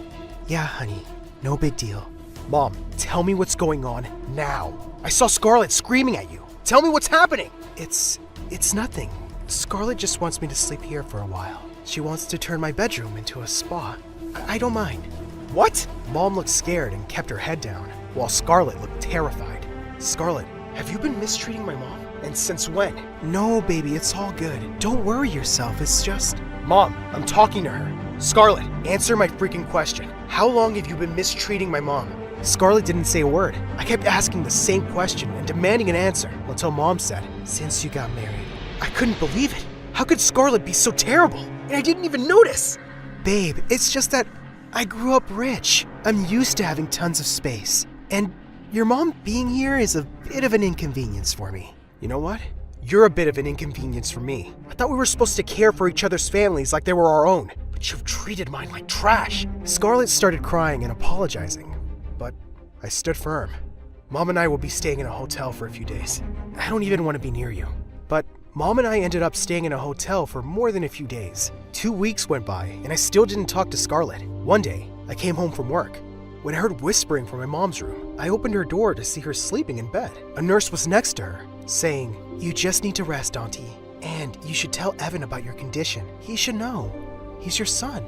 I recognized that voice immediately. It was Natalie. Natalie, what are you doing here? And what's going on with Mom? I'm your mom's nurse, Evan. She's really sick. I'm gonna be here every day to take care of her. Without another word, Natalie left. I rushed to my mom's bedside. Mom, how long has this been going on? And how long has Natalie been your nurse? I hired a nurse, and it turned out to be Natalie, purely by chance. Honey, I've had this condition since you were in high school. It's gotten worse. I didn't want to worry you. I hugged Mom and started to cry. How could she keep a secret like this from me? For the next week, Natalie came in every day to take care of Mom, but she barely talked to me. It was like we'd never known each other. One day, I picked up the phone and decided to call Scarlett. It's me. My mom's sick. I'm gonna try to find an apartment for the two of us so I can take care of her. Are you crazy? You shut me out for 2 weeks and now you want to move back in with Mommy? How about you take her to a doctor? Like.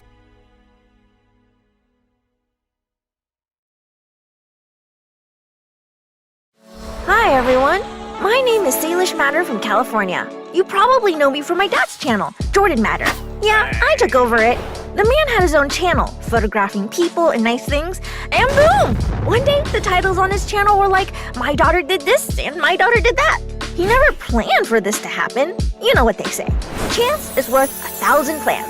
Yeah, I can be poetic sometimes. Actually, English is one of my favorite subjects. But math? Oh god, I hate it. If you're a math hater, comment below. Okay. I think I'm getting ahead of myself. I'm Salish. My parents call me Say sometimes. I'm your typical girl next door. Typical family, typical childhood. A typical teenager with a not very typical name. My parents gave me this name, which means giver of the water. I love my name. I think it's unique and cool. There is some uniqueness in my life, actually, like some unique people. And no, it's not Nidal. If you're here to hear about me and Nidal, I'm sorry to disappoint you. Not gonna talk about that boy. No way. Nuh-uh. Nope. And please, animator, if I accidentally mention him, which is very, very, very unlikely, please cut it out. This story is about me, not him. Yeah, whatever. As most of you know, I'm a gymnast. Gymnastics is more than a sport or hobby to me. It's part of my identity. It makes me who I am today. I started it at a very young age. Fun fact, did you know that most major gymnasts start their career as early as 2 years old? And that was my case too. Dad said that when I was only 2 years old, I told him I wanted to be the best gymnast in the world. Oh, I mean, kids at that age will say anything. No, but seriously, I wanted to be really, really good. My gymnast friends were amazing, and we were very close. And let me be honest, gymnastics wasn't easy at all. But having friends makes everything easier and more fun. And whenever I had to compete, they were there to root for me. That's why leaving them was one of the saddest days in my life. Well, you see, when I was 10, my parents decided that we'd move to LA. I had been living my whole life in Nyack, a village near New York City.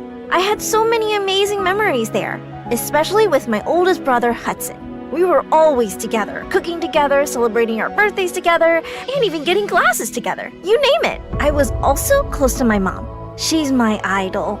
Dad and Hudson can be annoying sometimes, but Mom? Oh man, she's amazing. She's camera shy though, and that's okay. She even once agreed to do a mom reveal on the channel, although I know how anxious that made her feel. But we have so many things in common. We're both vegetarians, and, having lunch with her is amazing, because I can try her food all the time. I like shopping with her and getting our nails done together. And we once tried roller skating, but it didn't go well because she broke her ankle in 3 different places, and I was super worried about her. The doctor said she wouldn't be able to walk for 5 months.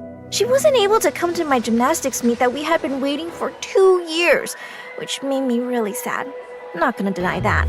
I won 4 medals that day to make my mama proud. And soon enough, she got better. Fun fact about my mom, did you know that her birthday is a day before mine? So we celebrated it together. And it's one of the best days of the year. I was born on November 29, 2009, by the way. Yeah, Mom is the best. I remember one day when Mom wasn't feeling well for days, and I had a very important shooting with Dad. But I just couldn't leave Mom that day. I told Dad I wasn't going with him and ran to Mom. I snuck under the bed while she was still asleep and started praying. Please, God, let Mom live.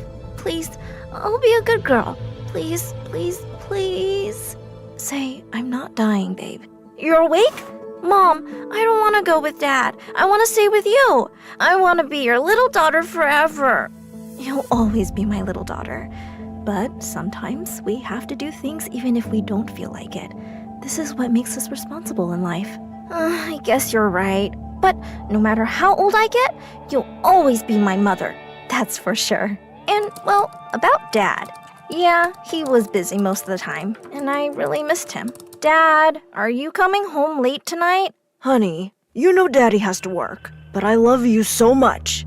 Are you going to spend your time with Eliana? I said I love you, Say. And I said, are you going to spend time with Eliana? Well, yeah, we're shooting today, but I love you, Say. I love you too, Daddy. I'm your only little girl. Always remember that. It's only me who's going to take care of you when you're old and wrinkly, and bald and gray, and fat and... Yes, I get your point. You're my only princess. I love you, Say. I love you too, Daddy. I thought Dad would be super happy about moving to LA, unlike the rest of my family. But one night, we were going for a ride in Dad's car, and Dad looked super occupied and worried. He didn't say much during the ride, and I just felt something was wrong. The moment he pulled over, I hugged him. Don't worry, Dad. Everything is going to be okay. And he hugged me back. And I felt so safe and peaceful. Yeah, I know I don't like to show my emotions a lot, but, sometimes you have to do things you normally wouldn't do to help your loved ones. I mean, come on. Mr. Matter was feeling down. He's my dad. He's a redhead, but I love him. He's a good father. We only film on Sundays, and the rest of the week, we enjoy our time together. He drives me to school, we go to the beach, and ride bikes together. He's awesome and cool, I swear, and not as cringy as you see him in the videos. Yeah, whatever. Me and my friends share... wait, I can hear my dad in my head correcting me. It's my friends and I, and not me and my friends. Never mind. I'm changing the entire sentence. Saying goodbye to my friends was the hardest day of my life. I got them each a present, and they were the happiest. Salish, you promise to keep in touch? I promise. I'll miss you guys so much. And I hugged them all very tight. I said goodbye to my life in Nyack, excited to start a new chapter in my life with my family by my side and gymnastics as my passion. What? What's going on? No, I'm not gonna say it. Nope. Forget it. Let's talk about the ceiling. Love the color. That's Areolan, right? Fine. I'm going to talk about it in general. And in case I give a lot of details, you have to cut all that out. Promise? Yeah, when I moved to LA, I met him. We were shooting a video together, then we went to Starbucks. I still remember what we got. 2 vanilla frappuccinos, no whipped cream. And just like that, we became friends. It's like we had the same energy. We would run around and play, trying to hurt each other. But of course, I always end up hurting him. I'm way stronger. He's only a big baby. Now I have to say his name. I know. He's Nidal Wonder, a self-taught freestyle flipper prodigy, born in 2010. Yeah, he's too young. He has been making videos with my dad since he was 8. Yeah, I have to admit, he's cool. But did you notice? Yes, he's only 13 years old. But did you see his arm muscles? Oh boy. The first time I tried to wrestle with him, like always, I touched his arm. And man, you can tell this boy is going to be such a tough, good-looking man. I mean, he can look good in anything, even when he wears my white dress. Yeah. Oh shoot. We're cutting that out, yeah? I mean, ew! I've been homeschooled since we moved to LA, and having Nidal around made everything easier. When we made the first challenging video, I was sure I was going to win over him. But I gotta say, competing with him was formidable. I'm just using a difficult word so Nidal won't understand it. People loved us together, and they even started shipping us, and Dad was not super happy about it. There was even a hashtag Nailish. People were using it. I mean, me and Nidal have chemistry. You can easily tell. He has the biggest crush on me, and he sees me in his dreams. Poor thing. I never had a crush on him. Ew. Yeah, whatever. Maybe a little? Having a boy best friend is cool because it's different from having a girl best friend. You can get physical with a boy, hitting and hurting him. It was like a new friendship I never experienced before, and I'm enjoying it. Yeah, of course you're enjoying it. I'm way cooler than you, and prettier, and smarter, and more talented. I always get the prizes in our challenges. Your poor dad has spent a lot of money on me because his daughter is a loser. Did you hear anything? That was just an annoying mosquito, but I got rid of it. MSA, please don't animate him. I'm way cooler. What was I saying? Oh yeah, the Wonder Boy is really my best friend. We had sleepovers, we celebrated Halloween, and even recorded a music video together. He's funny, and he doesn't care about what people think. He's honest and a daredevil, and I really like his personality. You know what these honest friends are like? Hey, you look ugly in that dress, like a bald monkey. Take it off now. Yeah, that's him. And also, he's kinda cute. Cute. Fine, he's cute. I hope Dad doesn't notice this part. But also, we do have a lot of differences. I mean, he eats meat and uses plastic straws. And also likes weird boy stuff like, yeah, I agree. I like weird stuff. Including you. And after 6 amazing months of friendship and affection, Nidal had to leave for Texas. And it made me very sad, having to say goodbye to another close friend. We promised we'd talk every day, FaceTime and message each other. But, it's not like the same thing having him around and seeing him in person, and I was a bit upset about it. At least I had Boomer around. Boomy is my dog, and one of the best things in my life. I took him for a walk every day before school, and it cheered me up every time. But I still always felt empty because I missed my best friend. And I think my parents noticed it, because one day, Dad took me to Universal Studios, and he told me we were making a video. But suddenly, while we were walking, someone held me from the back, and I immediately knew it was Nidal. He hugged me, and I wrapped my arms around him, and it was an amazing moment. Actually, this was one of the many surprises we have for each other. We've been surprising each other in the last year, and it made missing him less painful. And you know what's even cooler? Nidal spent his summer vacation here in LA, and we made so many videos together. Speaking of surprises, my dad always came up with cool ideas to shoot. But one of the best things I enjoy doing is skincare and get ready with me videos. Yes, I wake up at 5:45 and spend 2 hours getting ready. But beauty has a price, No, seriously. Boomy takes about 30 minutes in the bathroom, so it's only an hour and a half. Not a lot. And also, I'm the first stop for the school bus, and I have to be the earliest, which is not fair, by the way. I was a bit worried that I wouldn't fit into my new school, especially that I was the only new 8th grader in the school. It's insane. But thank God, it's been going pretty well so far. And I have made some new friends. And I love that we don't have a dress code at our school, and I can choose nice clothes every day. Man, I'm so happy. Actually, all this YouTube content is amazing. Making videos with my dad, doing challenges with talented people, having collaborations with cool people and YouTubers like Britt Rivera and Darman, and many other amazing people. And now, I even have my own channel. Please go subscribe now. Life is good. All you have to do is to stay positive and like this video. If you want me to react to this video, please comment below. Saylish is the best MSA MC ever. You're not cutting that out, yeah? You know what? Don't cut anything out. I don't care. Yeah, whatever. Love ya. Bye.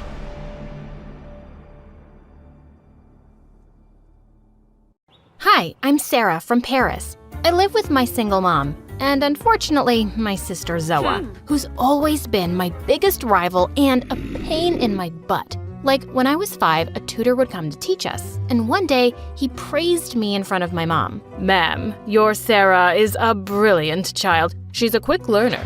She can understand a concept in just an hour. But for the same thing, Zoa takes 3 days. Zoa couldn't tolerate this and hit me hard on my head with the notebook. Before I could react, Mom yelled at her and grounded her for a week. I never really understood why she was jealous of me for being smarter. I wasn't jealous of her for being prettier. Whenever we went out together, people noticed her first and gave her compliments, but she was still so insecure. But maybe the reason why she really hated me was because I was fearless. Once when I was 10, the 3 of us were out on a picnic when I noticed a man snatch a woman's purse and run away. I immediately stuck out my leg and he tripped and fell down hard. The thief was taken away by the police and everyone there clapped for me, except for Zoa. Mom was pretty freaked out too. Sarah, the thief could have had a weapon. He could have hurt you. Don't do that again. You're just a child. Yeah, dummy cow. This is not some movie where you pretend to be an action hero.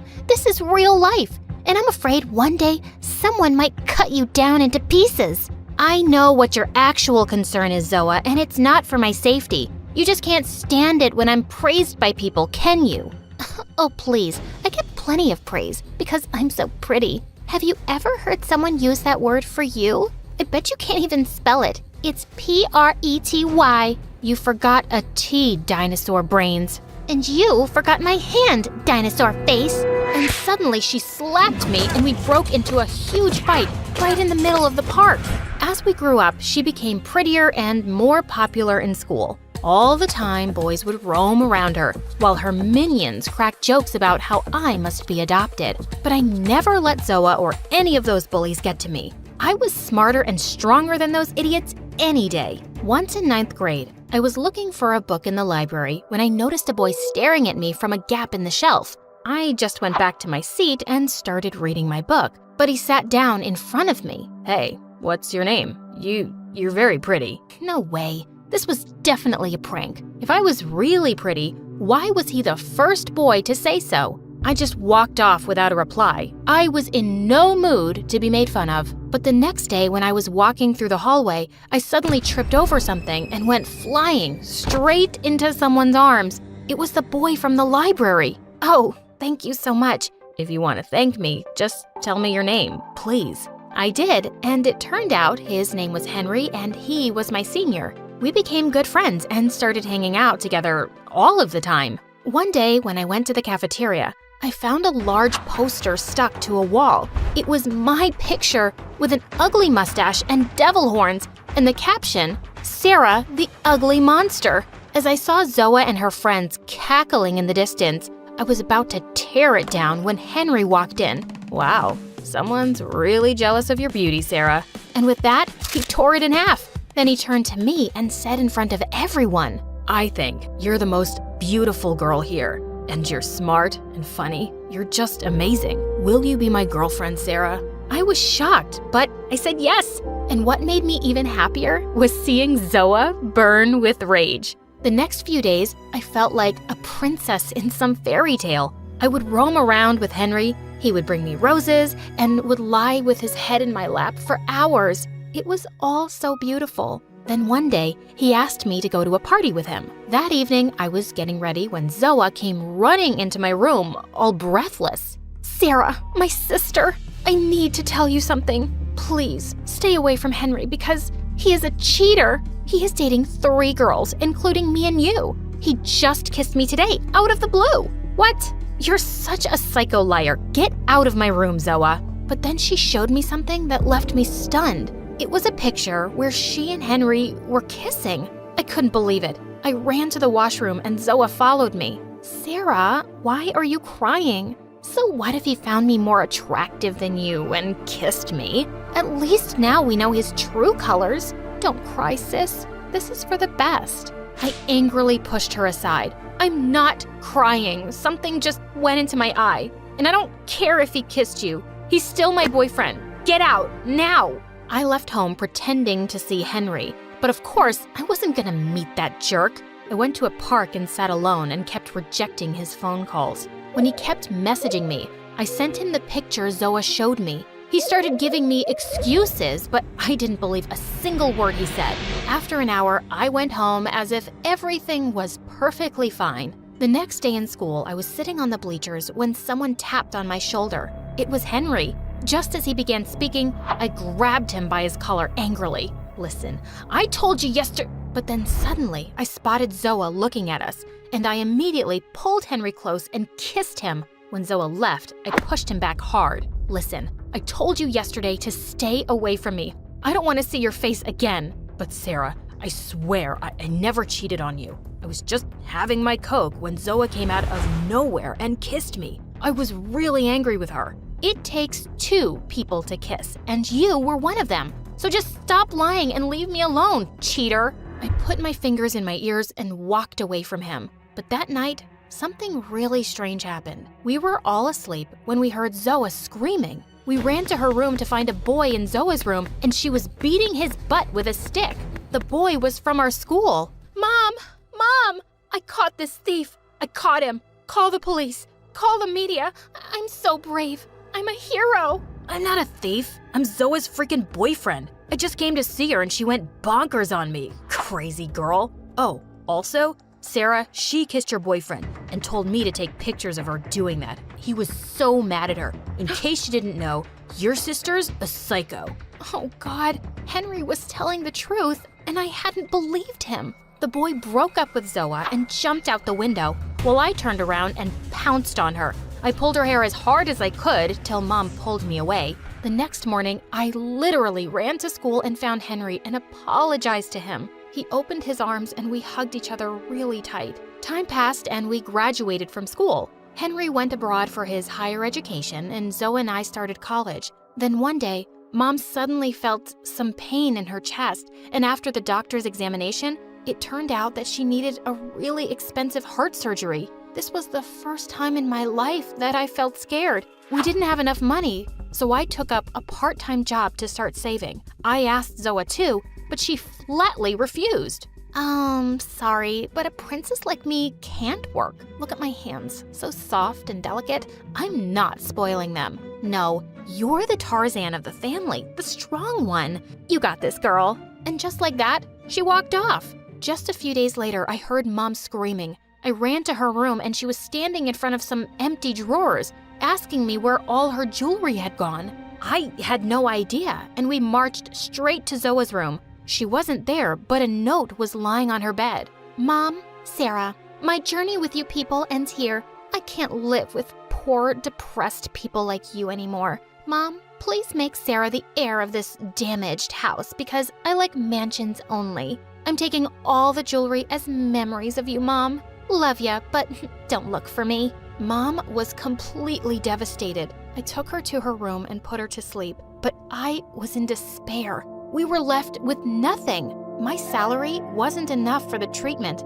I left home to contact some charity organization, and on my way, it started raining. Just then, I saw a huge crowd gathered around on a bridge. I looked down and saw a small kitten hanging onto a log in the strong river current, and people were just standing around making videos and doing nothing. Luckily, I found a piece of rope tied to the bridge. Without another thought, I climbed down the rope and reached out for the kitten. Some people started helping me then by pulling us up, and we both landed safely. I was completely drenched in the rain, so I decided to go back home. That evening, someone rang our doorbell, and when I opened the door, I found a bunch of people with cameras and mics standing outside. You saved a little kitten today without caring about your own life. What would you like to say? This girl, people, she's a hero. She makes us believe that good people truly exist. She's restored my faith in humanity. Wait, what? What was going on?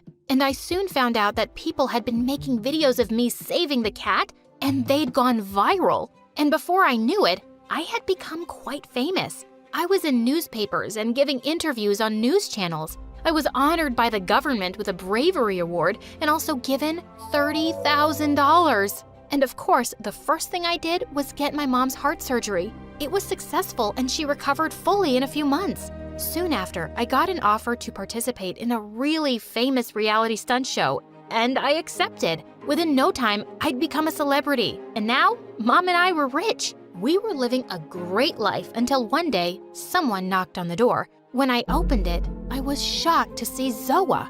As she tried to step inside, I blocked her path. Where's Mom? I need her help. My boyfriend cheated on me. He made me pregnant and ran away with all my money and jewelry. I've got nothing to eat. Are you so fat because you're pregnant again? Oh, no. Luckily, I had a miscarriage, but I had lots of cravings while I was pregnant, so I gained some weight. It's nothing.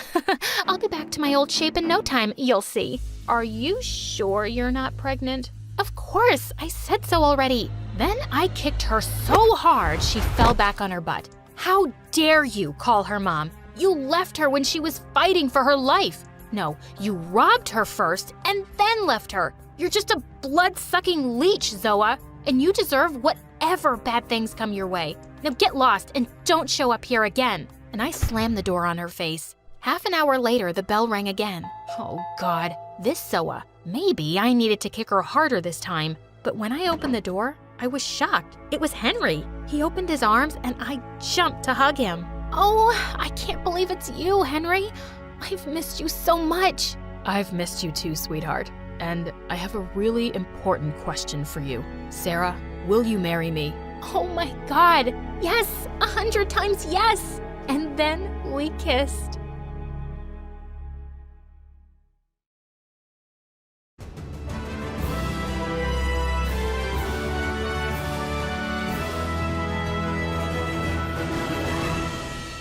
It was Mom's birthday.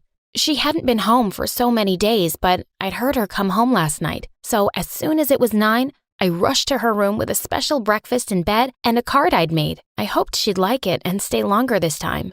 I pushed open the door of her room and yelled, "Surprise!" But Mom was nowhere to be seen. I checked everywhere, but nothing. I ran to Dad and he said, "She's not coming back. Forget her." Forget her? Forget my mom? Daddy, take me to her. I want Mom. Dad just walked away, leaving me with the nanny, but I stomped my feet and yelled, If you don't take me to Mom, I'm gonna have the police sue you. Oh, all right, fine. You want to go? I'll take you there. I'm moving to London anyway. With that, he put me in the car and drove me to her new house. As soon as I got out, he drove away. I rang the bell and waited excitedly for Mom to open the door. As soon as she saw me, her eyes welled up with tears. Mommy, I missed you. But the next minute, she slammed the door in my face. I stood in shock as the door reopened, but this time, it was a man. He was tall and wore glasses and smiled at me kindly. You must be Alexis. I'm Brian, your stepfather. He took me inside saying it was all okay and that Mom was just so happy to see me. Then he left me and went to the other room. A minute later, I heard her yelling, "Send her back, Brian! She's just a kid. I'm not sending her anywhere." I knew I had to do something to change her mind, so I opened the door and went inside.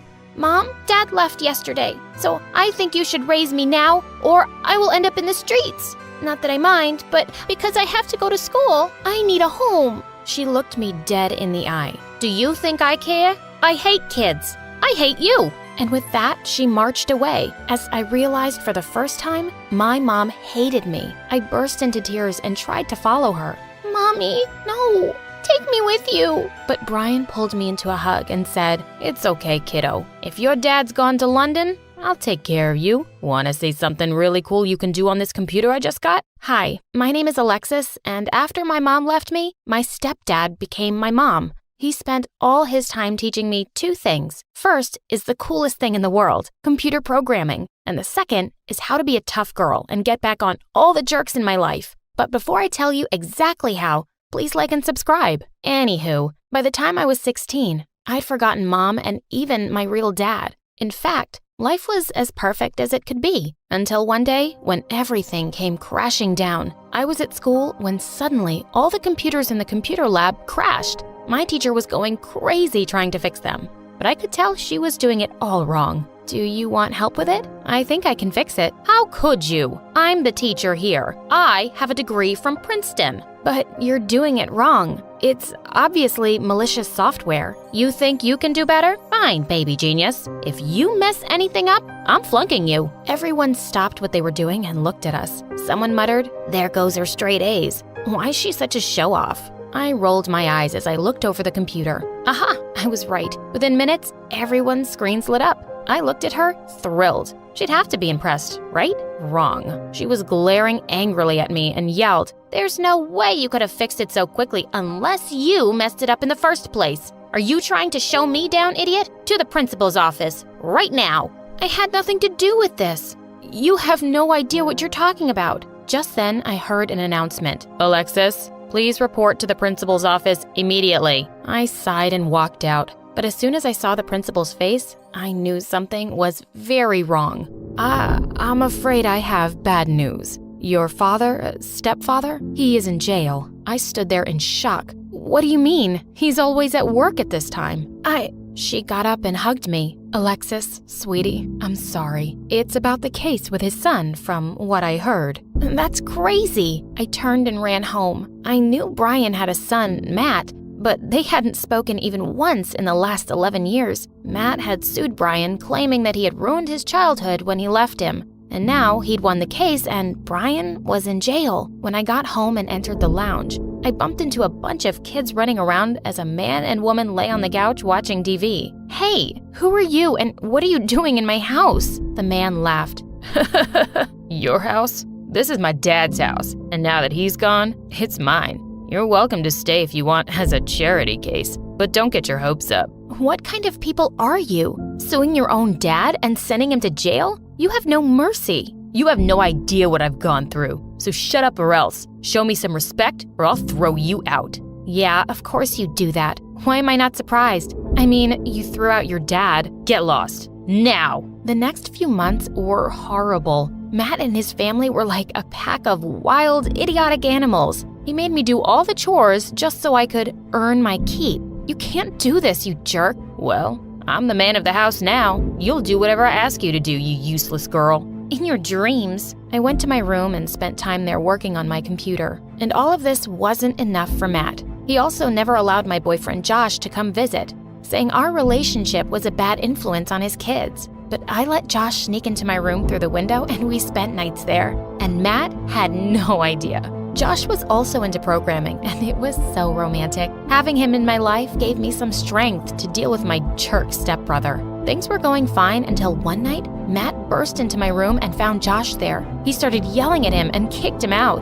Then he looked at me and said, "That's it. I'm taking this stupid laptop from you. You should be taking care of my kids and not partying with guys. And God knows what else you were doing in my house." Who do you think you are? You can't control me, you moron. Watch me. He snatched away my laptop and left. That was it. He'd just messed with the wrong girl. I gave one of his daughters a candy and told her to go to Matt's room and get me back my laptop. Later that night, as he was working in his study, I snuck into his room and used my laptop to hack into his. I sent all of his rude messages, gossiping about his boss during a Zoom meeting in front of everyone from his work. Then, just to add insult to injury, I shared a video of him making fun of his boss show up on his screen. Ah, sweet revenge. He barged into my room and stomped on my laptop and smashed it to bits. How dare you? You got me fired. Maybe this'll keep you in place. I started throwing pillows and books and whatever I could get my hands on at him. Leave my room, right now, that jerk.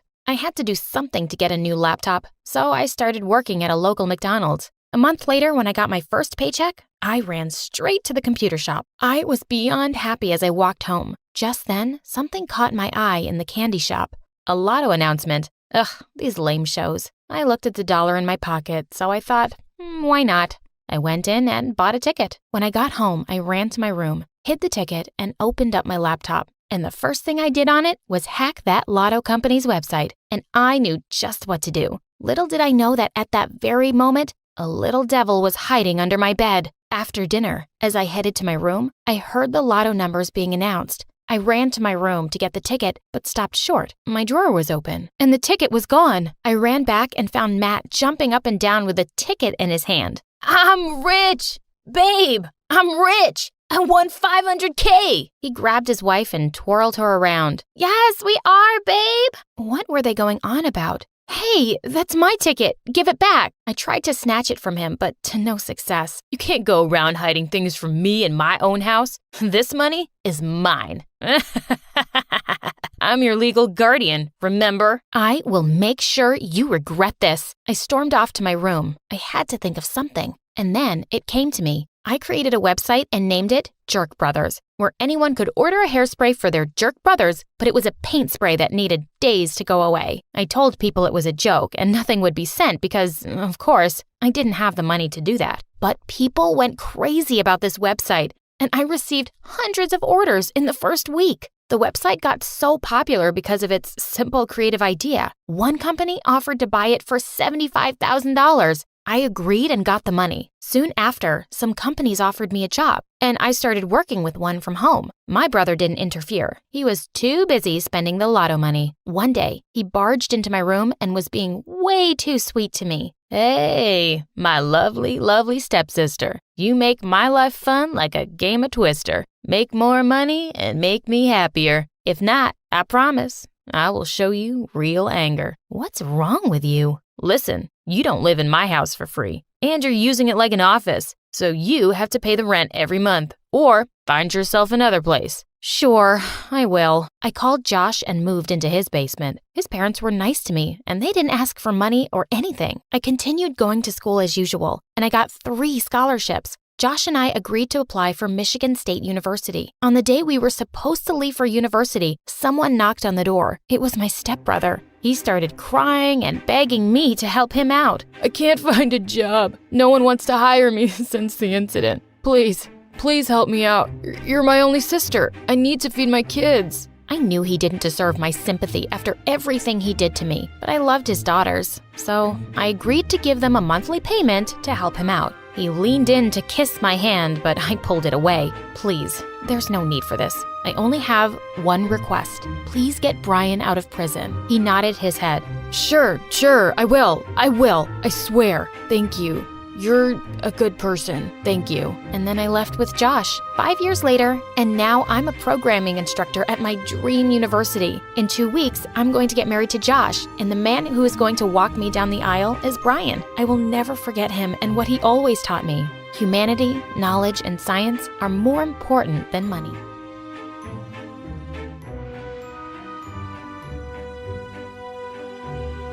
Listen up, ladies. Tighten your ponytails because you have 15 minutes to run a mile around this field. Oh, Miss Cooper, these extensions cost $1,000. We had to sacrifice a horse's hair in the process. And Tia has like Satan-level cramps. Why don't you end class early today? Girls, let's go get mani-pedis on me. Oh, yeah, all right. Hi, I'm Holly from New Jersey, and my daddy is a billionaire who owns a bunch of fancy hotels around the country. And when you're the daughter of a billionaire, people will pretty much always give you what you want. That's why Miss Cooper let me treat everyone to mani-pedis. Before I continue, please like and subscribe. Being the richest girl in town may sound like a dream, but early on, I learned it was a huge responsibility. Kids at school literally all wanted to be me and tried to copy everything I did. From my fashion choices to even the way I walked. I have a funny walk since I'm always wearing 5-inch heels. But I liked being a role model, because I love helping people find their inner fabulousness. Like when I met my BFF Tia. I'd opened my locker one morning to find some of my stuff was missing. Namely, my favorite scarf. People are monsters! Whoever stole my Vuitton scarf, shame on you! I hope a spider eats your eyelashes in the middle of the night so you'll never get to wear mascara again! I was shaking with anger as I stormed by the girls' bathroom. That's when I saw Tia wearing my scarf, crying hysterically. I did it! I stole your scarf! Kids were making fun of my outfit, and I heard that you kept some spare accessories in your locker, but I couldn't find you to ask your permission. I'm going to jail. I'll have to wear prison clothes. I look really fat and orange. I told her she could keep my scarf because, boy, did she need it. Her clothes looked like they'd come out of a literal dumpster. So either she was poor or had the fashion sense of a baboon. I took Tia under my wing after that. I gave her a makeover and we became besties. I also convinced her to stop watching MSA on TikTok and switch to YouTube so she wouldn't fry her brain. But in 10th grade, things took a scary turn. I developed a crush on this super smart kid at school named Sebastian, but he wasn't paying any attention to me. So, to impress him, I made my 16th birthday party chemistry-themed, with tons of science-y decor and designer lab coats. So, what do you think of this amazing nerd party? Did I tell you I ordered a piñata of the world's greatest scientist, Harry Potter? Are you serious right now? I'm very serious. How about we go dance? I don't want to be mean, but you're not my type. I only came to this party because you said you were handing out iPads as party favors. Did he just reject me? At my own birthday party? Another guy ended up asking me to slow dance, but I was so bummed out and distracted that I totally didn't notice that the guy who was leaning in to kiss me was Tia's longtime crush. Oh my gosh! How could you do this to me? You were seconds away from kissing Freddie. You know I've had a crush on him since the 9th grade, ever since I farted in class and he took the blame for me. Tia, I'm sorry. I was distracted and... Oh, don't start giving me excuses. I talked to you about that boy and his abs for years, and now you think you could just swoop in between us with your high heels and your gorgeous fake hair. As of now, this friendship is over. What? Don't say that. Suddenly, a smoke cloud blew up in my face from one of the lab stations I'd set up. I was immediately rushed to the hospital, and there, I received insane news. I had to get facial reconstruction surgery from the injury. When I woke up from my procedure, I expected to be surrounded with friends and care baskets, but nobody came to visit me, which was bizarre. And as weeks passed, I didn't get a single call or text asking how I was. The people at my party knew I'd gotten severely hurt. Maybe they didn't realize that my injury was so serious? I arrived at school a couple of months later, and to my shock, everyone completely ignored me. Okay, what was going on? Ow! Sebastian? How do you know my name? Because I invited you to my party? And don't give me that judgy look. I know my face looks like a bloated baby on steroids. It's because I just got surgery, man. The only time I ever look bloated is if I eat gluten. I don't know what you're talking about. Are you new to this school? And that's when it hit me. He didn't recognize me because of my new face. So that's why the kids were ignoring me. Except it still didn't explain why everyone had ghosted me for 2 freaking months. I decided to find Tia and ask her about it, but throughout the day, I didn't get a chance to talk to her because apparently she'd become the new queen bee after I'd left. Then at lunchtime, I discovered something that shook my world. I was headed to the library when I overheard Tia talking with someone. So, do you think Holly will ever come back to school? Ew, I hope not. You know how everyone secretly hates her? I don't know if she's healed from her chemical injury or whatever, but we're all better off if that brat is out of our lives. Wait, what the sugar-free fudge? My BFF and all the girls at school secretly hated me? Since I was unrecognizable, I decided to get the scoop from some other girls. And when I did, I discovered what Tia said was true. Holly paid teachers to change her grades. Once, she gave our science teacher a pair of $10,000 boots. Holly wore peacock feathers to school. She supported peacock cruelty. Holly and I used to be best friends, but she never really cared about me. She just saw me as some charity case and told me I needed a makeover. And then she danced with my crush of 2 years. So, it was true. I was the most despised girl at school with no real friends. That was why nobody cared that I was in the hospital. And what's wrong with making your BFF your charity case? Was Tia against charity? I decided to get ice cream after school so I could eat my feelings. One fattening calorie overload of double chocolate fudge, nuts, and extra whipped cream that I'll probably pay for later. It's been a rough day. I'm sorry to hear that. Wait, didn't we meet earlier today? Sebastian, you work here? I randomly guessed your name from your tag. But you also go to my school, right? I was about to answer when suddenly I heard some party horns behind me, and in marched Tia with her minions who were blowing confetti. That's when she announced that she'd won the lottery, but wanted to donate some of the money to the ice cream parlor out of the goodness of her heart. Just because I'm a millionaire now doesn't mean I'm above any of you. So many people in my place would just spend our government's dollars on diamonds and handbags, but I care about the poor.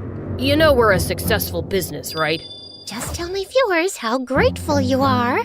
She was publicly donating to charity to appear like a saint, but she was also wearing real leather boots and talking to all her friends about how she'd pay the principal to change all her grades. She thought I was a monster for being rich, but she was just like me. That night, I decided to take on a new identity and filed some fake documents under the name Juniper, which was the name of my favorite perfume. That way, I could enroll as a new student, become friends with Tia, and expose her as a fake. Then, she'd know what it's like to be in my shoes. The first step in my plan was to get in with Tia and her minions.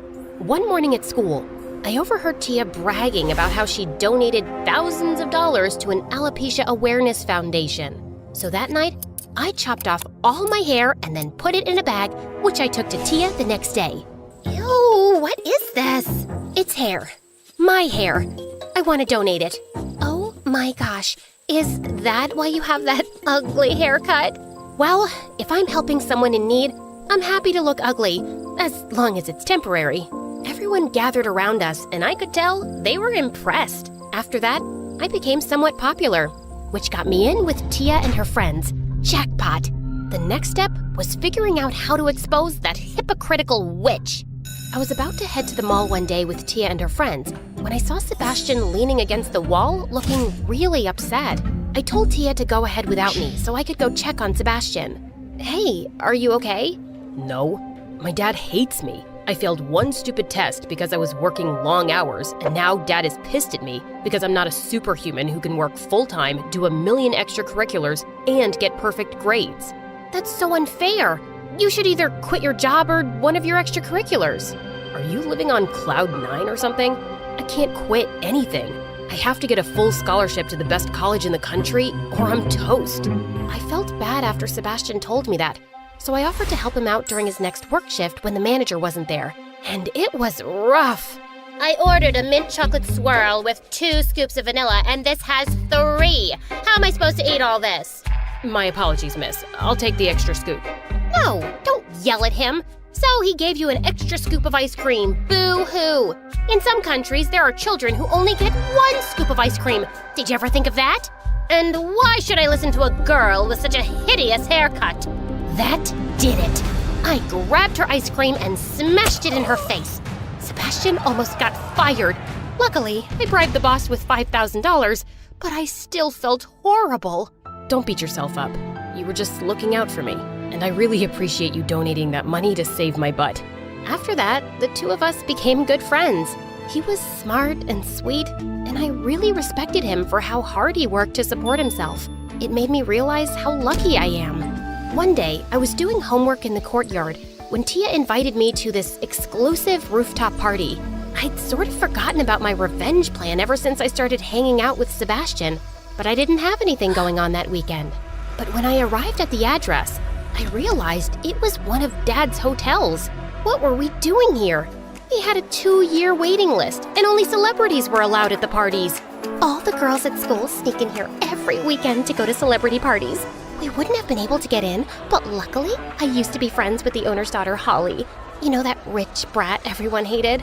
I tricked Holly's daddy into giving her tons of hotel memberships. I would have ended that friendship ages ago, but I didn't want to lose the memberships. I felt like I'd been punched in the chest. It was one thing to have my BFF and all the girls at school hate me, but they'd all been secretly using me too? I wanted to scream and tell them off, but I couldn't even bring myself to speak. So I excused myself, and a few hours later, I texted Sebastian to meet me so I could have a real friend by my side. Sebastian, why do you even hang out with me? I'm just a dumb, superficial bimbo. What are you talking about? Just because you're rich doesn't make you a bad person. You even gave yourself an interesting haircut so you could donate your hair. No, I didn't. I purchased a wig and cut off the wig's hair. I was too selfish to donate my real hair. I was too selfish to even chop off my extensions. Before Sebastian could answer, my phone rang and it was Dad, telling me to come to the hotel immediately. Sebastian accompanied me, and when I arrived, I couldn't believe my eyes. The hotel was burnt to ashes because Tia and the girls had blown up fireworks and started a wildfire. The police had arrived to take the girls to juvie, even though Tia begged me to bail her out. I've got news for you. As you can see by my hair, I'm not Juniper. I'm Holly, your ex-best friend who had to have reconstruction surgery. I know I've been a bad friend to you, and I know I can be selfish and spoiled, but what you guys did to me is unforgivable. We're done. Tia and the girls were taken away, but I didn't feel any better. Dad's hotel had burnt down, and I couldn't help feeling like it was my fault. If I'd been a better person, these girls wouldn't have hated me and wouldn't have done this. I stayed in my room for a few days when Sebastian came to visit me. I expected it because he wanted to end our friendship because I'd lied to him about my identity. But surprisingly, that wasn't it. Holly, I'm not gonna lie to you. You are kind of spoiled, and it's messed up that you lied to turn everyone against Tia, but it's nothing compared to what Tia did to you. And you're becoming a better person. I didn't fall for you because you're perfect. I'm in love with you because you're an amazing friend who's mature enough to learn from her mistakes. You're in love with me? You probably don't feel the same way, but okay, maybe you are. No, duh. Don't make me spell it out for you.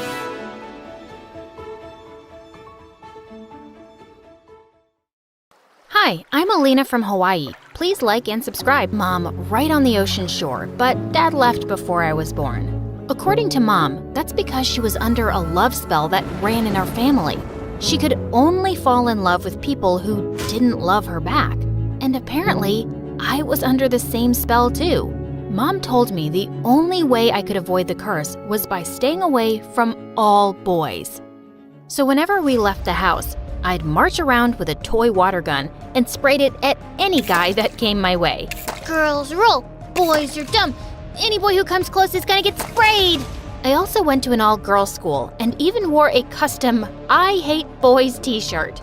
Then one day, everything changed. I was swimming in the ocean when the cutest guy ever glided over to me and stared into my eyes.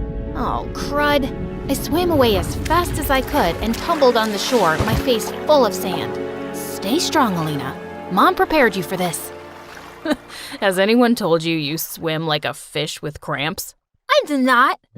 Also, any guy that tries to talk to me gets a face full of sand. How about you help me eat some pineapple cake instead? If you don't like it, you can go back to being mad. Pineapple cake was my weakness, so I agreed to sit with the guy for a picnic. I found out his name was Sage, and we got to know each other a bit. I told him all about my crazy life, my family's love curse, and how I wasn't supposed to talk to boys. A love curse? Your mom sounds like a nutcase. My mom isn't a nutcase.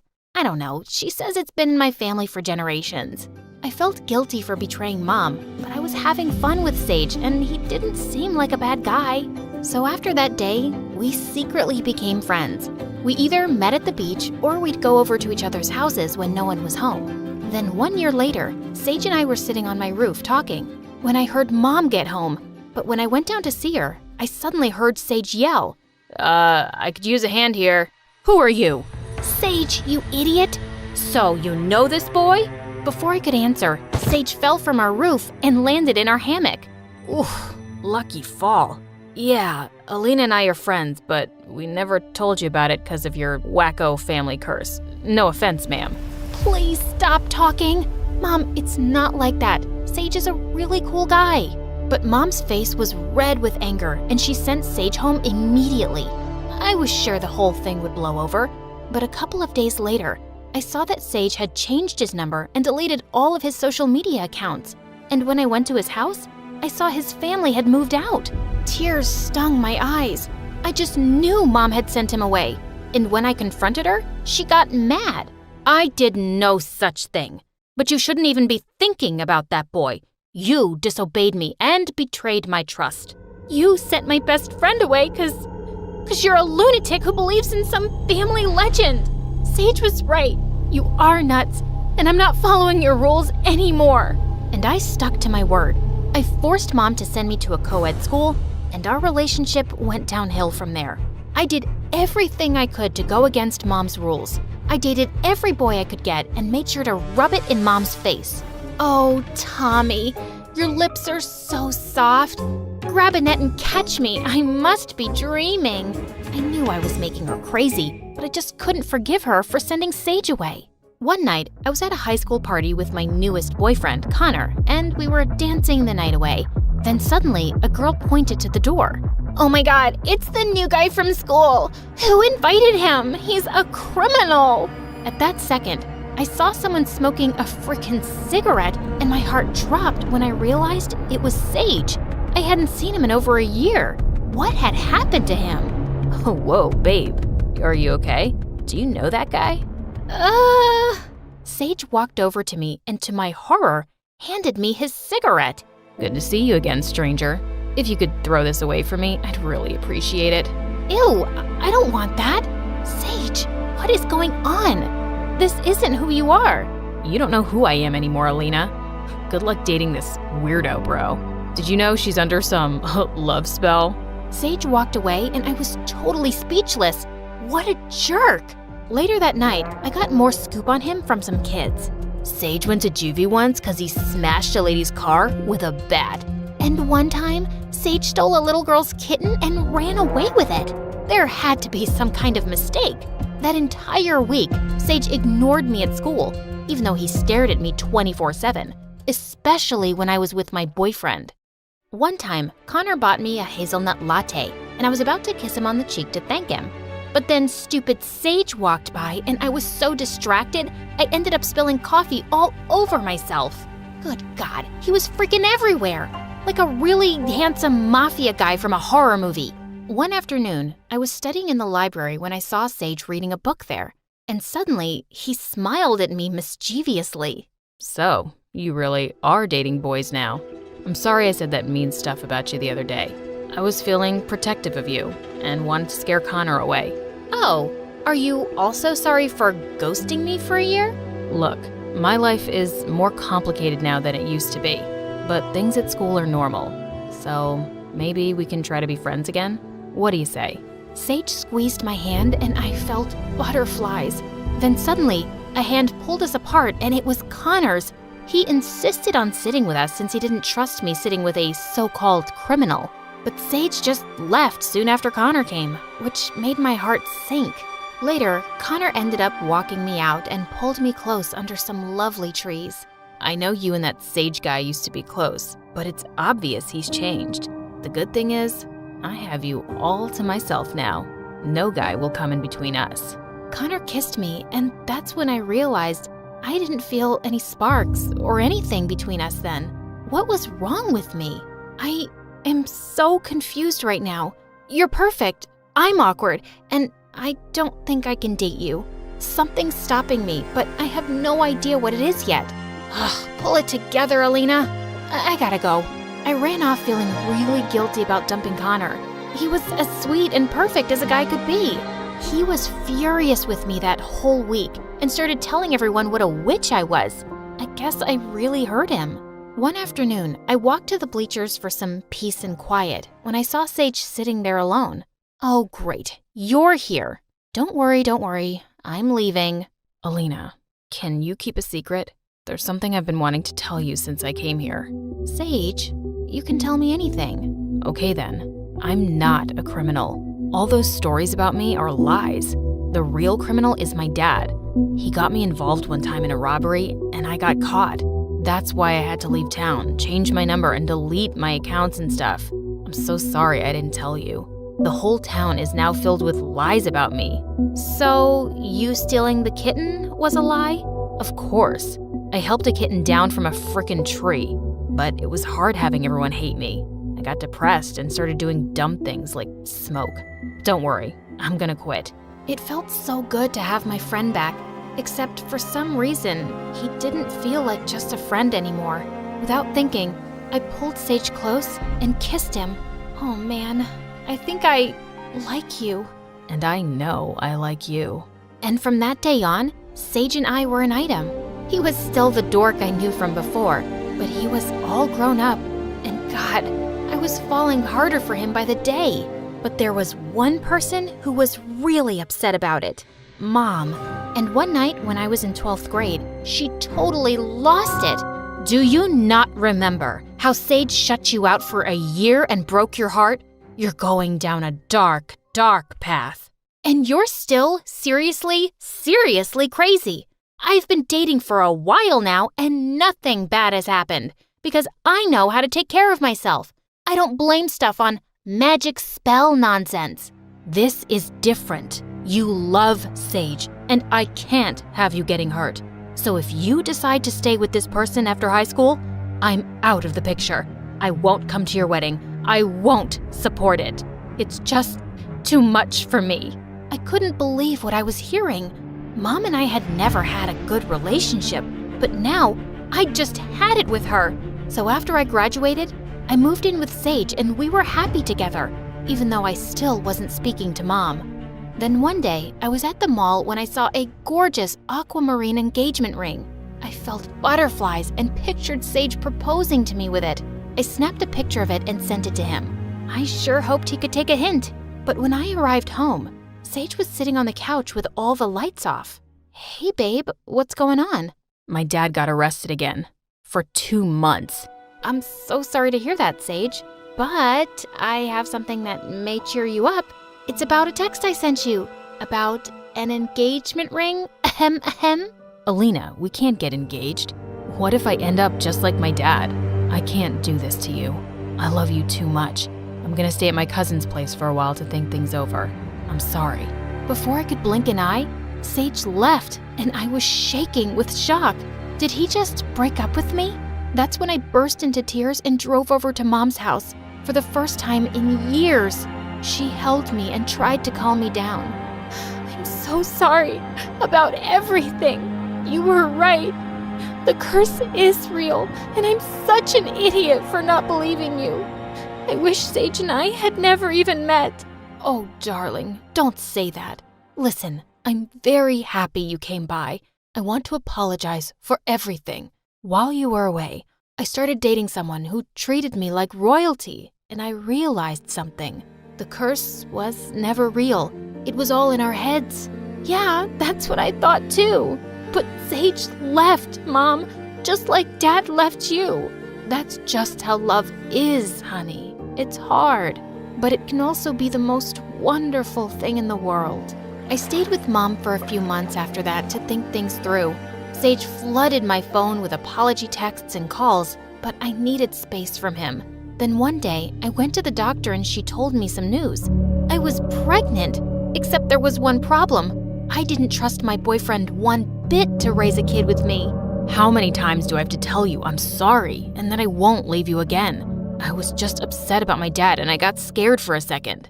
Well, how do I know you're not gonna get scared for a second time and leave again?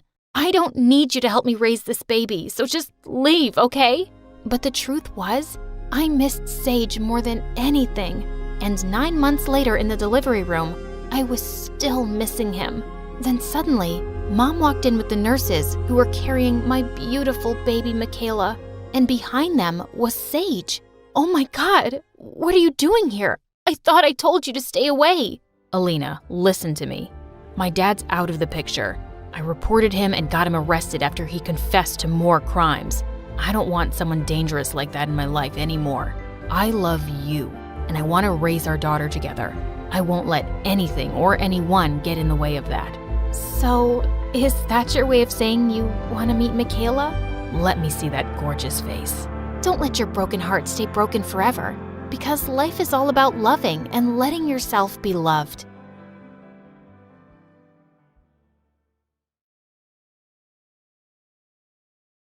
Hi, my name is Irina, and I'm from Moldova. Please like and subscribe. I was born to poor parents. My dad worked as a janitor, and Mom was a maid in a rich family's house. And no matter how hard they worked, they always seemed to be struggling for money. Once when I was 4, our landlord barged in and threatened to throw us out for not paying rent on time. Please, just give me a week. Irina fell ill this month, and we had to spend money on her medicines.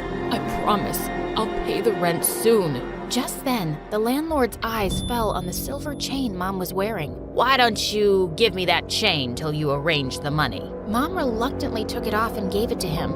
It was the only jewelry she had, and I was so angry she had to give it away. Dad, I'll go to work with Mommy and we'll get some extra money. You can use that to pay the rent. Dad hugged me and kissed my forehead. I'm so sorry, my love. I promise, things will get better. But they never did. We kept living under the curse of poverty.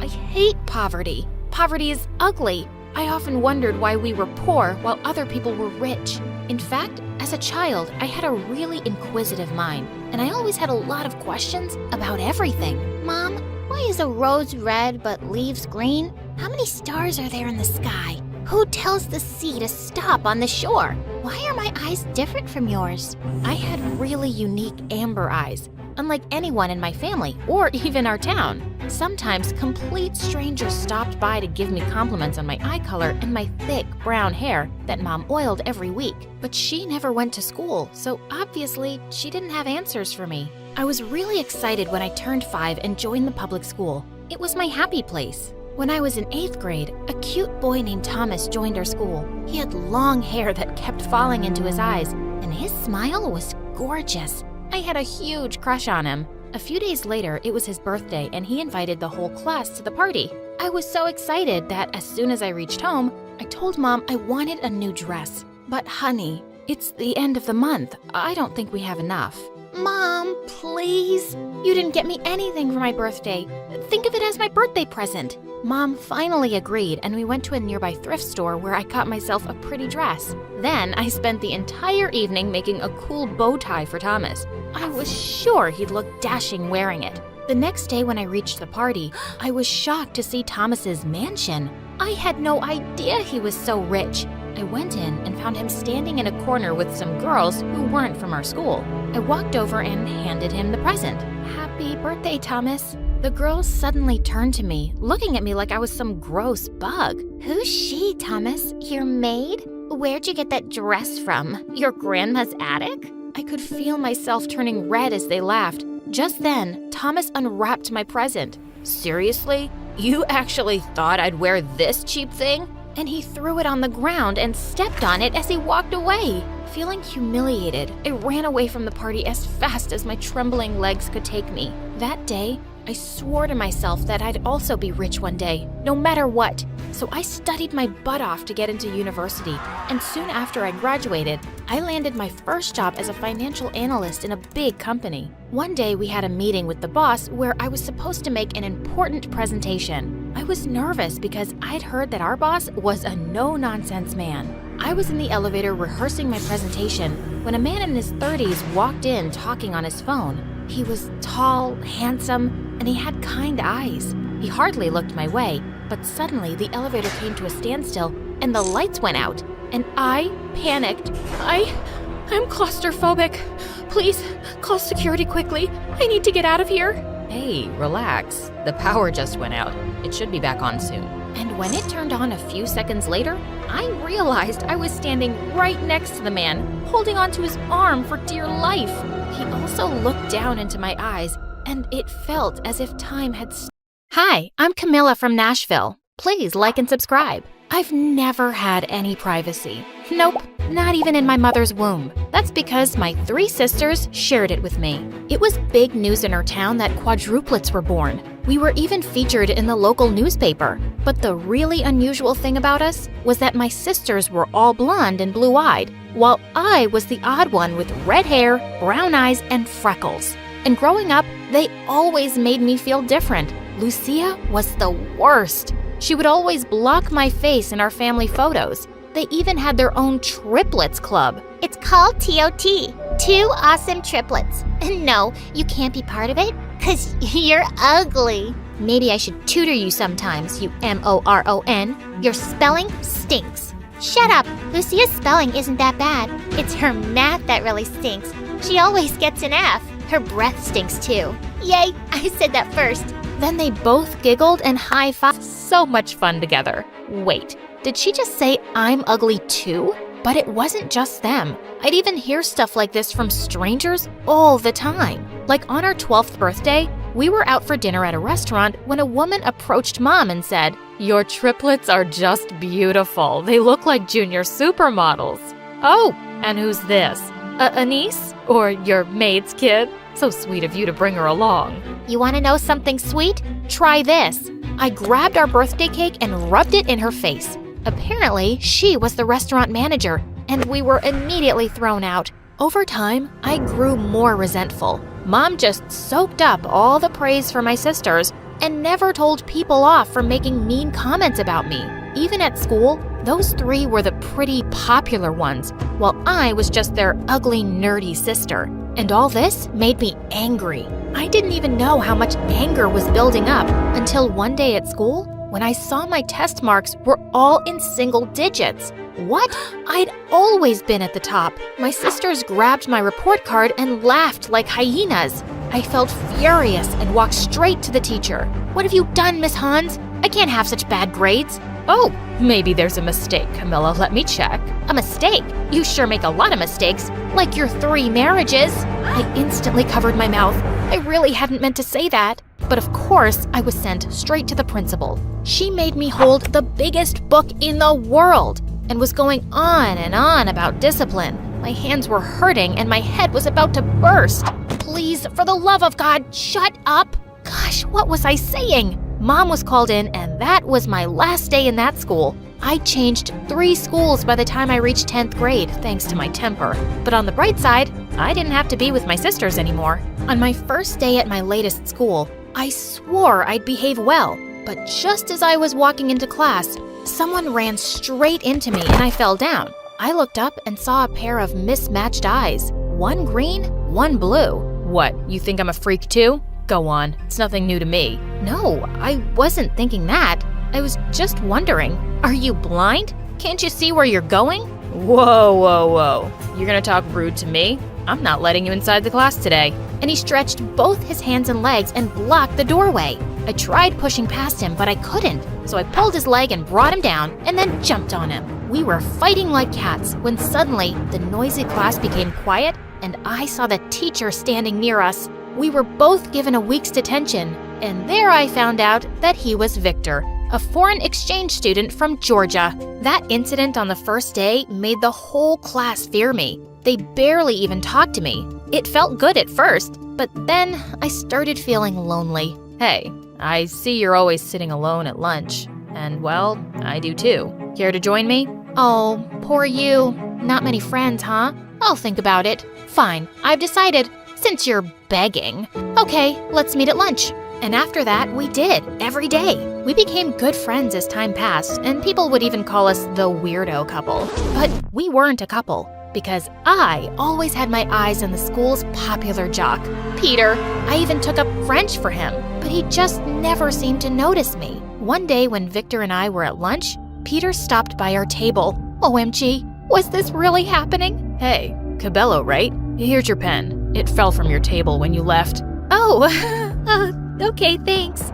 Peter, right? You're a lifesaver. I mean, a pen saver. I just, so you know, it's Camilla. I mean, I'm Camilla, but it's fine. You can call me Cabello. It's just a confusing name. He gave a short smile and left. What was that? You looked like a tomato and sounded like an idiot. Don't laugh at me like you have a million girlfriends. I admit, I have a huge crush on him. And I'm really trying, man. In French class, I stand up and answer every question, but he doesn't even look at me. You think he'll see you as a total nerd and then ask you out? Not a chance. Why not? Don't guys like smart girls? Clearly, you know nothing. You badly need some lessons from me. I know how to impress a guy. I didn't know you were gay. That actually explains a lot. Oh, shut up. Meet me at the bleachers, 5 p.m. sharp. Well, after all my failed efforts, maybe I could try some of Victor's tips. And so our classes began. But some things he were teaching me were nonsense. And they kinda worked. Peter came over and talked to me one day. Hey, someone was telling me you're really good at math, and I was wondering, could you tutor me? I really need some help. This was perfect. We hung out every day in the library for the next 2 weeks, and he was so happy when he finally got a B. And then he asked me out. And of course I said yes. It was gonna be my first date, so I needed Victor's expert advice. Just look amazed at everything he says and laugh extra hard at his lame jokes. Oh, and keep touching his arm every 2 minutes and keep batting your eyelashes. Ew, really? You think that's gonna work? Fine. Let's get him. I was so excited that I even told Mom all about Peter. Oh, Camilla, I can't believe you finally have a boyfriend. Wow, miracles really can happen, darling. I could tell she was really shocked, but this one time, I couldn't get angry at her because I was so in love. I smiled and walked off into my room. Why are you grinning like an idiot? Oh, yeah. I have some news, you dumb triplets. I've got a boyfriend. And not just any boy, the most popular boy in school. We're going on a date this weekend. A boyfriend? I'm sure he's an imaginary one. Yeah, you being the ugliest, you don't stand a chance. 'Cause even Lucia had to beg every boy in school to be her boyfriend. Yeah, but they all dumped her in front of everyone. All 3 did. You're gonna be single forever, baby. Mean, stupid idiots. I just ignored them and went back to Peter dreams. The next day at school, I saw Peter walking down the corridor, and I caught up with him and took his hand. But he just shook it off. I felt shocked, but before I could say anything, we were already inside the classroom, and he didn't even sit anywhere close to me. I caught him alone at the end of class. What was that? You brushed off my hand? You didn't sit next to me? Are we dating or what? Of course we are, babe. I just don't like public displays of affection. I'm shy that way. But we're alone now. And suddenly he drew me close and kissed me gently on the lips. The weekend arrived soon, and Peter took me to watch his favorite movie. As we were coming out of the theater holding hands, I spotted some kids from school. Hey, Peter, they play basketball with you, right? Let's go say hi. Oh God, they're coming this way. And suddenly he pushed me behind a big potted plant. What the heck? I saw him walk forward to meet the guys, and then he just left with them. I felt so stupid and so mad. I wouldn't even look at his face in school the next day. And then suddenly he pulled me into an empty classroom. What do you want with me now, Peter? Listen, I'm sorry about last night. I kinda panicked. I really like you, Camilla, but do we have to announce that we're dating? Why not? Go on, say it. Well, you and I are just really different. You mean you're a popular jock and I'm some weird nerdy girl, right?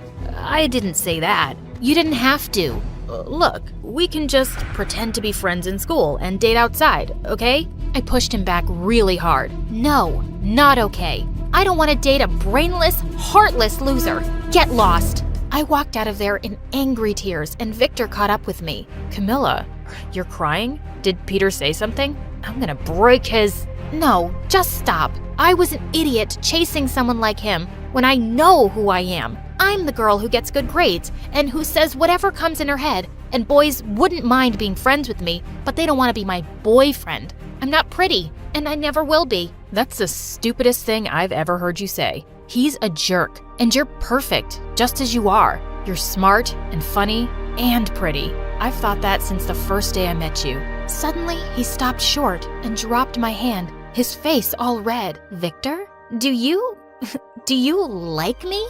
I don't know. Maybe. It doesn't matter.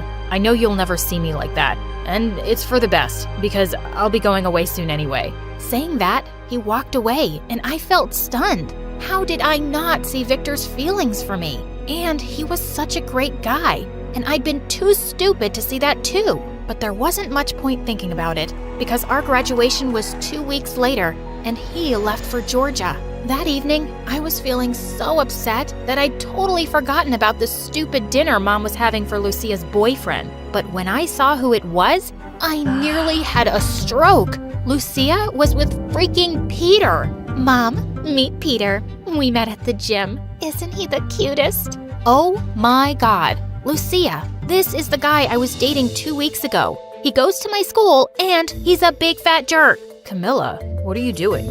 You were just my math tutor. I didn't know you had feelings for me. What?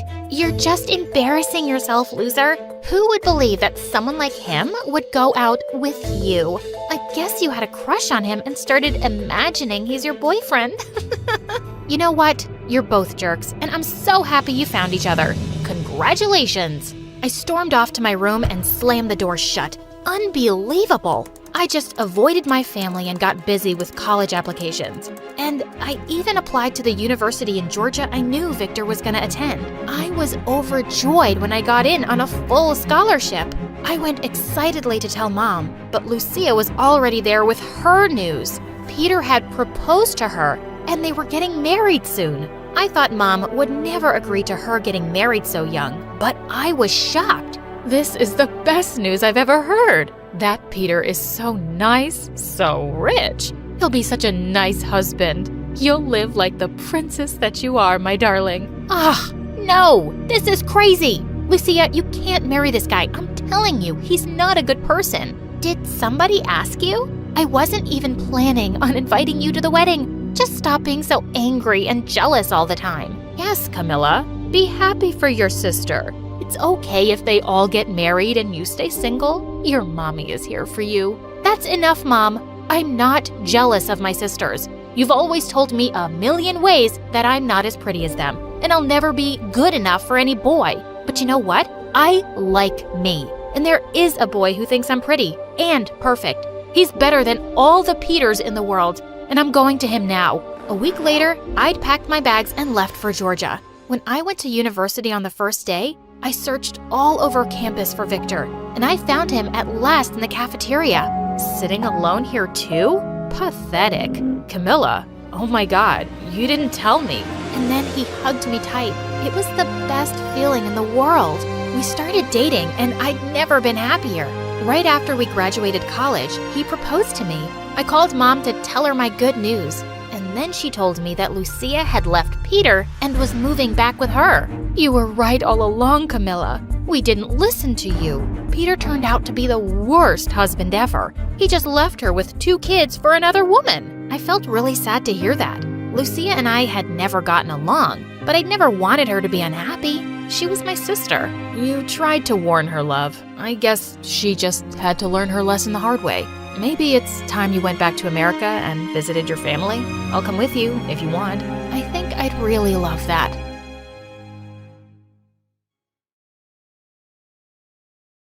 You know, when your life is dreamy and amazing and just perfect? I'm mopping up ice cream a kid threw up, and someone left teeth in the tip jar. What do you think? You're lucky you're used to bad things. Would you rather be me, having everything and losing it all? I feel like you want to tell me your story. How long is this gonna take? Not that long. Okay, so it all started 17 years ago when I arrived in this world as a beautiful baby girl. Of course you came as a baby girl. With eyes as blue as cornflowers. Why are you stating the obvious? My mother wrapped me up in a cashmere blanket, which was the perfect shade of lavender. Interestingly, lavender is my favorite color. That's not interesting. Come on, get to the part where your life gets bad. And if you tell me you tripped on a cornflower and broke your lavender shoe... I really liked that shoe. And I tripped on a sunflower. Okay. I swear, you're gonna love how much worse my life gets. Do you guys want to hear the long version or the short one? Fine, the short one then. My name is Olivia, and before I continue, please like and subscribe. My dad was the owner of a tech startup. Don't ask me what the startup is about. I have no idea. I tried finding out many times, but the conversation always goes something like this. Daddy, can you tell me more about your tech startup? Of course, sweetheart. Basically, we're using cutting-edge algorithms to optimize data. What a pretty butterfly on that rose. I need to send my rose pink dress to the dry cleaners. Our platform synergizes complex neural networks with cloud-based infrastructures. But I don't have the right shoes with that dress. Maybe I need new shoes, or maybe I need a new dress. With our blockchain architecture, we're able to establish an ecosystem that... Daddy has wrinkles on his forehead. I should give him night cream on his birthday. In short, we are revolutionizing the industry. That's amazing, Daddy! I don't know, man. Your guess is as good as mine. The important part is that his startup made us very, very rich. Like, take a private jet to your private island kind of rich. We lived in a huge mansion where Mom and I had closets as big as rooms and clothes and shoes for days. My life was a whirlwind of glamorous parties, fancy vacations, and global shopping sprees. I went to a great private school, had tons of friends who adored me, and the cherry on top of my sweet life was Dad's friend's son, my dreamboat boyfriend, Chad. I really had everything. Then it all went to hell one day when I tripped on a sunflower and broke the heel of my fourth favorite lavender shoe. Are you kidding me? It's about to get worse, I promise. I was meeting Chad in the park. My heel broke, so I had to walk barefoot. I was crossing the track when this stupid kid on roller skates ran right over my toes. I screamed and fell back on my butt, and then out of nowhere, a crow started attacking me. It was the most bizarre day. By the time I reached our usual spot, I was in a foul mood. But suddenly, seeing the golden hour light hitting Chad's perfect face, everything else melted away. I could take all the ups and downs of life with Chad by my side. I think we should break up, Livy. Break up what, babe? Us. We should break up. I've accepted an offer at a university across the country, and I don't think we can make long distance work. I don't understand. Like stars departing at dawn's first light, our destinies ascend separate horizons.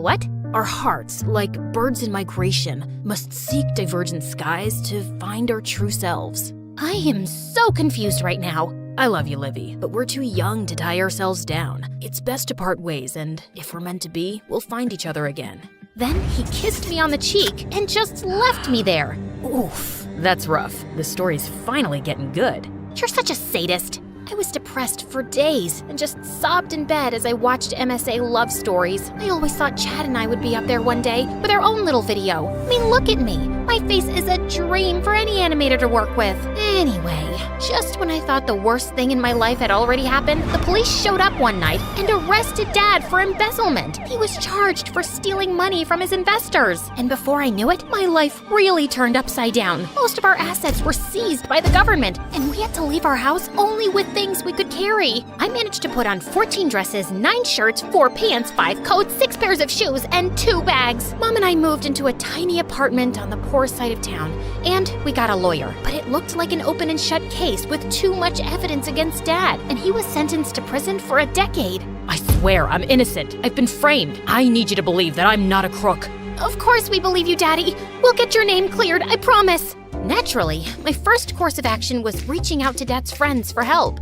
You need to leave. I can't be seen with you.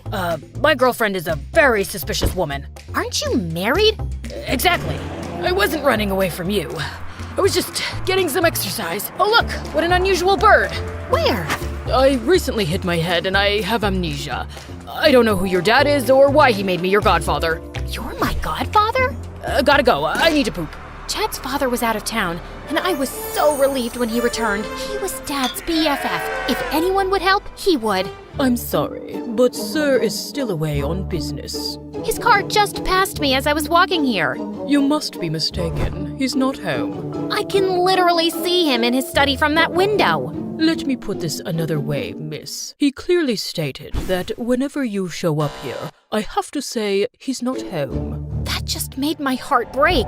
No one wanted anything to do with Dad because they all thought he was a crook. Next, I turned to my own friends, and I only met more closed doors. Wow, really, Penelope? Remember the only person who could look you in the face when you went through your hideous acne phase? And remember whose shoulder you cried on when the plastic surgeon botched your nose job? And remember who took the blame for your smelly fart when we were hanging out with your crush? You know it, me!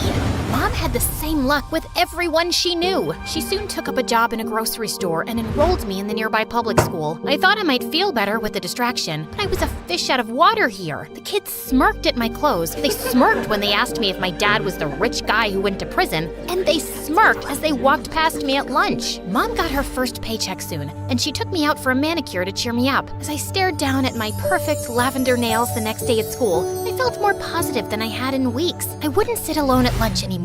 I would get to know these kids, and they'd get to know me, and they'd see how lovable I was, and I went flying forward with my food tray and fell flat on my face. As I got up, feeling hideously embarrassed, I suddenly noticed it. 2 of my nails were chipped. My perfect nails, not so perfect anymore.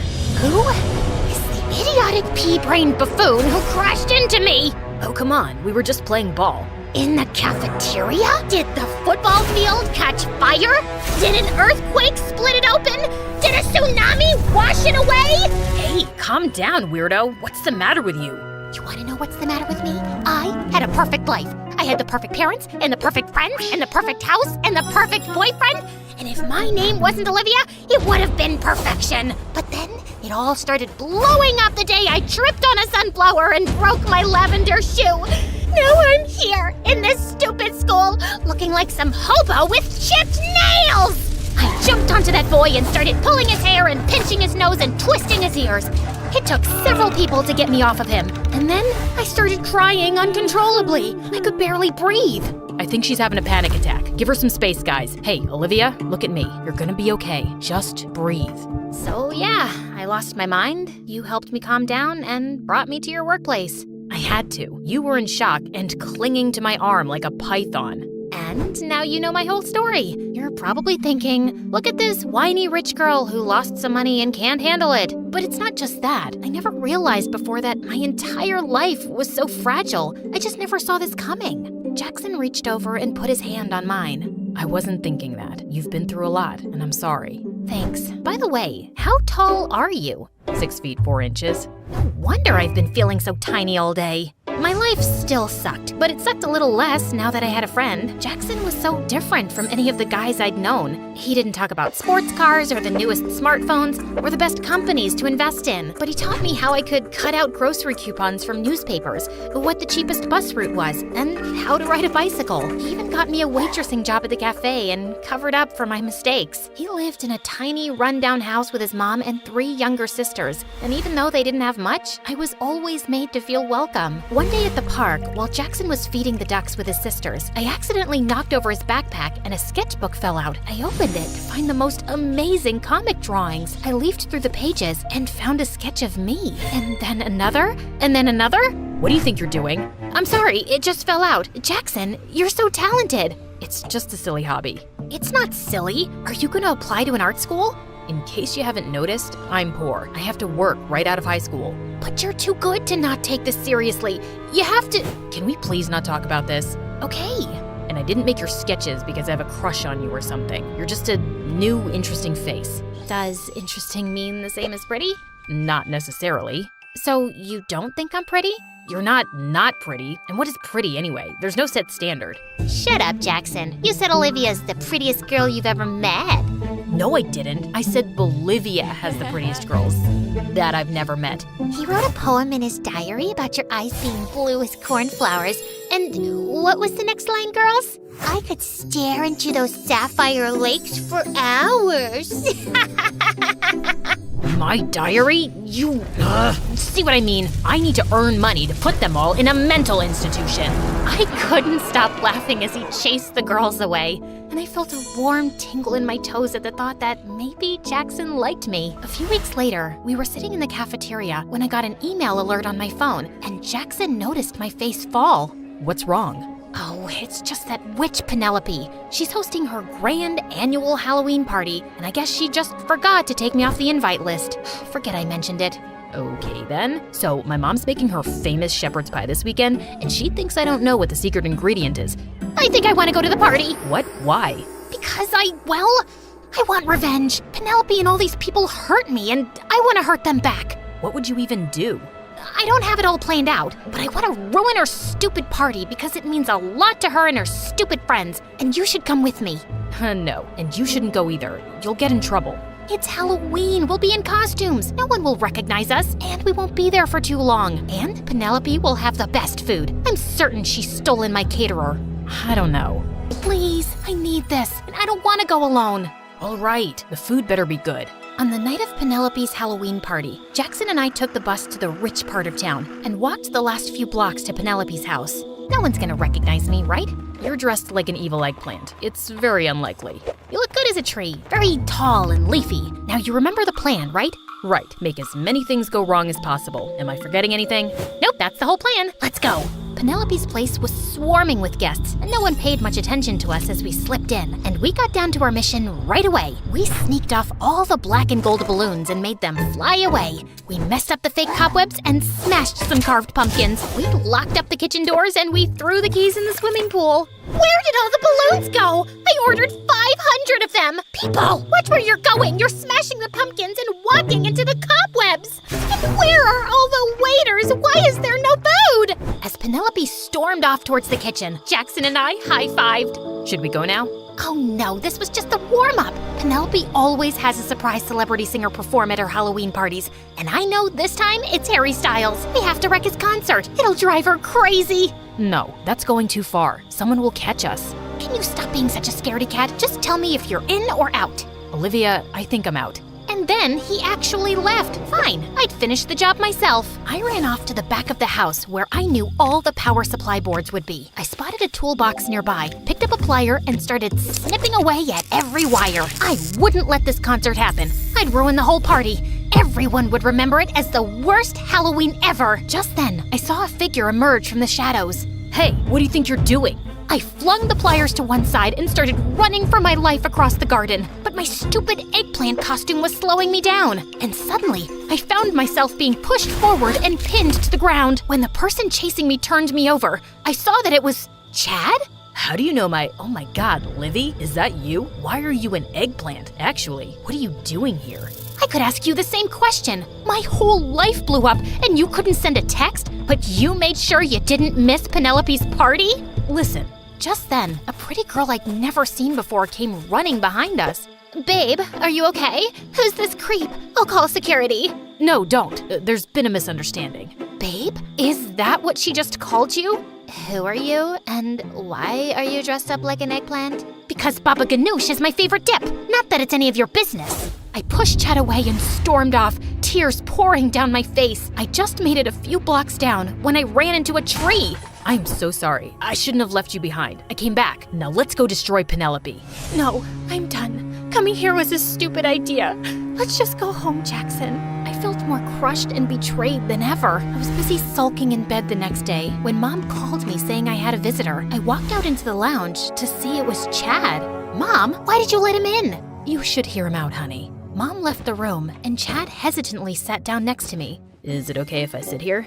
You're already sitting here. And no, none of this is okay. In fact, this is giving me a fuzzy flashback to when you were sitting down next to me on a park bench.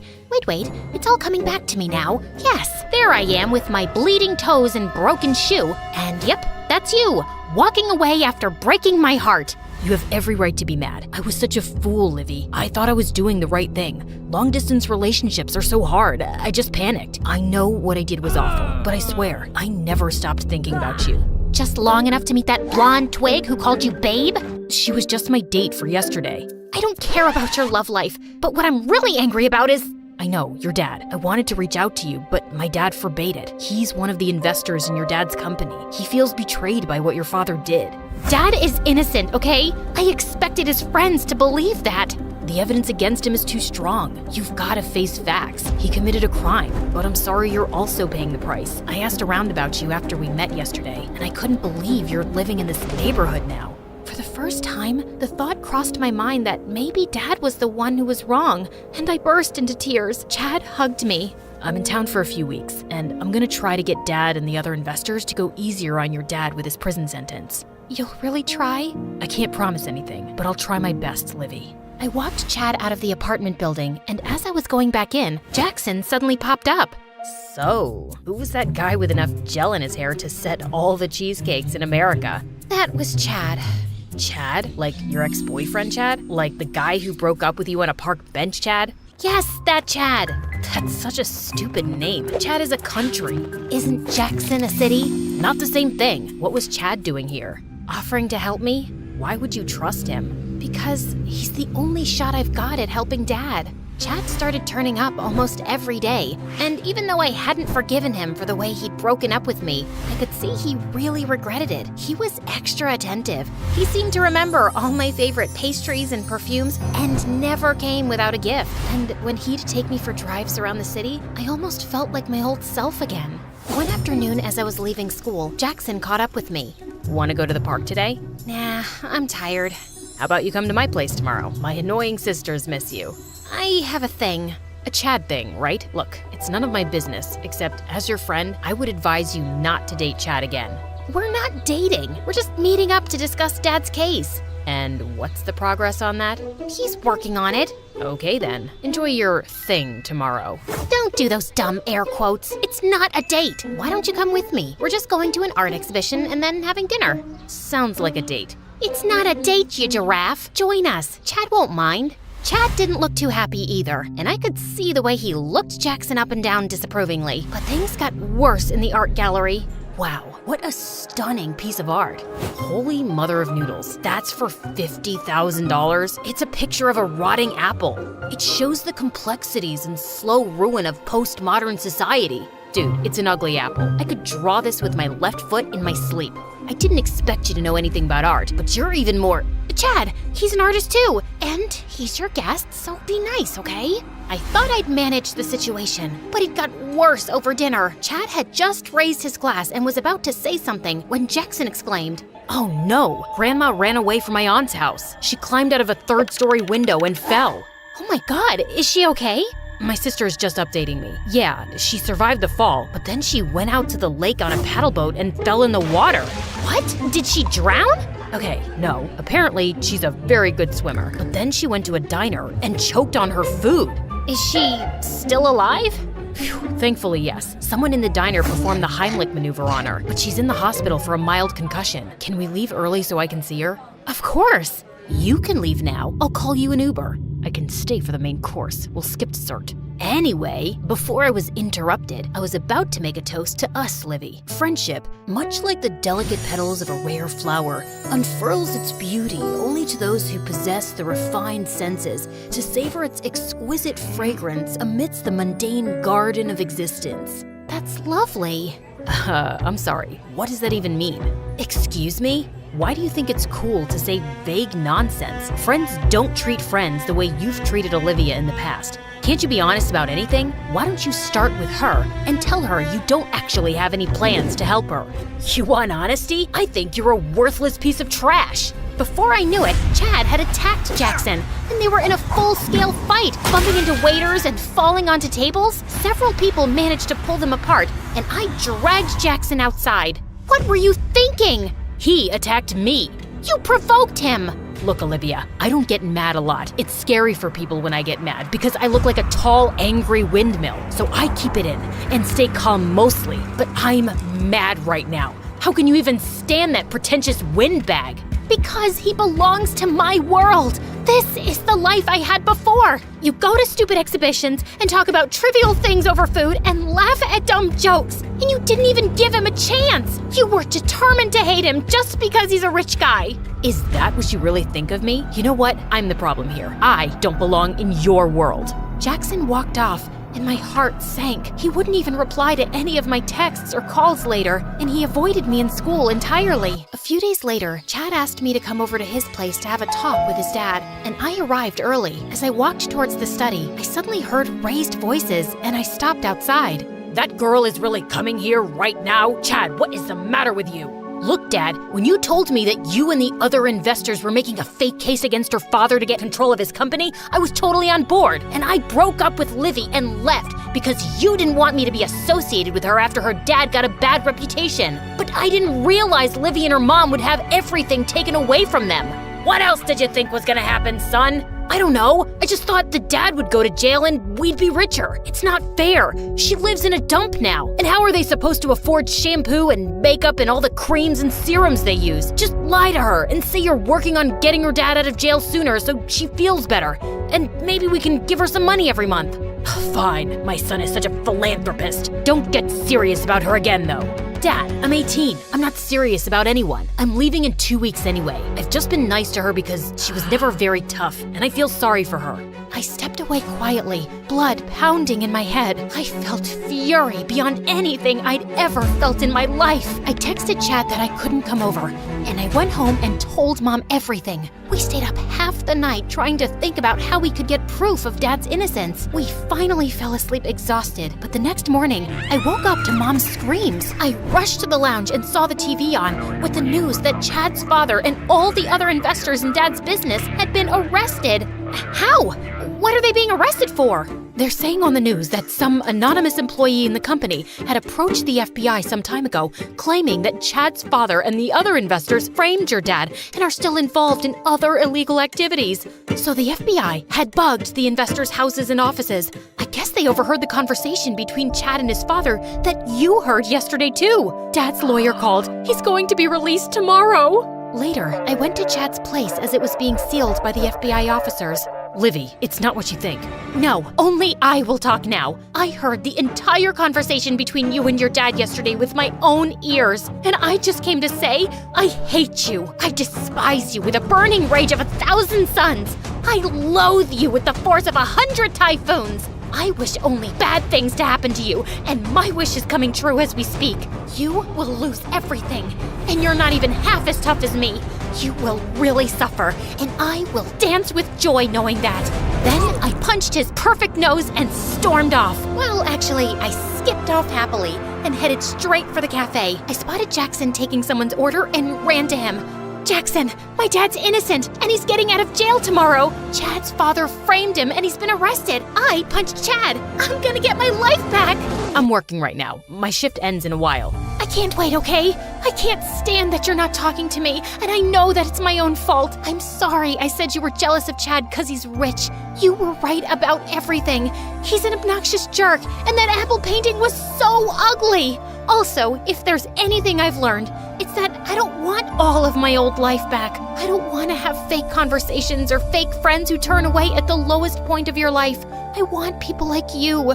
You literally saved me, and I love you for that. Also, you're very tall, which is hotter than you know. Jackson just stared back at me, and then suddenly his sisters burst in with a huge bunch of lavender balloons, a congratulations banner, and a cake. Are we late?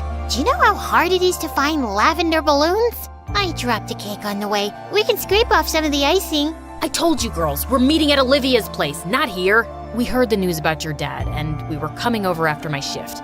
Even though you were mad at me? I can't stay mad at you. Look, just let me take this customer's order. Just kiss her, you moron. Hey, don't call him a moron. But seriously, just kiss me, dummy.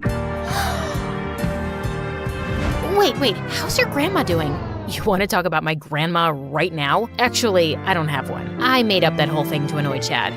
I like you even more right now.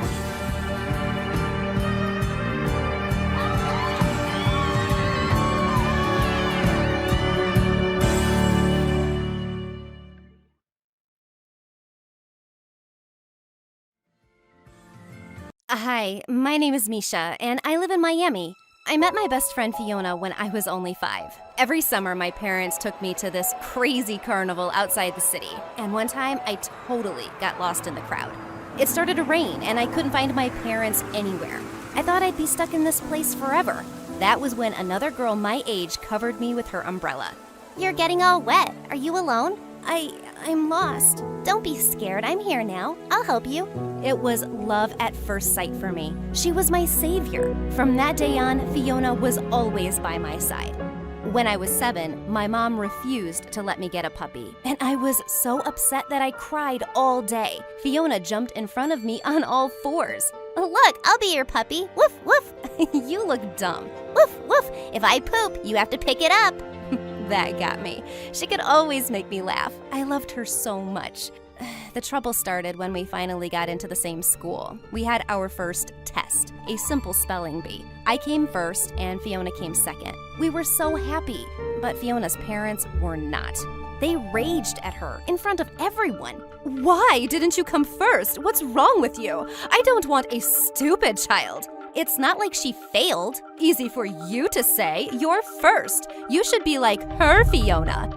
That broke Fiona's heart. I showered her with love, chocolates, and gossip till she cheered up. But that stopped working the 2nd, 3rd, 4th time I beat her. The pressure on us rose to a breaking point when Fiona's brother went away to a boarding school on a scholarship. He was gone, and suddenly Fiona was all alone with her awful parents. She stopped taking my calls and always came to school with puffy eyes, like she'd been crying. In 6th grade, when her scores were even lower, Fiona suddenly took a bottle of water and dunked it all over my head. Fiona, I wish you didn't even exist. You don't mean that. Yes, I do. Just disappear. From that day, a never-ending rivalry started between Fiona and I. She started messing with me all the time. She knew my locker combination, and she threw out my books. She even spilled the beans to everyone about the guy I had a crush on. He came to me at lunch and publicly rejected me. I was flaming mad. I ran up to Fiona's table and said, "Fiona peed in bed till she was 11, just so you all know." Fiona screeched like a monkey and attacked me. I hate you, Misha! One day, she crossed all her limits. I found her in the schoolyard bullying some other girl. I pulled Fiona away from her and screamed, "Have you gone crazy? I get that your parents are awful, but stop taking it out on everyone. Stop acting like you're better than me." She pushed me and I twisted my ankle so badly. I couldn't help it. I slapped her. We started wrestling on the ground when suddenly someone pulled me off Fiona. I gasped when I saw a tall boy version of Fiona in front of me. It was her brother, Henry. "What are you doing here? I thought you left." "Fiona tells me you've become a bully." How disappointing. "She's the bully, idiot." That's when Fiona started crying like a little baby and saying I was evil. Henry totally believed her. "Stay away from my sister or what? You'll fight me too? Let's go, right now." He laughed in my face. "You're cute. Too bad you're a bully." So annoying. Suddenly, it wasn't me against Fiona anymore. Henry butted in whenever I wanted to make my moves. One day, after I found my locker trashed again, I wanted to throw a bucket of soapy mop water on Fiona, but Henry showed up and started pulling the bucket away. We both tripped and got the water all over us. I tried to get up, but I slipped. Henry caught me just as I was about to hit the floor. I looked into his eyes and my heart started fluttering. "Are you catching feelings?" "No, let me go." "What are you both doing?" Fiona was staring at us with laser eyes. "Why are you on my brother?" "None of your business." "He is my business. Don't you dare hit on him." Oh, so this bothered her. I instantly threw my arms around Henry's neck and pulled him in for a kiss. He looked shocked, and Fiona let out an ear-splitting screech. "Henry, I can't believe you!" She ran away in tears, and Henry was so mad. "Why did you do that?" "Revenge. She deserves it. I'm trying to mend things with Fiona. You know that. You're an even bigger bully than I thought. Ask any of the students who the bully is. Go on." He stormed away, and I hated myself for feeling a little guilty. After the weekend on Monday, I was called into the principal's office. And to my surprise, Fiona was also sitting inside. You're in big trouble, Misha. Someone stole the cash from school tips from my office. Fiona tells me it was you. What? Fiona is a liar. There is no proof. The principal checked my bag, and as I expected, no cash. But when he opened my locker, hundreds of dollars just fell out. The witch sneaked the money in. This is unacceptable. How dare you? Students gathered around to watch the principal scream at me while Fiona just smiled. Stealing this much money and then lying about it? Misha, you're expelled. That was when Henry came running through the crowd. Sir, wait, you have the wrong culprit. Misha didn't steal this money. Fiona did. Everyone gasped. Fiona looked like she was gonna faint. I saw you stealing it. Tell him the truth, Fiona. Henry, you have to back me up. And let an innocent person take the fall? What happened to you? My jaw was on the floor as the principal lost it. He was so mad at Fiona for stealing and making up these crazy lies that he expelled her instead. I was in total shock. Fiona wasn't gonna be here anymore? You've taken everything from me. I never want to see you both ever again.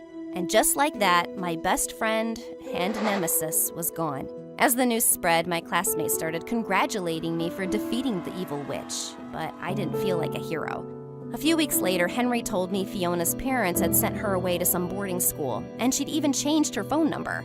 I'm sorry you had to stand up for me. I know how much it's costing you. It's my fault for leaving Fiona with our parents. I'm gonna transfer back to my old school. I have nothing left here. I'm still here. You want me to stay? Maybe I've just gotten used to having you around. It's not a big deal. Then why are you blushing? I covered my face with my sweater. I couldn't like Henry. He was Fiona's brother. But I was helpless. He was really quite adorable. He even cracked the funniest jokes, like the old Fiona used to. One weekend, I saw Henry walking arm in arm with another girl, and I froze. He was dating someone? My feet followed them before I could help it. She hugged him and kissed him on the cheek. Henry! Misha, what are you doing here? I was just passing by. I didn't know you had a girlfriend. This is my cousin. I was such an idiot. I tried to run out of there, but he pulled me back. He waved his cousin off and turned to me. So, how jealous were you on a scale of 1 to 10? 0. I think it was a 9. No way. Okay, then you should stop me before I kiss you.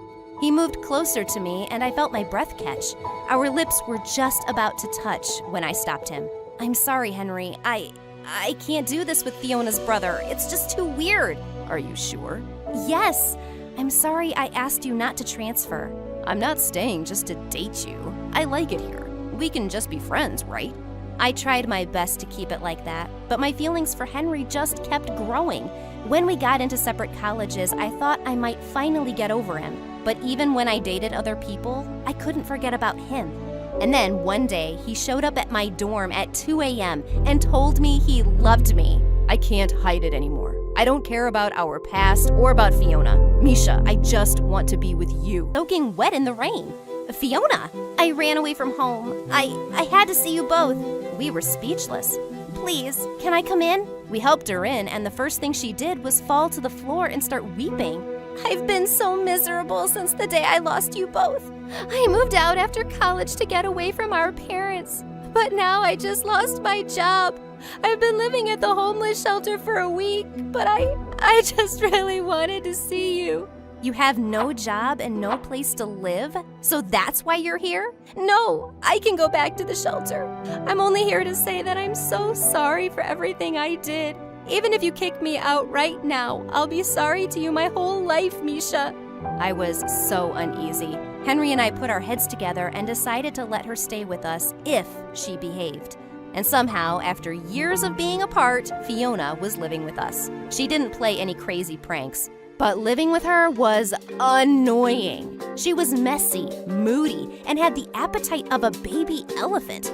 One time, I'd baked the most beautiful cake for Henry's birthday. But the night before the party, I saw Fiona stuffing her face with it. Sorry, I was starving. Were you saving this? When I told her it was for Henry's birthday, Fiona burst into tears. She even cried at his party about the store-bought cake, and all his friends were so awkward. She's scaring me.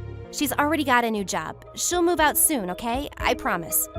That was good. Because 1 week from that dinner, my doctor told me some amazing news. I was pregnant. Henry went mad with excitement, and Fiona cried for 2 days straight. Your baby is gonna be related to me. I love that. Well, that was sweet. Fiona stayed by me through all my scary and happy moments, and I was almost sorry to see her go when she found her own apartment 3 months before my due date. But when she moved out, she changed again. She never invited us over, and if Henry asked to hang out, she always made up some stupid excuses. Did she use us just to get back on her feet? After I give birth, I'm gonna kick her butt. About 2 weeks before my due date, Henry got a call from the hospital. Hi, you're Fiona's emergency contact. We need you to come to the hospital right away. What happened? Your sister's about to have her baby. Wait, what baby? Henry and I rushed to the hospital where we found out that Fiona was pregnant. She'd been pregnant this whole time. I couldn't believe it. She has high blood pressure, so we're watching her and the baby carefully. She might need surgery. Surgery? Is she going to be okay? How could she lie about this? Oh my God. I was suddenly in total panic, and that was the moment Can you believe it? Our kids will be birthday pals. Why? Why did you hide this from us? I didn't want to guilt you guys into helping some poor pregnant woman. I missed you so much, and I just wanted you to give me a real chance. You fool! What if something had happened to you? You're so stupid. I know. I'm so sorry, Misha. I wish I could take all those years back. I was so horrible to you, and I'll never, ever forgive myself. I can forgive you. I will forgive you. Come here. I gave her a one-armed hug, and we stared at our babies side by side. They're gonna be best friends, aren't they? Better. They're sisters.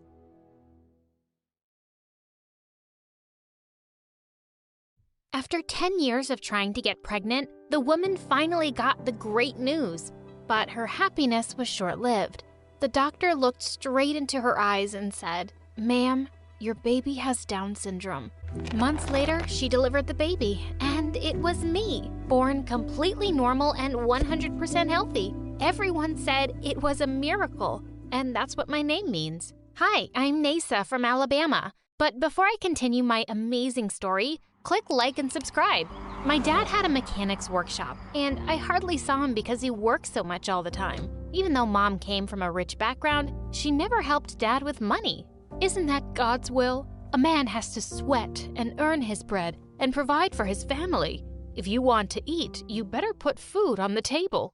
Once when I was 3, Mom and I visited him at the workshop. He was fixing a car and asking me to hand him the plier. I didn't know what it was, so I just picked up the entire toolbox and put it in front of him. He was shocked. How did you do that, Nasa?